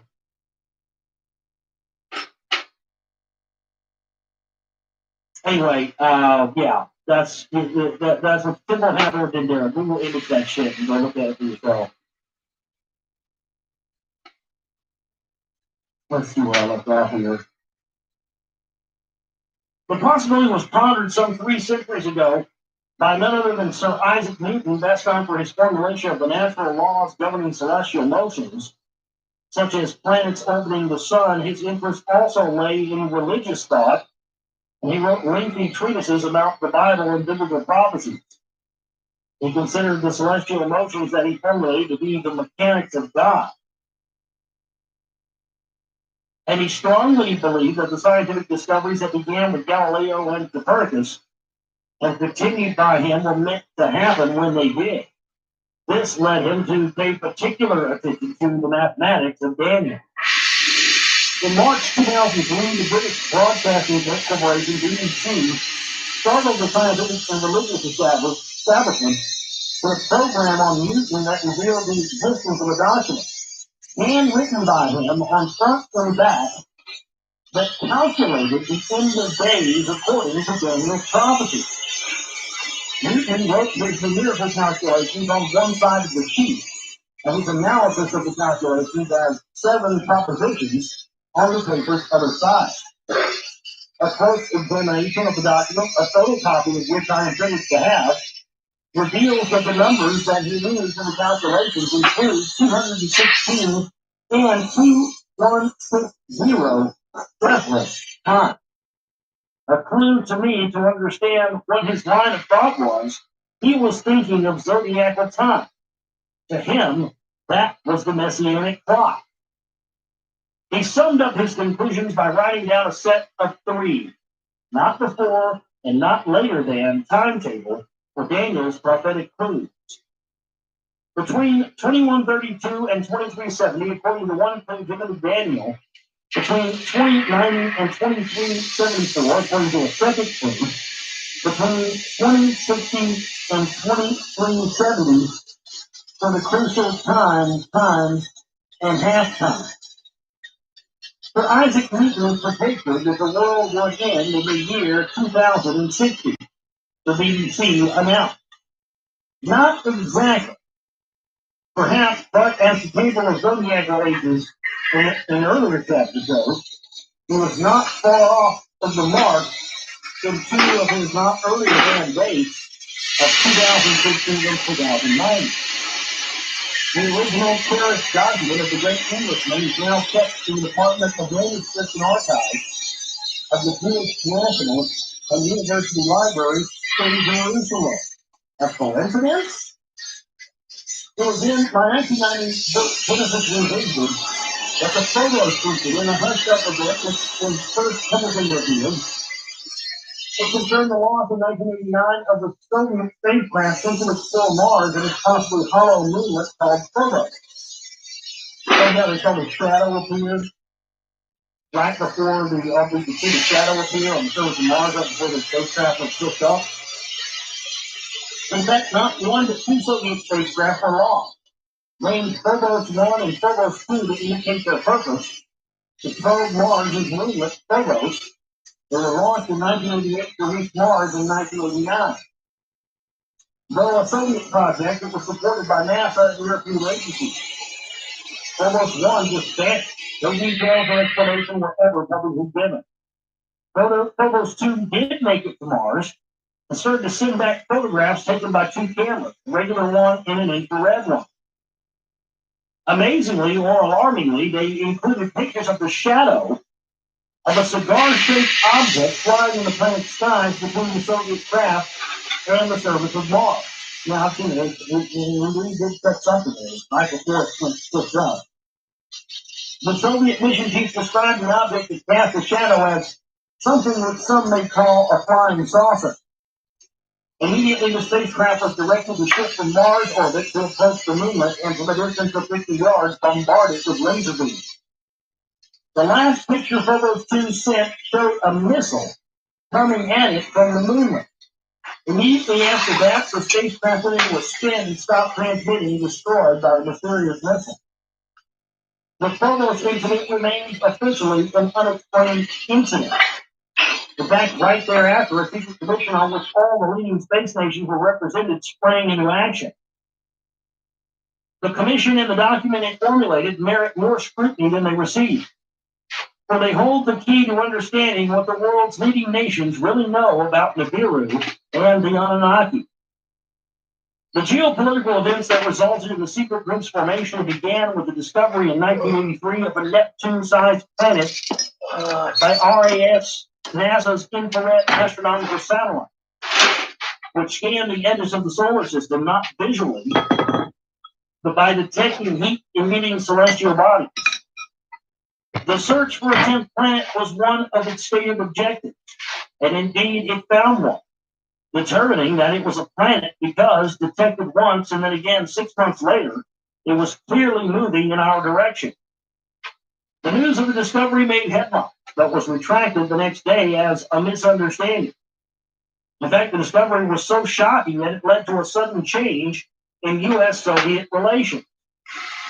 A meeting and an agreement for space cooperation between President Reagan and Chairman Gorbachev, and public statements by the president at the United Nations and other forums that included the following words, pointing heavenwards with his finger as he said them. Just think how easy this task in mind might be in these meetings.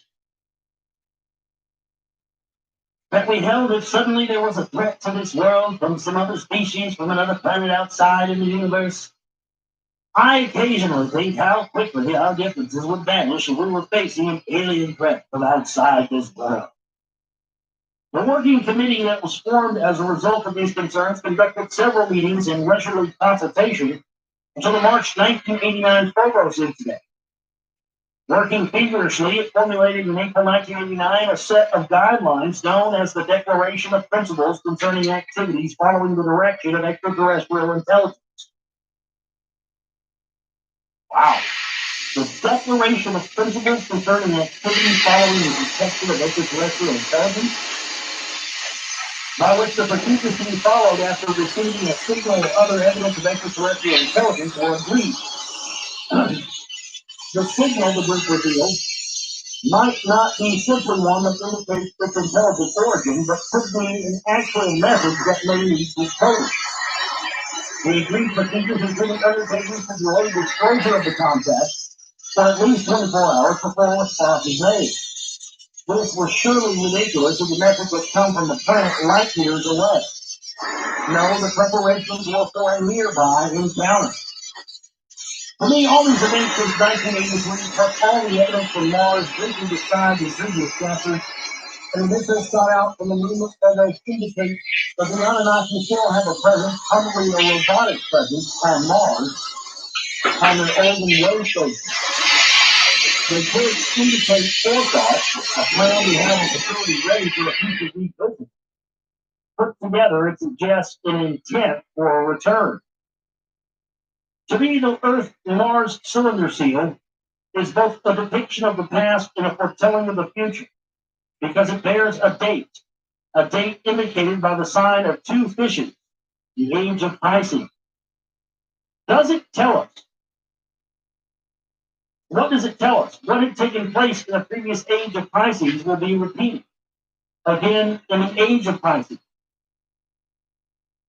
If the prophecies are to come true, if the first thing shall be the last thing, if the past is the future, the answer has to be yes. We are still in the age of Pisces. The return, the signs say, will happen before the end of our current age. Yep. That's the end of that chapter of the postscript now. In November 2005, a major archaeological discovery was made in Israel. While clearing the ground for a new structure, the remains of an ancient large building came to light. Archaeologists were summoned to supervise careful excavation. The building turned out to be a Christian church, the oldest one ever found in the Holy Land. Inscriptions in Greek suggest it was built or rebuilt in the 3rd century AD as the ruins were cleared. A magnificent mosaic floor came into view. In its center was a depiction of two fishes, representing as a sign of Pisces. What is significant about that? The site of the discovery is Megiddo, at the foot of Mount Megiddo, Megiddo. In other words, what he doesn't tell you here is where those two fishes are at, where that's at. They actually go there in the show Legend Quest on Sci-Fi. It's funny, they wouldn't let them uncover it and stuff, but that's where that Megiddo site is, where the two fishes are. It's inside of a maximum security prison. I mean, you think it's bad that there's entire town on top of Rockwell. In Israel, they built a fucking maximum security prison on top of Megiddo, on top of where these, the oldest symbol of these fish are, and of course they go on and do some other Lucinto bullshit in the show. But, wow, so that's it, man. That's it, we're completely done.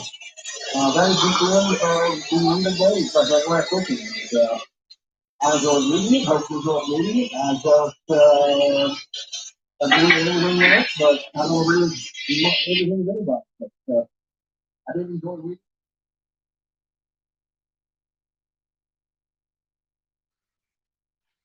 Oh. Sheetrock.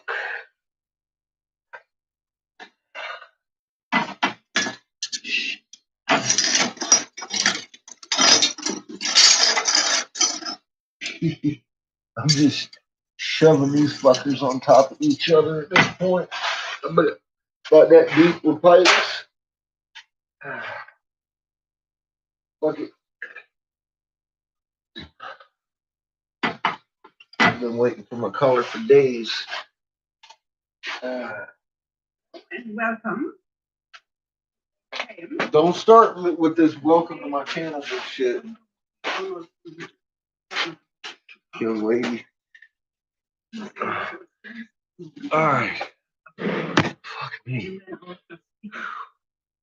Now, I looked a little bit with the help of my colleagues in the and the first Dickens elections was in 19. We are at number 23. And it was Or was Nenargle? My bad.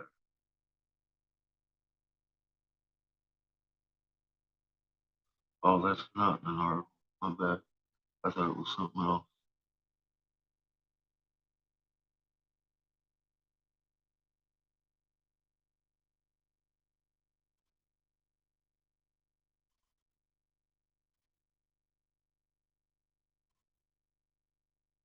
On them. In this chronology, you will see that we give Smenkhare a couple of a scribe. We know first about Horemheb when he is the commander-in-chief of the army of Tutankhamun. And today I'm going to give you a very brief introduction for any of you who don't know about the history of Egypt. I seem to see mostly Egyptologists and others in the audience at the moment, but I will go through this in any case. As you see from the chronology, we have put an explanation that the chronology of this time in Egypt is under discussion, which means the dates that we show here are not the dates you will find in our galleries or on our website. We are in the process of trying to decide how to change the dates for the new kingdom of this period. And our colleagues in academics are usually changing bits and pieces of the chronology quite frequently. We do not follow them immediately because, of course, our chronology is written down on thousands of labels. It's on the website. It's in our database. So we only really change the chronology every 10 or even 20 years when we have some good data. But that's not precisely what we're going to talk about today. We're going to get together tomorrow and talk about that subject. Today, we're going to talk about Horemheb, and you will need to know the kings that are listed here. We start with Amenhotep III, who rules for nearly 40 years, towards the end of the 18th dynasty. And then he is important for this period because he's the father of Amenhotep IV, who becomes Akhenaten, the so-called heretic king at the end of the 18th dynasty. Akhenaten is the one who tries to create a religion that worships a single deity, Aten, the sun disk, or the light of the sun. And he tries to wipe out the worship of the other gods, in particular, the god Amun of Thebes. He rules for 17 years, and towards the end of his reign, we find two names, Nefer-Neferuaten and Smenkhare. In our old chronology, we have those two names in the end of Akhenaten's reign, sort of reigning concurrently with him. We do not know precisely who these people are. We have very little information on them. In this chronology, you will see that we give Smenkhare a couple of years of his own rule and Nefer-Neferuaten a slight overlap. But Tutankhamun is the next king with any number of years, and he reigns for 9 years. And of course, he dies without any heirs, which potentially is a disaster for Egypt. At the end of dynasties, when there is no good heir to the throne that can keep Egypt united, it often falls into its two geographical sections, the Delta and the Nile Valley. And this can be a time of real problems for Egypt and lower prosperity and even real chaos. So the Egyptians really want a king that can keep Egypt united. In the case of Tutankhamun, he is succeeded by a man named Aya, who is not a member of the royal family. He has served under both Akhenaten and Tutankhamun, so he is an elder statesman. And his wife, Tia, has a title royal of the nurse of Nefertiti, which means she's the wet nurse of Nefertiti, the wife of Akhenaten. This gives her a particularly close connection to the royal family. And in the 18th dynasty, royal nurses and their families tend to have very This close is the ties BBC. with the royal family. So this Hello, may be one, he who saw the not deep. principal, It's a but it may be quotation, one the of the first reasons why words of Aya the epic of becomes the successor. Gilgamesh, said to be the first great masterpiece of literature. A poem with roots more than 4,000 years old in Mesopotamia, I like this guy. modern-day Iraq, rediscovered in the Irvin Finkel. It tells of Gilgamesh, king of Uruk, who with He's his a strength, cuneiform strength, translator things to do, too. fights Like, a giant still who kills alive the guy. broad heaven, and alone travels across the waters of death to meet the one man who survived the great flood, in the vain hope of learning from him how to live forever. In his adventure, Gilgamesh becomes a wiser man and a better king and learns to accept his mortality. We've much, but not all, of the ancient text from clay tablets gathered near Mosul. And it's No knows. You've been doing your homework, huh? With me to discuss the topic of Gilgamesh are Andrew George, Professor of Babylonia at SOAS, University of London. Francis Reynolds, Unitarian Fellow in Anthropology at the Orient. I'm trying to act smart and all's all over here. Yeah, it's all Venice nice. Hall. I And know who Martin that Worthington, guy is. lecturer in Assyriology at the University of Cambridge. Andrew George, where do we look for the No origins laughter. of Oh Gilgamesh? shit. Well, we don't know much about the origins of the poem. The first thing we know about the poem is that it was written down on clay tablets in the cuneiform script in the very first centuries of the second millennium BC. That's nearly 4,000 years ago. But we can judge, I think, from the style of the poem, from its use of features of oral poetry or epic poetry in particular, that it was once, I think, a poem that was told by minstrels, told by bards, sung perhaps orally before it became written down. Yeah. So 4,000 is a lower marker. It was And then a some. few hundred years, maybe 1,000 or so years before then. But we don't know, but that's an educated guess. We just don't know, but that, as you say, is an educated guess. But what we do find is that because the material on which the epic is written, clay tablets in the cuneiform script, is very durable, then we I'm find boiling like a pieces of motherfucker. this poem That's a good dinner. from many Yeah. centuries, from that time I'm a about the good 19th cook. century BC, right down to 100 BC. So we can observe the evolution and development of the poem. It's, well, you can tell you've been doing it if you know who Mr. Finkel is. That's for damn You have sure. a view about who wrote this poem. I mean, you thought that it was a person. It wasn't an amalgam of folk tales and this, that, and the other. Can you develop that? Well, I think that both those positions are in some way correct. That certainly, it seems to me that the poem suggests itself that it is the work of a single creative genius. But on the other How hand, do you arrive at that conclusion? because it has an integrity of mood and thought behind it, it seems to me that it must be the work of one man. But on the other hand, the creation of literature in ancient Mesopotamia, as elsewhere traditionally, depends upon using the given material. And a lot of folklore existed, I think, in ancient Mesopotamia, which we don't know of, but which is used by the later. Yeah. in constructing this great poem. So it was first written down, as far as we know, let us say 4,000 years ago. And then you think about 1,000 years later, another person got hold of it and changed it quite a lot. That seems to be the case. The poem that we have in the oldest fragments In is, particular, they all changed. it seems a very different mood from the poem that is much better preserved from 1,000 years later. And the Babylonians themselves gave us the name of the poet, a name that seems to be younger than the old version of the poet. So it seems that the mood changes from a poem about the glory of an epic hero, the glory of the greatest hero and king of old, to one that is essentially a meditation upon the facts of life and particularly on death. This, it seems to me, is an intervention in the poem which is very considerable and changes it completely. And then I would think that this is also the work of an individual. How did the text reach us? The text reads this is on clay tablets, as I've said. These clay tablets have come to light since the 1850s, generally, in their tens of thousands. The first great discovery in 1850 resulted in 20,000 clay tablets with cuneiform script on them being sent back to the British Museum. And there they sat for about 15 years until in 1866, the museum authorities appointed a young man to sort them.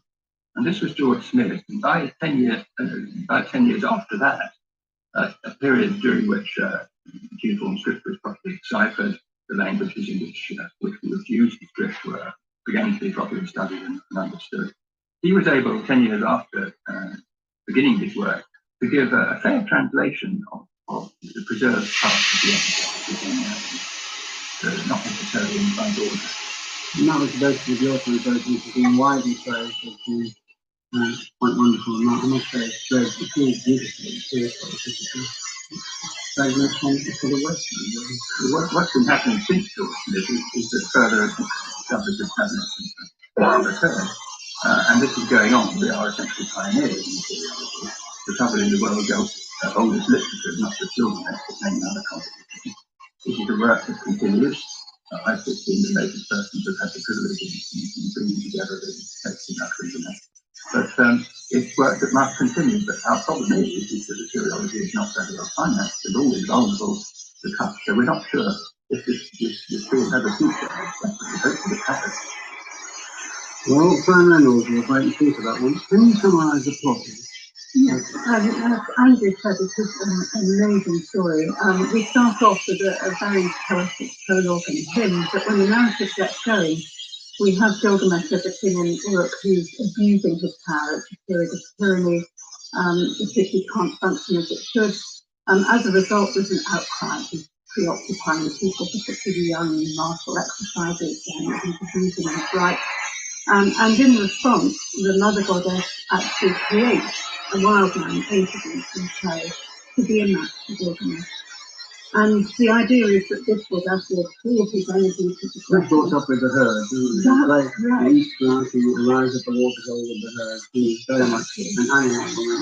Exactly, which is a fascinating idea of the king behaving in the city and the wild man, which is a very obviously, then they reach and meet, and the bridging device is that the prostitutes in the temple of the city of Uruk, and we have to remember that the prostitute there is a high status cultic prostitute right in the heart of the city, is sent out to trap Enkidu.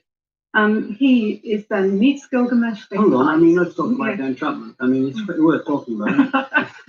He comes, she seduces him. It's very important that he is humanized through contact with the woman, which takes place, as we hear, unabashedly and unashamedly for 7 days and 7 nights.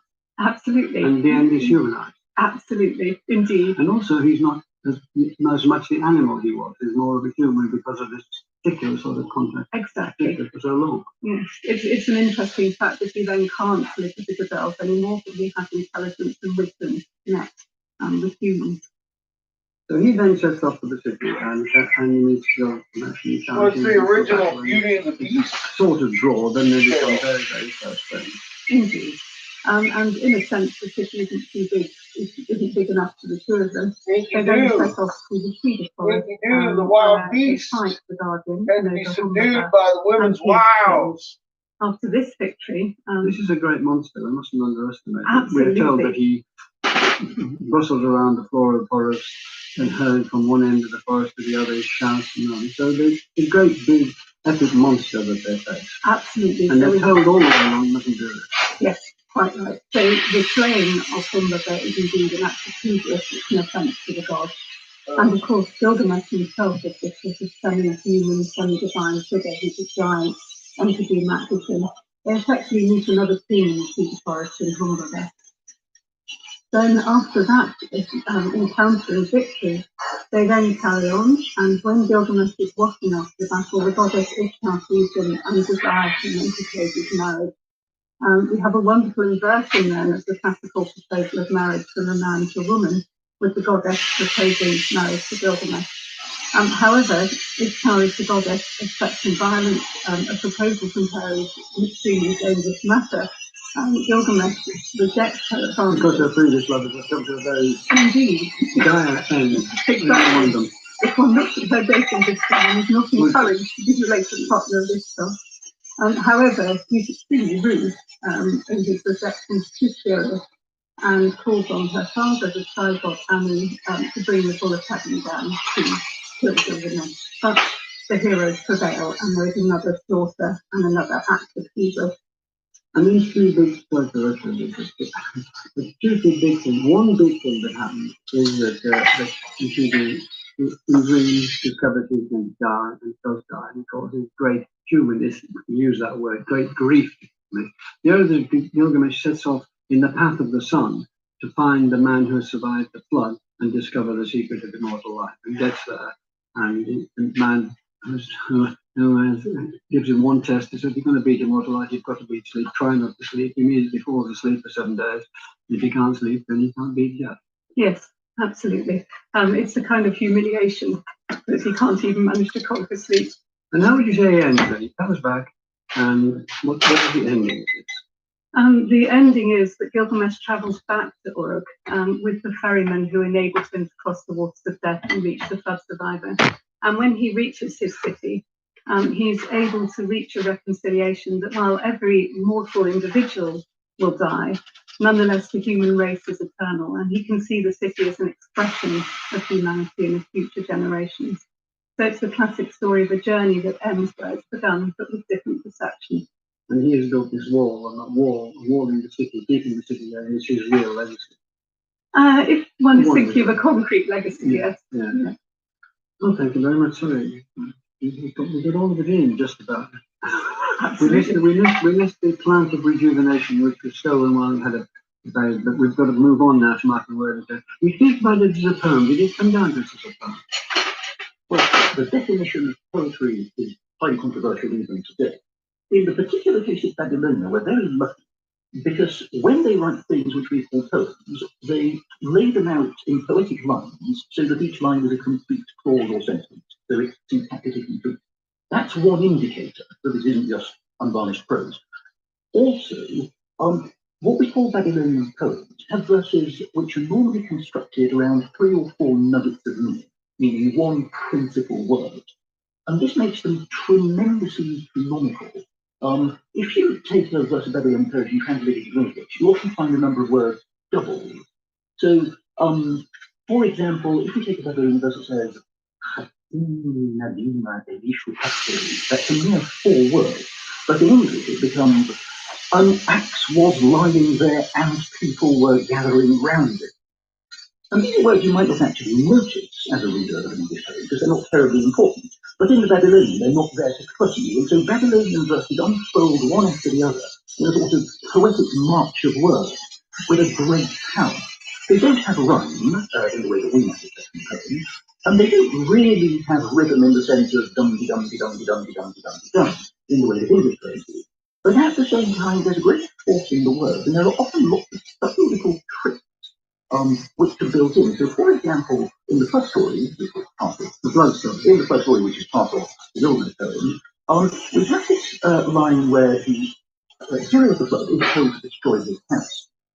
And he's also told to spurn riches. So it goes, Mushir Meshram. Now, that verbal form, Mushir, wouldn't normally have an M. So if you're a second-year Acadian student at one of our universities, or indeed any other university, then you're sitting there scratching your head saying, why on earth is the M there? I wouldn't expect it to be there. You know, it could sort of be there archaically, but what's it there for? But then you look at the next word. It's Mushir Meshram. And because Akkadian, like Arabic, like Hebrew, like all Semitic languages, is above all interested in consonants, you suddenly see that Mushir, abandon, and Meshram, wealth, are put side by side, so they look like they have the same consonant, m, sh, r. So they've gone out of their way to sort of reinvent an old consonant and stick it somewhere it isn't really needed, for the sake of achieving this play on the word's 2 roots. So there are lots of details of verbal artistry in the story of Gilgamesh. So I think that by any definition, we're more than comfortable in calling it a poem, even if the Babylonians themselves don't seem to have talked about poems in the way that the Western tradition does. One of the things that's very striking about this in Andrew's translation is repetition again and again and again. For instance, calling on the winds, the north wind, the east wind, the west wind, hurricanes, tornadoes, and how many leagues they walk when they stop to eat. These are repeated again and again.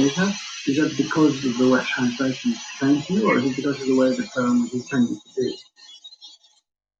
Repetition is a very interesting feature of Mesopotamian poetry at large. You've always tried to know when carriage pieces are better written.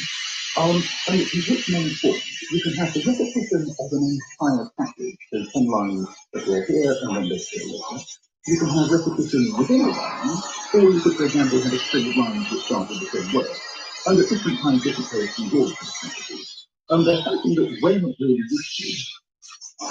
We can speculate about why it is, and we can construct different models which are based on your literary thinking. One model might be a reminder of what's happening.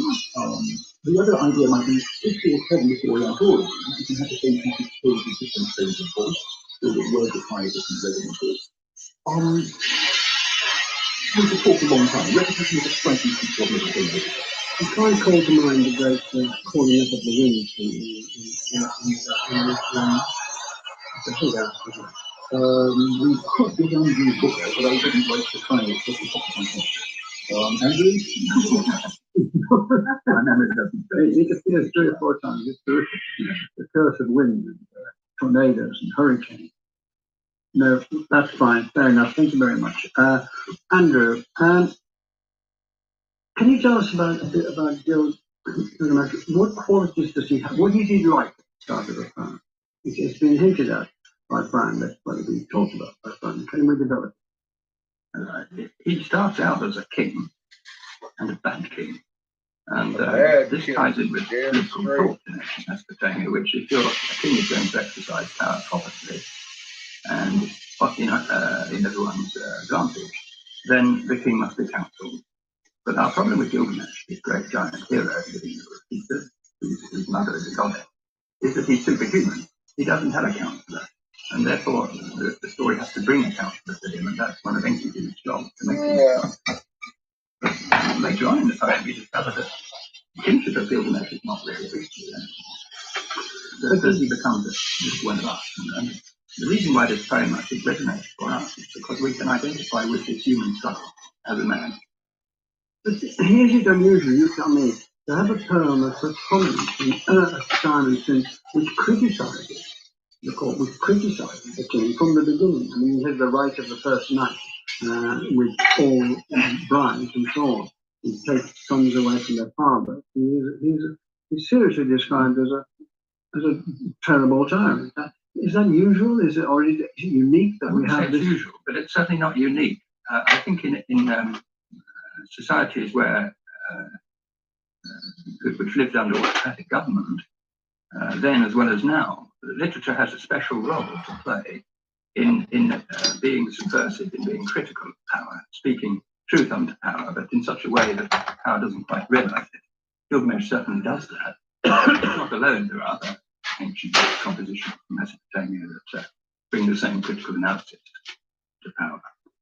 Reynolds, we come to Enkidu, this man who is taken from the herd, taken from the humanized by Shamhat and so on, brought it, and he goes to the. In what way he seems to be a complement to Gilgamesh? How is he? Can you describe that? Yes, I think that operates on many levels. On one level, they complement one another physically, in that we have wonderful descriptions of both Gilgamesh and Enkidu, their supreme physical beauty, their stature. They also complement one another in a sense of their abilities, their aggression, their energy. So they effectively, Gilgamesh for the first time finds a peer, and somebody with whom he can travel, with whom he can have these adventures. So I think there's a very nice physical parallel, because when they first go to the shepherd's camp, when they're on when Shamhat and Enkidu are on their way back to Uruk, the shepherds say to Enkidu, "You look so like Gilgamesh, this is extraordinary." So I think there's a meeting on a lot of levels between those two. And the word love between them is used quite regularly in the poem, isn't it? It is indeed. How do you interpret that? Well, obviously this has been a matter of much debate what the nature of the relationship actually was between Gilgamesh and Enkidu. And this obviously also reflects the responses to the poems of the readers of the time. But it seems clear that as well as a very close friendship, there was also a sexual relationship between them. So the relationship was also one on that level as well as one of being companions. Because when Enkidu died, the grief of Gilgamesh is unbounded, isn't it? Really? Both have been buried days, the most biggest funeral that there's ever been in academia and on the earth. Yeah. Yeah. No, he is devastated, and of course that then moves the action forward into the second part of the epic. Can we develop that, Michael, this idea of relationship between the two? Because I've mentioned the word love because it's in and the translation several times. They held hands, they walked through things and so on. They're two mighty men in slave, great monsters. What else? What other parts of the relationship are important for us to know? One of the wonderful things about Mesopotamian literature is that it often does things that aren't visible on the surface. So you have to look very carefully to see what messages are muttering between, if you will. So for example, Gilgamesh actually has dreams which prefigure Enkidu's arrival, and in the first dream he sees an axe, and in the second dream, in the first dream he sees a meteor, and in the second dream he sees an axe. Now, people can talk to interpret these two dreams in terms of in which it comes to the word for axe, and vaguely like the word for a male prostitute, and so on and so forth. And so, in some sense, these two dreams prefigure sexual relations between the two. But then it all becomes very unwieldy, doesn't it? I mean, you have these dreams about totally random objects just for the sake of introducing some sort of wordplay, and the word barely exists in the first place. So there's another way of looking at it, which is to say, Enkidu is created by the gods from a pinch of clay, and then he's humanized by Shamhat in the 687 article we're talking about earlier. So in the first dream, we have a meteor, i.e. a raw material that comes down from heaven, and in the second dream, we have an axe, i.e. a humanized artifact made out of the raw material from the first dream. And so you can interpret these two dreams as a classic prefiguration of Enkidu's transformation. And this would also explain why in these dreams there's no mention of the fact that Enkidu started out as a wild creature and so on and so forth, because it's all there implicit. So this is something the story does a lot of. And there's a very nice bit called the axe. But if you set the thing that in the second dream, Enkidu is symbolized by an axe, and indeed, this is a thing that's picked up in the poem. So Enkidu is going to be given his axe to defeat the friend of his side, he protects him, he shares his eagerness, he's a savior of his companion, and so on and so forth.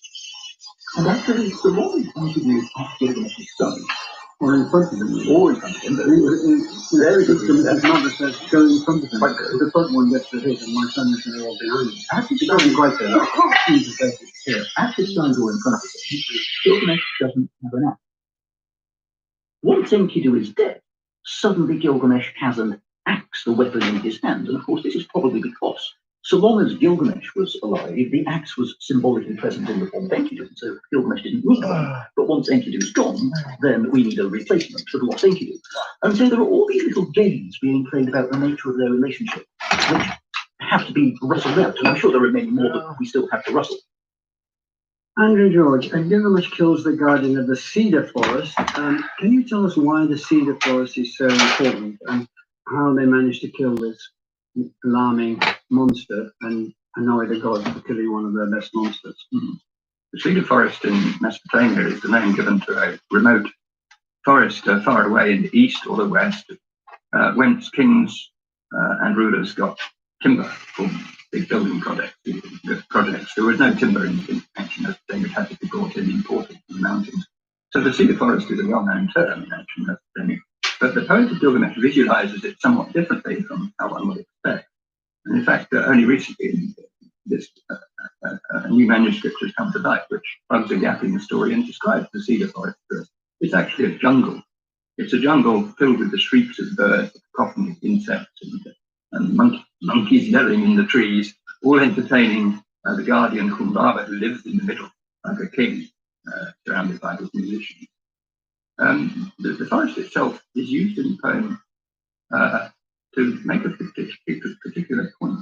Gilgamesh, Enkidu, and Enkidu go there with the intent of killing Humbaba and chopping down his trees. This is what they do. But the poet brings a sort of ambivalence into this episode, which might be construed to be heroic and glorious. But in fact, the heroes realize that what they're doing is against the will of the god. And indeed, the new piece of fabric tells us at the end, after Enkidu and Gilgamesh have chopped down the trees, that Enkidu looks back and he says, "My friend, we've created this wasteland. What shall we tell the gods when we get back home?" So there's awareness there that man lives in an environment, and he can destroy and damage that environment, and that is wrong. That is wrongful. And the idea there in this episode is also that to invade someone else's country and kill the king and destroy their resources or pillage the resources and take them back home, this is also somehow morally wrong. The poet here is again critical of power. Do we have enough detail the way in which they kill this great monster, Awawa or Humbaba, depending on which one you use? Is there enough detail to be convincing about it, or are there pieces missing there which would have been illuminated a rather more? There are still gaps in the story as elsewhere in the story. We've only got about 2/3 of this at this time. But we know that the monster Humbaba was immobilized by the wind, and then he pleaded for his life. Enkidu and Gilgamesh in the end tired of his pleading, and Enkidu and Gilgamesh both cut his throat, and rather gorily extract his heart and lungs. An interesting thing they also do is they cut off his teeth, which is some reflection of Kuala being elephantine in some way, and another reference to the trade in raw materials that the Mesopotamian kings indulged in. Then we have this scene from Reynolds where Ishtar, the goddess, sees Gilgamesh and proposes very powerfully that she wants to marry him or take him, or whichever word you wish to use, both I presume, and he resists. Can you tell us about that? Yes, this is one of the critical themes in the epic, and it's an interesting encounter. In that, first of all, we have Gilgamesh in a sense being very vulnerable. He's just won this great victory over Humbaba, and he's been describing, and he's watching off the battle.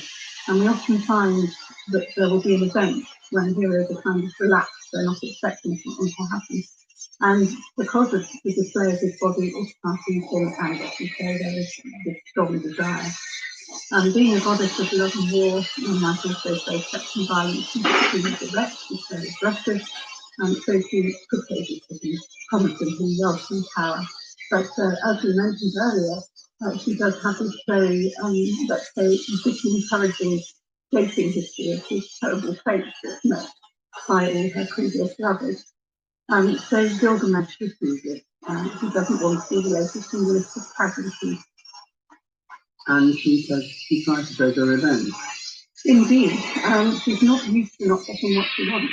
In fact, she calls Ishtar is a very dangerous strategy. So she calls down from her father, the sky god, this great monster, the bull of heaven, to kill Gilgamesh and to destroy Uruk. This is a ferocious animal, its breath withers vegetation, pits open up in the earth, and can destroy anything that's in its path. But Gilgamesh and Enkidu do prevail. And a very nice codicil for that, where Ishtar is so angry she goes up on the ramparts of Uruk and is actually sort of abusing the heroes. So Enkidu tears off the haunch of the bull behind leg and actually throws it at Ishtar. And this is part of the etiology for the constellation of the bull of heaven, which is our Taurus and how it appears in the sky to have one leg missing. That was one of the Martin Wellington, how does the death of Enkidu affect Gilgamesh and the course of the film? Well, at the start of what we call Tablet in the chapter 8, Enkidu's dead and Gilgamesh pronounces a few words before him. And this begins, as you might expect, Enkidu. Now, this is very surprising, because if you look carefully, Gilgamesh has so far never actually spoken the name Enkidu. As far as I know, there are gaps in the There are gaps. Might have done in the gaps. Might have done in the gaps, but it's also interesting that in the text we have Enkidu has never spoken the name Gilgamesh, whereas other characters have used the people's names, and the two chaps have used other people's names. So it rather looks as if there was some sort of convention, which for reasons we don't understand, acted as a constraint. Fucking 40 of them in there, I think. And as soon as it dies, this constraint is lifted. There's a paradigm shift, it's transformative. And so suddenly the name's preserved. And of course, this makes sense, because what do we put on our tombstone? The name is the one thing that's going to preserve you forever. And so the first thing that Gilgamesh does is to preserve his name. Now we know from an earlier story that Gilgamesh is very reluctant to give Enki a burial for a long time. Adi tultu imkut ina apishu until a worm drops from his nose. And then finally he realizes, okay, it's time to move on. And then he starts thinking about himself. And of course, his friend having died means, oh dear, am I going to die too? Well, the one person who can give me advice on that is the one man who became mortal, the flood hero, so let's go and find him. And so Gilgamesh embarks on this quest to find a flood hero, but along the way, he becomes a bit like Enkidu himself. He starts roaming the wild, he wears lion skins, and in fact, this is something the god Shamash, the sun god, had foretold to Enkidu on his deathbed, saying, after you die, Gilgamesh will start, implicitly, behaving like you. And this seems to be some comfort to the dying Enkidu. So these journeys he takes are massive journeys. I'll be right back. As enormous journeys in terms of distances, time taken, following the path of the sun, or whatever he's going over the waters of death. Andrew George, he goes in search of Uttanapishti, the one man who survived the Great Deluge. And then we have a story within a story. Could you tell us about that? How did he survive?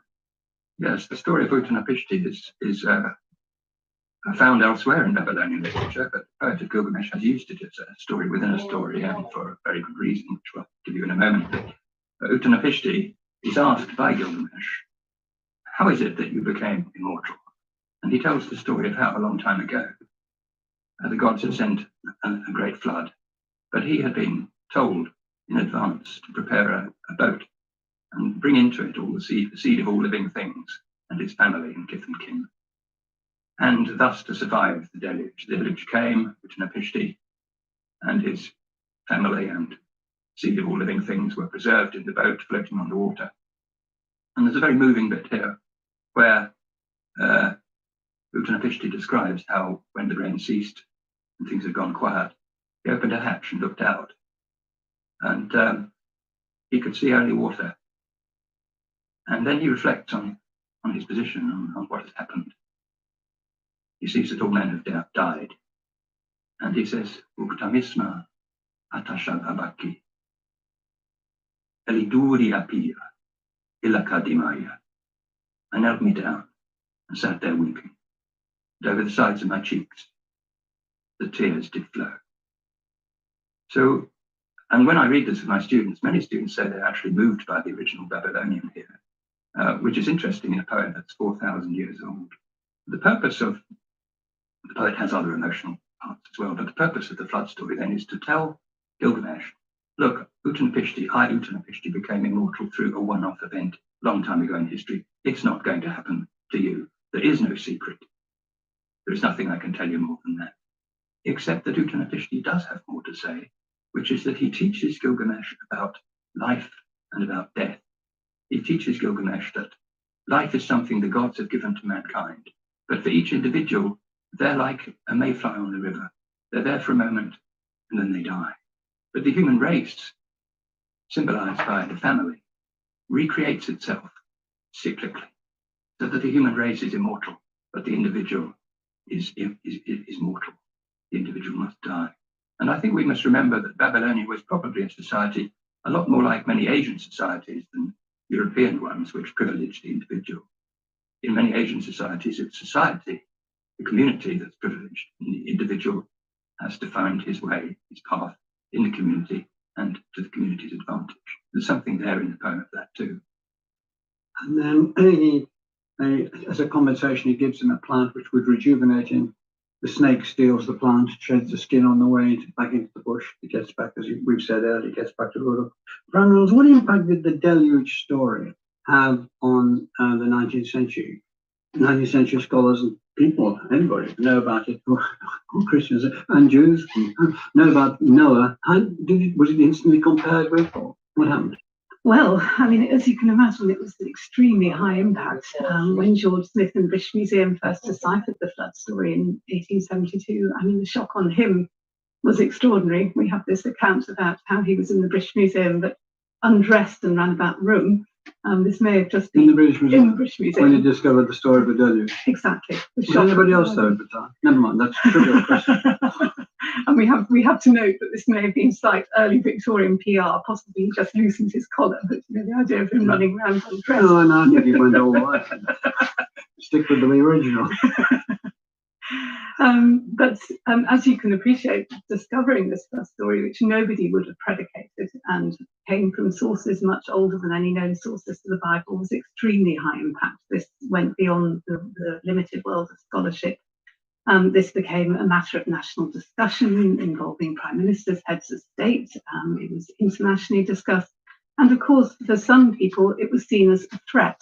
The question was it something that somehow undermined the Bible, or indeed was it something that supported the Bible? Could it be seen as sort of supporting the belief in the Bible as a literal text? So it was very controversial. This went way beyond the realms of just a scholarly matter. Does the argument still continue, Martin Worthington, between Noah and the survivor in Gilgamesh?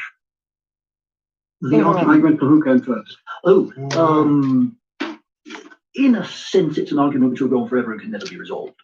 I think it can never be resolved. I think ultimately you find a Syriologist saying that Gilgamesh comes first, and you'll find some Old Testament scholars saying that Andrew. Yeah, I'm just going to add that. Sorry to interrupt. I'm just going to add simply that the evidence of archaeology is clearly that these tablets on which the flood story survives in Mesopotamia date back 4,000 years from now. There's nothing that suggests that the story in Genesis of Noah dates back anything like that long. So in terms of precedence, the Mesopotamian story, both as an independent story and probably also in Gilgamesh, is rather older, considerably older than the story in Genesis. Is the idea of a human being seeking immortality, is that a given? Did it happen before Gilgamesh, with whatever we had before Gilgamesh, or does he introduce that idea? I think that is a new idea. And what's very interesting is we don't really know what came to it. If you ask Gilgamesh, he'll probably tell you, oh, I was so close, I had this plant, it would have given me youth or eternal life or something, the damn snake bore it off, and here I am without it. But actually, he had to go and get that plant down in the subterranean which are the realm of the air, and the trees, so it's quite possible that when Gilgamesh the flood hero said, go and find the plant down in the Amazon, in South Africa, take care of it and arrange things. not subterranean. It's in a pool of fresh water. South But fucking Gilgamesh is the plant, and again, fresh water is air. No more So it's than quite possible that we the director of the fucking Met Museum. Gilgamesh is Get the fuck out of here. The tips on this, I'd like to develop as we come towards the end of the program. The poem Gilgamesh who returns How's that shit? different from the Gilgamesh we see at the start of the poem. That's very interesting and not very much explored. It seems that he must be different because it's the end of the poem. But the end of the poem has been thought unsatisfactory by some people, and indeed they have tried to add other bits of the poems to it to have a Gilgamesh dying at the end. But in the poem itself, he doesn't die, he simply returns home, and then he tells the companion to go up onto the wall with the city. But in the close reading of the very beginning, tells us, I think, what's going on, because his epic career is described there in a few lines. And the words that relate to his homecoming have no action in them. Before he's all action, there's process involved. He's doing things. When he gets home, everything stops. All the verbs are in what we call the stated form. If he got to the end of his journey, you might think it's the end of a human life. He starts doing anything, and he doesn't do anything anymore. He's like Pierre Bezukhov in War and Peace. He suddenly finds contentment in actually observing life and not doing anything himself. Is that regarded as an improvement? Is that regarded as a step up? Is that regarded as an ascension to wisdom? I think perhaps it might be. And certainly there are many people who think that the Epic of Gilgamesh has a spiritual side to it and does give lessons for attaining wisdom.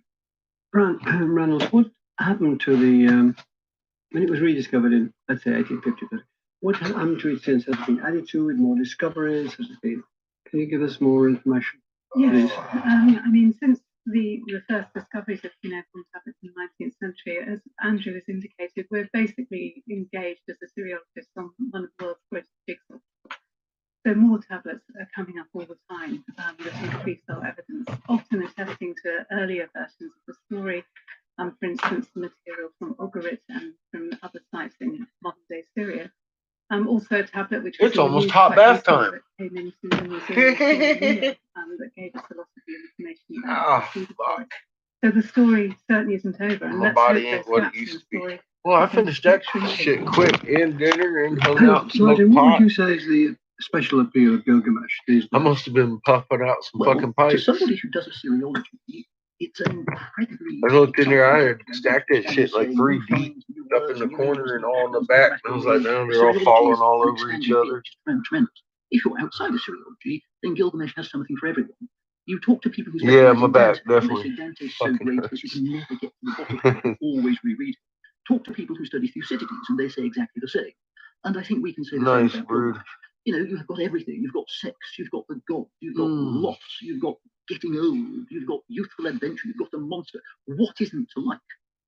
I got a big bag of them just this week, Thomas. I already took one bath in it yesterday. It felt better. I'm gonna go hit it up again.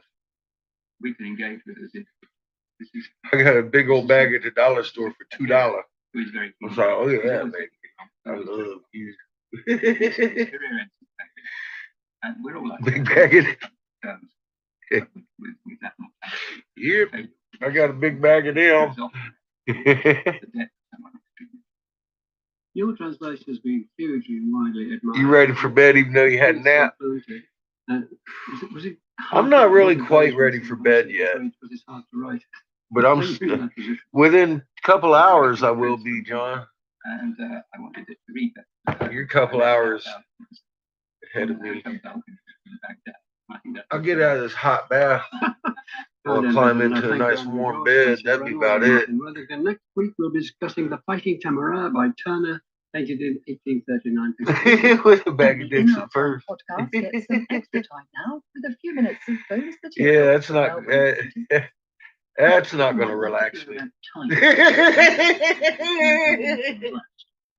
So. Not a very relaxing scene right there, buddy. There are so many days here and so many days there. The whole thing last With Gilgamesh, I think we have absolutely no idea. You know, there are a few days mentioned here, a few days mentioned over there, but does the whole thing last? In theory, big bag of Epsom salt. A century, it would last 1,000 years. There are all sorts of ways you can tie this in. My fucking back. Oh my God. The Mesopotamian mind. People in the ancient Near East probably didn't know how old they were. They didn't normally have. I got a big massage head on my fucking shower too, y'all think. And so My gas and water bill's gonna be off the hook. I'll tell you that. So that's something that I find interesting. Hydrotherapy on my back at home. We had out exploring the business of mortality in Gilgamesh, because you asked the question, is there another story? All I was showing off was my geekness tonight. We wasn't even, I can't dance. Can't get excited. I gotta keep it on a mellow keel. Fuck. I hate being old like this. The gods and the concept of humans don't. And it explores all sorts of issues to do with humans. Between men and gods, between men and animals, between civilized. Not like massaging fingers, John. Not like. One thing it is also. No. Is would it be? It's not. No, it's not like that at all, actually. Fuck. Oh my God. John's over here scaring me. Isn't this yeah. No thanks. I need to smoke some more marijuana after all that shit. Killing it. I got a lot of oxygen left. I'm excited. We're gonna be working all weekend. Cheap pipes. Polytheistic society, so we have all these different Yeah, I might even do that twice a day the rest of the weekend. I don't know. We'll see. For example, we can see how I'm hoping Gilgamesh himself my lady is back on Sunday. divine nature. His mother is a goddess. She gets the sun god's protection. She was quarantined in Michigan till And Sunday. then the wonderful interplay between the different deities in the flood story, where Enlil wants to wipe out the human race. But the god Ea, who Martin was talking about, is a very tricky god, and often the god has sort of cunning solutions, manages to let the flood hero know that I am going to be taking this motherfucker with me into the bath. I just broke up the hash block that was on top of it. I think that's another interesting aspect. Not crack rock, hash block. Fuck!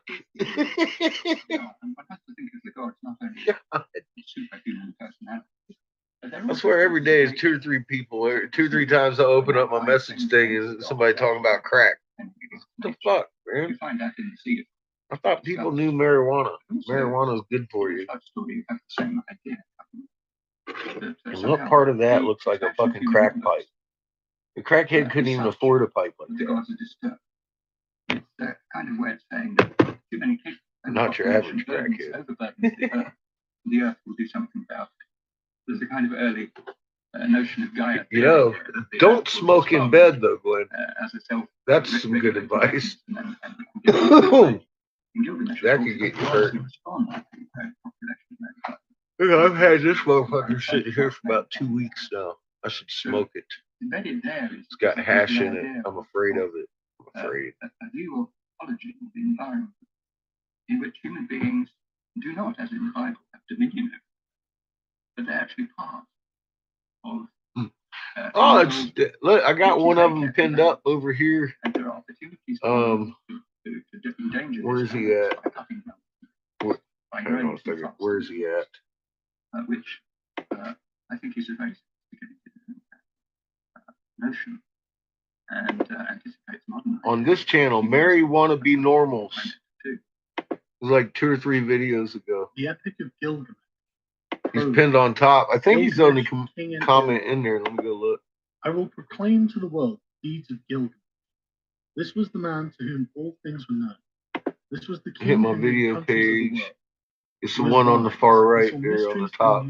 Mary Wanna Be Normals. Brought us the tale of the days before the flood. He went on a long journey. Was weary, worn out with labor. Am I tripping? Or is he sitting here smoking crack? When the gods created Gilgamesh, they gave him. There's one for you. Shamash. There's one for you. He's the only comment there. But no, I get that all the time. Yeah, go log in and look. I'm a fucking crackhead, dude. Terrifying, like a great wild. It happens mostly on this channel. 2/3 they made in God. Lately. And 1/3 man.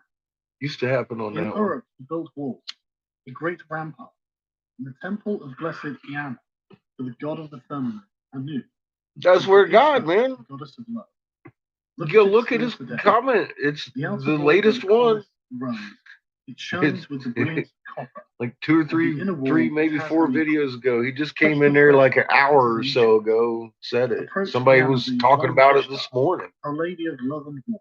On a different video. Which no latter-day king, no man. Seriously, Glenn. Climb upon the wall of Uruk. Walk along it, I say. Regard the foundation terrace. Yeah, 2 dislikes. They love me. It's not burnt brick and good. It's probably Dawn and that one chick I chased out of here last week. Gilgamesh went to Carol, or not. Fucking what was her name? She's a nice lady. So we came to Uruk. But she wasn't watching my videos, and, you know. Gilgamesh, what can I say? His arrogance has no bounds, by day or night. No sun. I know you cats have been watching my videos. Fuck, John here makes better videos on this subject than I do, so I love having you cats here. But you know, if I don't care if I liked you or not.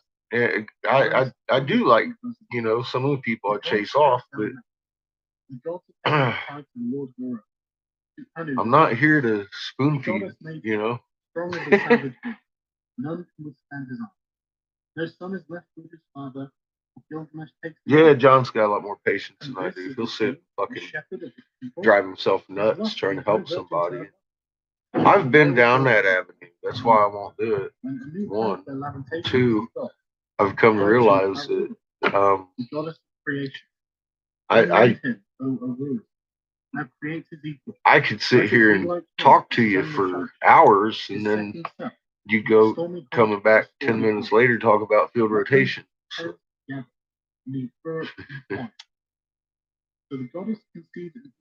I decided I'd give homework instructions and a map rather than try to fucking. The way you can go look at it yourself. I thought that was probably the best way to do it. There was virtue in him, the god of war. And if people can't do that, then, I don't think they need to be coming here. Honestly, I don't think they need to be coming in my corner. This is not that channel. That channel's over there. Like Samuel, the god of cattle. He was innocent of man. Yeah, that's what I'm saying. I don't need that kind of shit over here. We covered that. Done. Now we can talk about other things over here instead of having to backtrack. Fucking talk about the same shit day after day. I'm having a better time on it. I was fucking. I'm tired of trying to help people, teach people. I think that information over there should just be over there where it's at. People should look at it if they want to, and they'll see. And I think it's best I get the fuck out of that. I haven't even checked into it in a couple of days now. I might have yesterday. I'm afraid and dare not go near him. He fills the pits which I dig. Day before, I think. I check my subs sometimes for. I'm a sci-fi geek. So I check some of my sci-fi channels, see if anything news come on or not every now and again.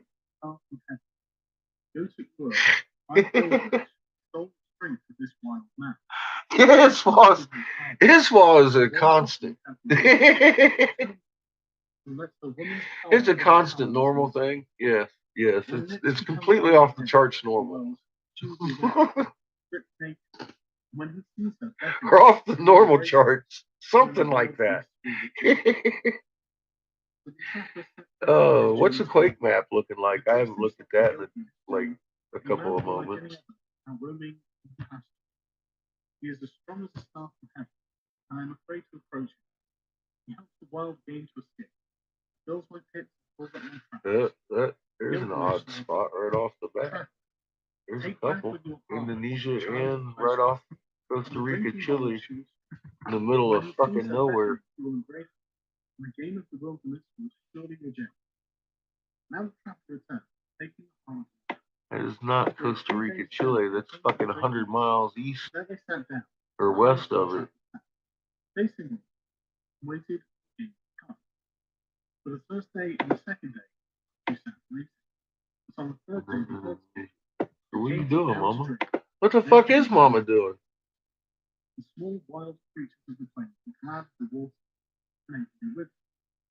The people grasped for the gazelle. Oh, we're listening to Enkidu. And she saw him, the savage man, come from far off in the hill. What a fucking The trapper Enkidu. spoke to her. There he is. See, this is the actual Make your text breast bare and have no right shame. here. Do not being delay, read. but welcome his love. The actual cuneiform. Let him see you naked. Let him possess your body. Holy fuck. When he Mom, comes near, uncover the yourself. hell is and going hide on? Teach him, savage man, your woman's arm. When he murmurs love to you, the wild beast that shared his life in the hills will reject. She was not ashamed to Interesting. take it. She made herself naked and welcomed his eager. As he lay on her, murmuring love, she taught him the woman's art. For 6 days and 7 nights they lay together, for Enkidu had forgotten his home in the hill. But when he was satisfied, he went back to the wild beast.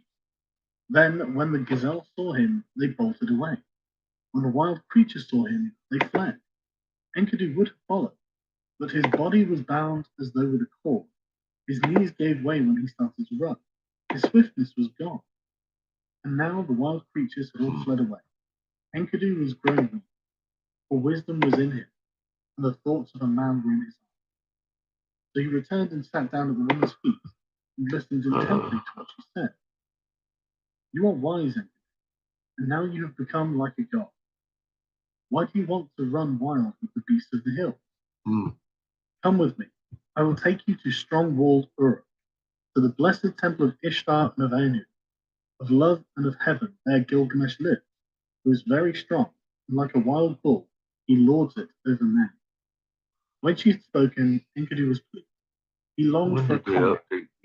For one Looks like who we could might have understand a his heart. dinger coming Come up. on and take me to that holy temple, to the house of Anu and Ishtar, and to the place where Gilgamesh lords it over the people. I will challenge him boldly.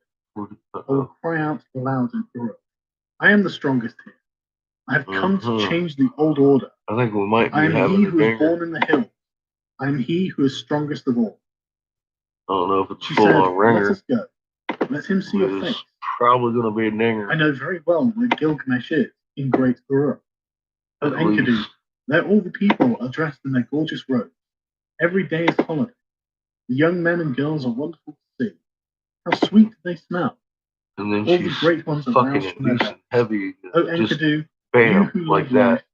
I will show you Gilgamesh, a 20 man minute of gap. many moods. 20-minute gap You right shall here on look the at last him well, fucking his sheet. And radiant she's manner. got breast field lines. His again. body is perfect in strength and maturity. He never rests by night or day. We may He is be having a strong enough, dinger. so leave your boasting. Shamash, the glorious son, has given favors to And Gilgamesh, they're just, and Anu of the heavens. man, are And they Enlil, scrubbing the this ear, shit? the wise has given him deep understanding. We'll Tell see. you, even Gilgamesh the got rest a lion in his arms, by Gilgamesh the will way. know in his dreams that you are coming. Now Gilgamesh got up to tell his dream to his mother. Well, she just And came then out said, of a "Is the 20-minute wise lull or doing Mother, something, last John, night and I had she's a double dream. I inducing was where she full of joy. wasn't before. The young heroes around So me, something happened. and I walked through the I don't night know. with the stars of And Quake Map hasn't one. updated, Into but it, the struck with helioplots are, and they look like so they're loud reacting and to something. I tried to lift it, but it proved too heavy. All of the people of Earth Have a ran good to see night, it. The common Nicholas. people jostled and the nobles thronged to kiss its feet. And to me, its attraction was like the love of a woman. They helped me. I braced my forehead. I raised it with thongs, and I brought it to you. And you yourself pronounced it my brother.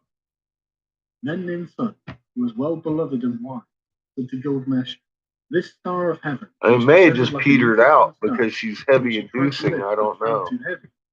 You tried to move it. We may have but seen something and so happen you brought 20 it to my minutes feet. ago, and they just haven't I made updated it these maps. a golden spur. Because it looks And you like were something drawn to happened it on the as only a mature woman. helioplots. This is the strong comrade, the one who brings help to his friend in need. He is the strongest of wild creatures, the stuff of Anu, born in the grasslands and the wild hills reared him. When you see him, you will be glad. You will love him as a woman, and he will never forsake you. This is the meaning of the dream. Gilgamesh said, Mother, I have dreamed a I'm second gonna be time. fucking In taking the me a street of bath. I'll check strong-walled after my Uruk, bath. there lay an axe. The shape of it was strange. The Beautiful people bowl of thronged around. marijuana with I Bubba saw it Kush. and was glad. Bubba I bent fucking down, Kush. deeply drawn towards it. I loved And it like a woman, purple and I wore it much grape as my son. pie. Ninsun answered, that axe which you saw, which drew you so powerfully like the love of a woman. That the flavor comrade who I almost give makes the back pain worth and it. he will come in strength as one of the Just hosts because of I heaven. get an excuse He to is the fucking brave hit this companion shit. It's who like rescues his friend in necessity. that fucking good. Gilgamesh said to his mother, a friend, a It's counselor like has come it's to like defend me, a candy and bar now I shall almost. befriend and counsel him. So Bite Gilgamesh into told his dreams, it. and the harlot who told them to Enkidu. Oh man. And now she said to Enkidu, when I look at you, you have become like a I just god. something that tastes Why like do you that yearn be to bad run for wild you. again You with know the what I beasts in mean? the hill? This is Get good up from the shit. ground, the bed of a shepherd. He listened to her words with care. It was good advice that she gave. She divided her clothing in two, and with one half she clothed him, and with the other her Oh, son, she's clothing it. and holding his I haven't hand, heard she this led him like version. a child Hang on a to a second. sheepfold, into What the is shepherd's this? tent. There, all the shepherds crowded around to see him. They put down bread in front of him, but Enkidu could only suck the milk of wild animals. He fumbled and gaped, at a loss what to do or how he should eat the bread and drink the strong wine. Then the woman said, Enkidu, eat bread it is the stuff of life. Drink the wine, it is the custom of the land. So he ate till he was full, and It drank says strong complete wine, version 7 unabridged. He became merry, his heart exalted, and Gilgamesh his face shone. story. He rubbed down the matted hair of his body and anointed himself with oil. Enkidu had become a man, but when he had put on man's clothing, he appeared like a bridegroom. He took arms to hunt the lion, so that the shepherds could rest at night. He caught wolves and lions, and the herdsmen lay down in peace, for Enkidu was their watchman, that strong man who had no rival. He was merry living with the shepherds, till one day, lifting his eyes, he saw a man approaching. He said to the harlot, "Woman, fetch that man here. Why has he come? I wish to know his name." She went and called the man, saying, "Sir, where are you going on this weary journey?" The man answered, saying to Enkidu, "Gilgamesh has gone to the marriage house and shut out the people. He does strange things in Uruk, the city of great streets. At the roll of the drum, work begins for the men and work for the women. Gilgamesh the king is about to celebrate marriage with the queen of love, and he still demands to be the first with the bride. The king to be Planting the first and the seed. husband to follow, for that was ordained by the gods from his birth, Yep. from the time the umbilical cord was cut. But now the drums roll for the choice of the bride, and the city groans." At these words, Enkidu turned white in the face. "I will go to the place where Gilgamesh lords it over the people. I will challenge him boldly. I will cry aloud in Uruk. I have come to change the old order, for I am the strongest here." Now Enkidu strode in front, and the woman followed behind. Now they He fight entered for Uruk, days. that I'm great gonna get some market, milk. where the Shit's getting folk good. thronged around him, where he stood in the street in strong-willed Uruk. The people jostled. Speaking of him, they said, "He is the spit of Gilgamesh. He is shorter, he is bigger of bone. This is the one reared on the milk of the wild beasts. His is the Good night, greatest Glenn. strength." The men rejoiced.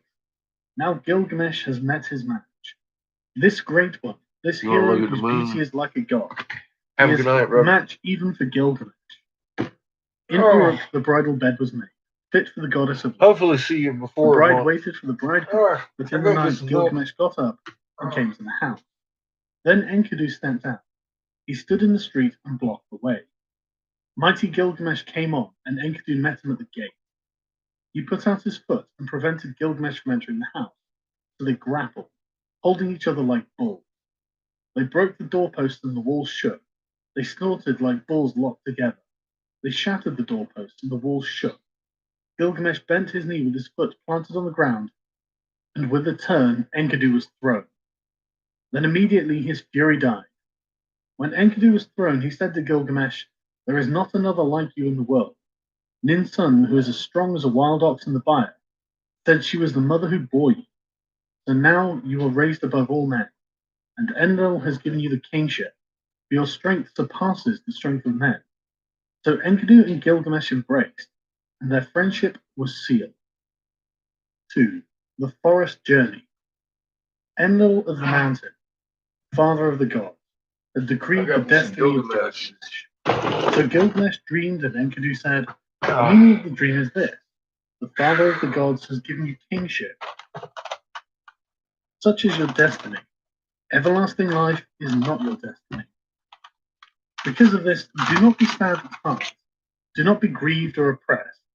He has given you power to bind and to loose, to be the darkness and the light of 54 mankind. minutes. No, He fucking has quake given back. you unexampled supremacy over the people, victory in battle from which no fugitive returns, Man, this guy's so forays full and of assaults quakes, I gotta from just which sit there is for a no minute. going back. But do not abuse this power. Deal justly with your servants in the palace. Deal justly before Shamash." The eyes of Enkidu were full of tears, and his heart was sick. He sighed bitterly, and Gilgamesh met his eye and said, "My friend, why do you sigh so bitterly?" But Enkidu opened his mouth and said, "I am weak. My arms have lost their strength. The cry of sorrow sticks in my throat. I am oppressed by idleness." It was then the Lord Gilgamesh turned his thoughts to the country of the living. On the land of cedars, the Lord Gilgamesh reflected. He said to his servant Enkidu, "I have not established my name stamped on bricks, as my destiny decreed. Therefore I will go up to the country where the cedar is felled. I will set up my name in the place where the names of famous men are written, and where no man's name is written yet, I will raise a monument to the gods. Because of the evil that is in the land, we will go into the forest and destroy the evil. For in the forest, Hey, good old Starwatcher here. How y'all doing? Just coming out here, checking on the stars and the sky. Sky seems to be clear. this thing reads 30. It indicates that it's a sort of The 20th.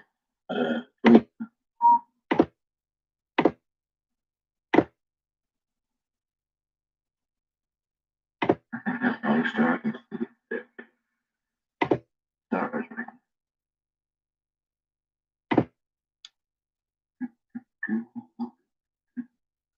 I don't see any other stars out here. So I'll probably see y'all again at sunset.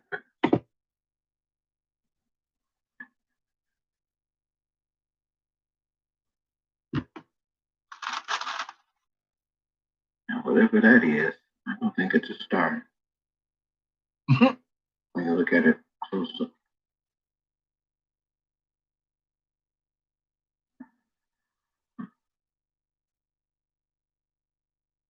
Looks like a planet, brother.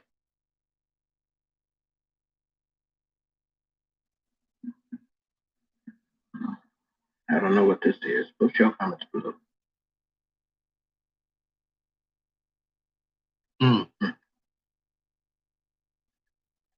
It's weird looking. It's all Vincent.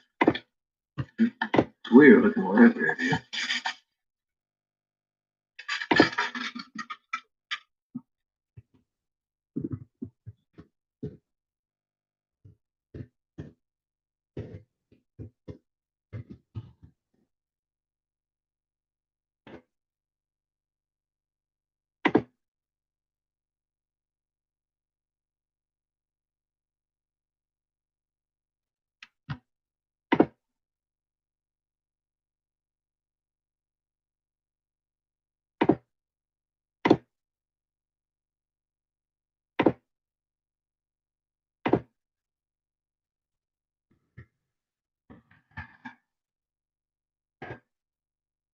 I've been doing some research on this. This is a good.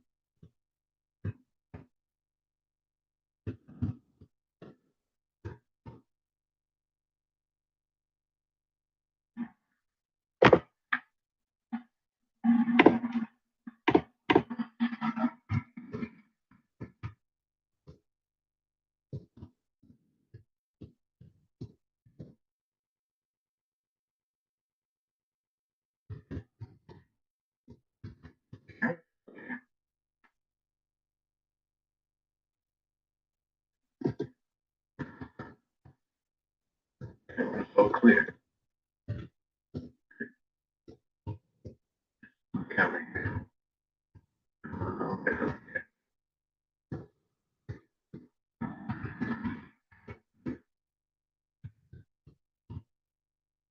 Stuff, whatever this is.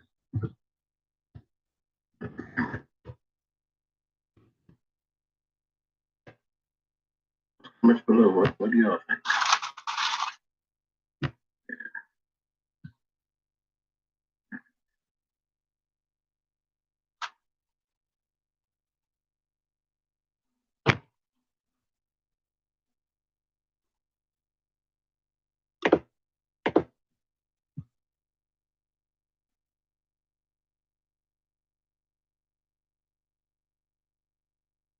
Looks like a skull. See a face? Alright.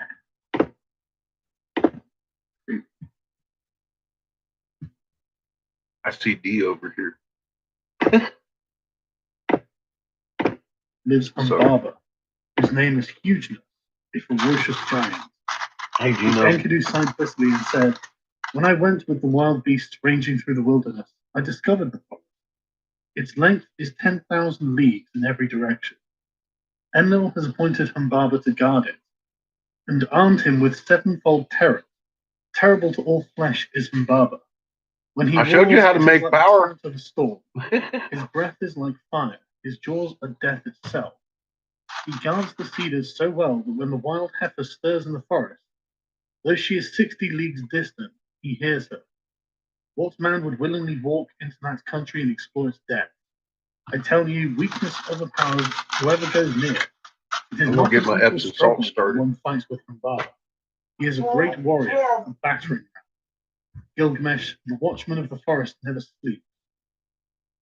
Gilgamesh replied, "Where is the man who can clamber to heaven? Only the gods live forever, with glorious Shamash. But as for us men, our days are numbered. Our occupations are a breath of wind. How is this? Already you are afraid? I will go first, although I am your lord, and you may safely call out, 'Forward, there is nothing to fear.' Then, if I fall, I leave behind me a name that endures. Men will say of me, 'Gilgamesh has fallen in fight with ferocious Humbaba.'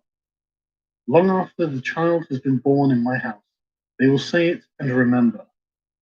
Enkidu spoke again to Gilgamesh. "O my lord, if you will enter that country, go first to the hero Shamash. Tell the sun god, for the land is his. The country where the cedar is cut belongs to Shamash." Gilgamesh took up a kid, white without spots, and a brown one with it, and held them against his breast. He carried them into the presence of the sun. He took in his hand a silver scepter, and he said to glorious Shamash, "I am going to that country, O Shamash. I am going. My hands supplicate, so let it be well with my soul, and bring me back to the key of Uruk. Grant, I beseech, your protection. Let the omen be good." Glorious Shamash answered, "Gilgamesh, you are Still strong, no update but on what the is the country Pokemon. of the living to you? O Shamash, hear me. Hear me, Shamash. Let my voice be heard. Here in the city, 63 man minutes. dies oppressed at heart, and perishes with despair in his heart. I have looked over the wall, and I see the bodies floating on the river, and that will be my lot also. Indeed, I know that it is so, for whoever is tallest among men cannot reach the heavens, and the greatest cannot encompass the earth. Therefore, I would enter that country, because I have not established my name stamped on brick with my destiny decree. Well, I will go to that hopefully country before we receiving lose power, John and I will such be a able to name do the that live never show. the We're famous going to land hang out and talk this weekend. when no man's name is written, or raise a monument to God. I ain't sure when. John's going to get back to me on that. The tears ran down his face, and he said, "Alas, it is a long journey I must take to the land of Humbaba. If this enterprise is not to be accomplished, why did you move me, Shuma, with a restless desire to perform? How can I succeed if you will not succor me? And if I die in that country, I will die without rancor. But if I return, I will make a glorious offering of gifts and praise to Shamash." So Shamash accepted the sacrifice of his I king. gotta get there a fucking case of Passionate man cookies. who showed him mercy. He appointed Gone. strong allies, sons of one mother, stationed around the cave. Great winds he appointed, north, the whirlwind, the stone and the icy wind, the tempest and the scorching wind, like vipers, like dragons, like scorching fire, like a serpent that freezes the heart, a destroying flood and the lightning's fork. Such were they, and Gilgamesh rejoiced. He went to the forge and said, "I will give orders to the armorers. They shall cast us our weapons while we watch them." So they gave orders to the armorers and craftsmen and sat down in conference. They went to the groves of the plain, cut willow and boxwood. They cast them on axes of 9 score. The great swords they cast with blades of 6 score pounds each one, with pommels and hilts of 30 pounds. They cast for Gilgamesh the axe, might of heroes, and the bow of Anshan. And Gilgamesh was armed, and Enkidu, with the weight of the arms they carried, was 30 score pounds. The people collected at the councillors in the streets and in the marketplace of Uruk. They came to the gate, 7 bolts, and Gilgamesh spoke to them in the marketplace. "I, Gilgamesh, go to see that creature of whom such things are spoken. the rumor of whose name fills the world. I will conquer him in his cedar wood, and show the strength of the sons of Aruk, and all the world shall know. I am committed to this enterprise, to climb the mountain, to cut down the cedar, to leave behind me an enduring name. The councillors of Aruk, the great market, answered him, Gilgamesh, you are young and your courage carries you far. You cannot know what this enterprise means, which you have planned. We have heard that Humbaba is not like men in guard. His weapons are so strong that none can stand against them. The forest stretches for 10,000 leagues in every Hey there, direction. Cosmic. Who would willingly go Yeah, against this wall's his looking death? good right now. As for Humbaba, when he roars, it is like the They've got fires the of Quake sword. map froze His breath the is fuck like up. fire, and his jaws are Oh death well, itself. I was gonna wait for it to Why do you pray unfreeze. to do this? We'll get back to this tomorrow. We still got another over an hour on Gilgamesh, but I need to go tend to my Epsom salt bath. Y'all have a good evening. Hi, Cosmic. It was a good show. It was short tonight, about half as normal. I got a lot done. We didn't chat too much. I just worked. I was happy. I got my collar. Made cheap pipes all night. I don't know. We chatted a little bit. It was fun. It was a good night. Sorry you missed. We'll do it again tomorrow. I got my collar and full tanks of gas. So you have a good evening or a good day. I'm not sure.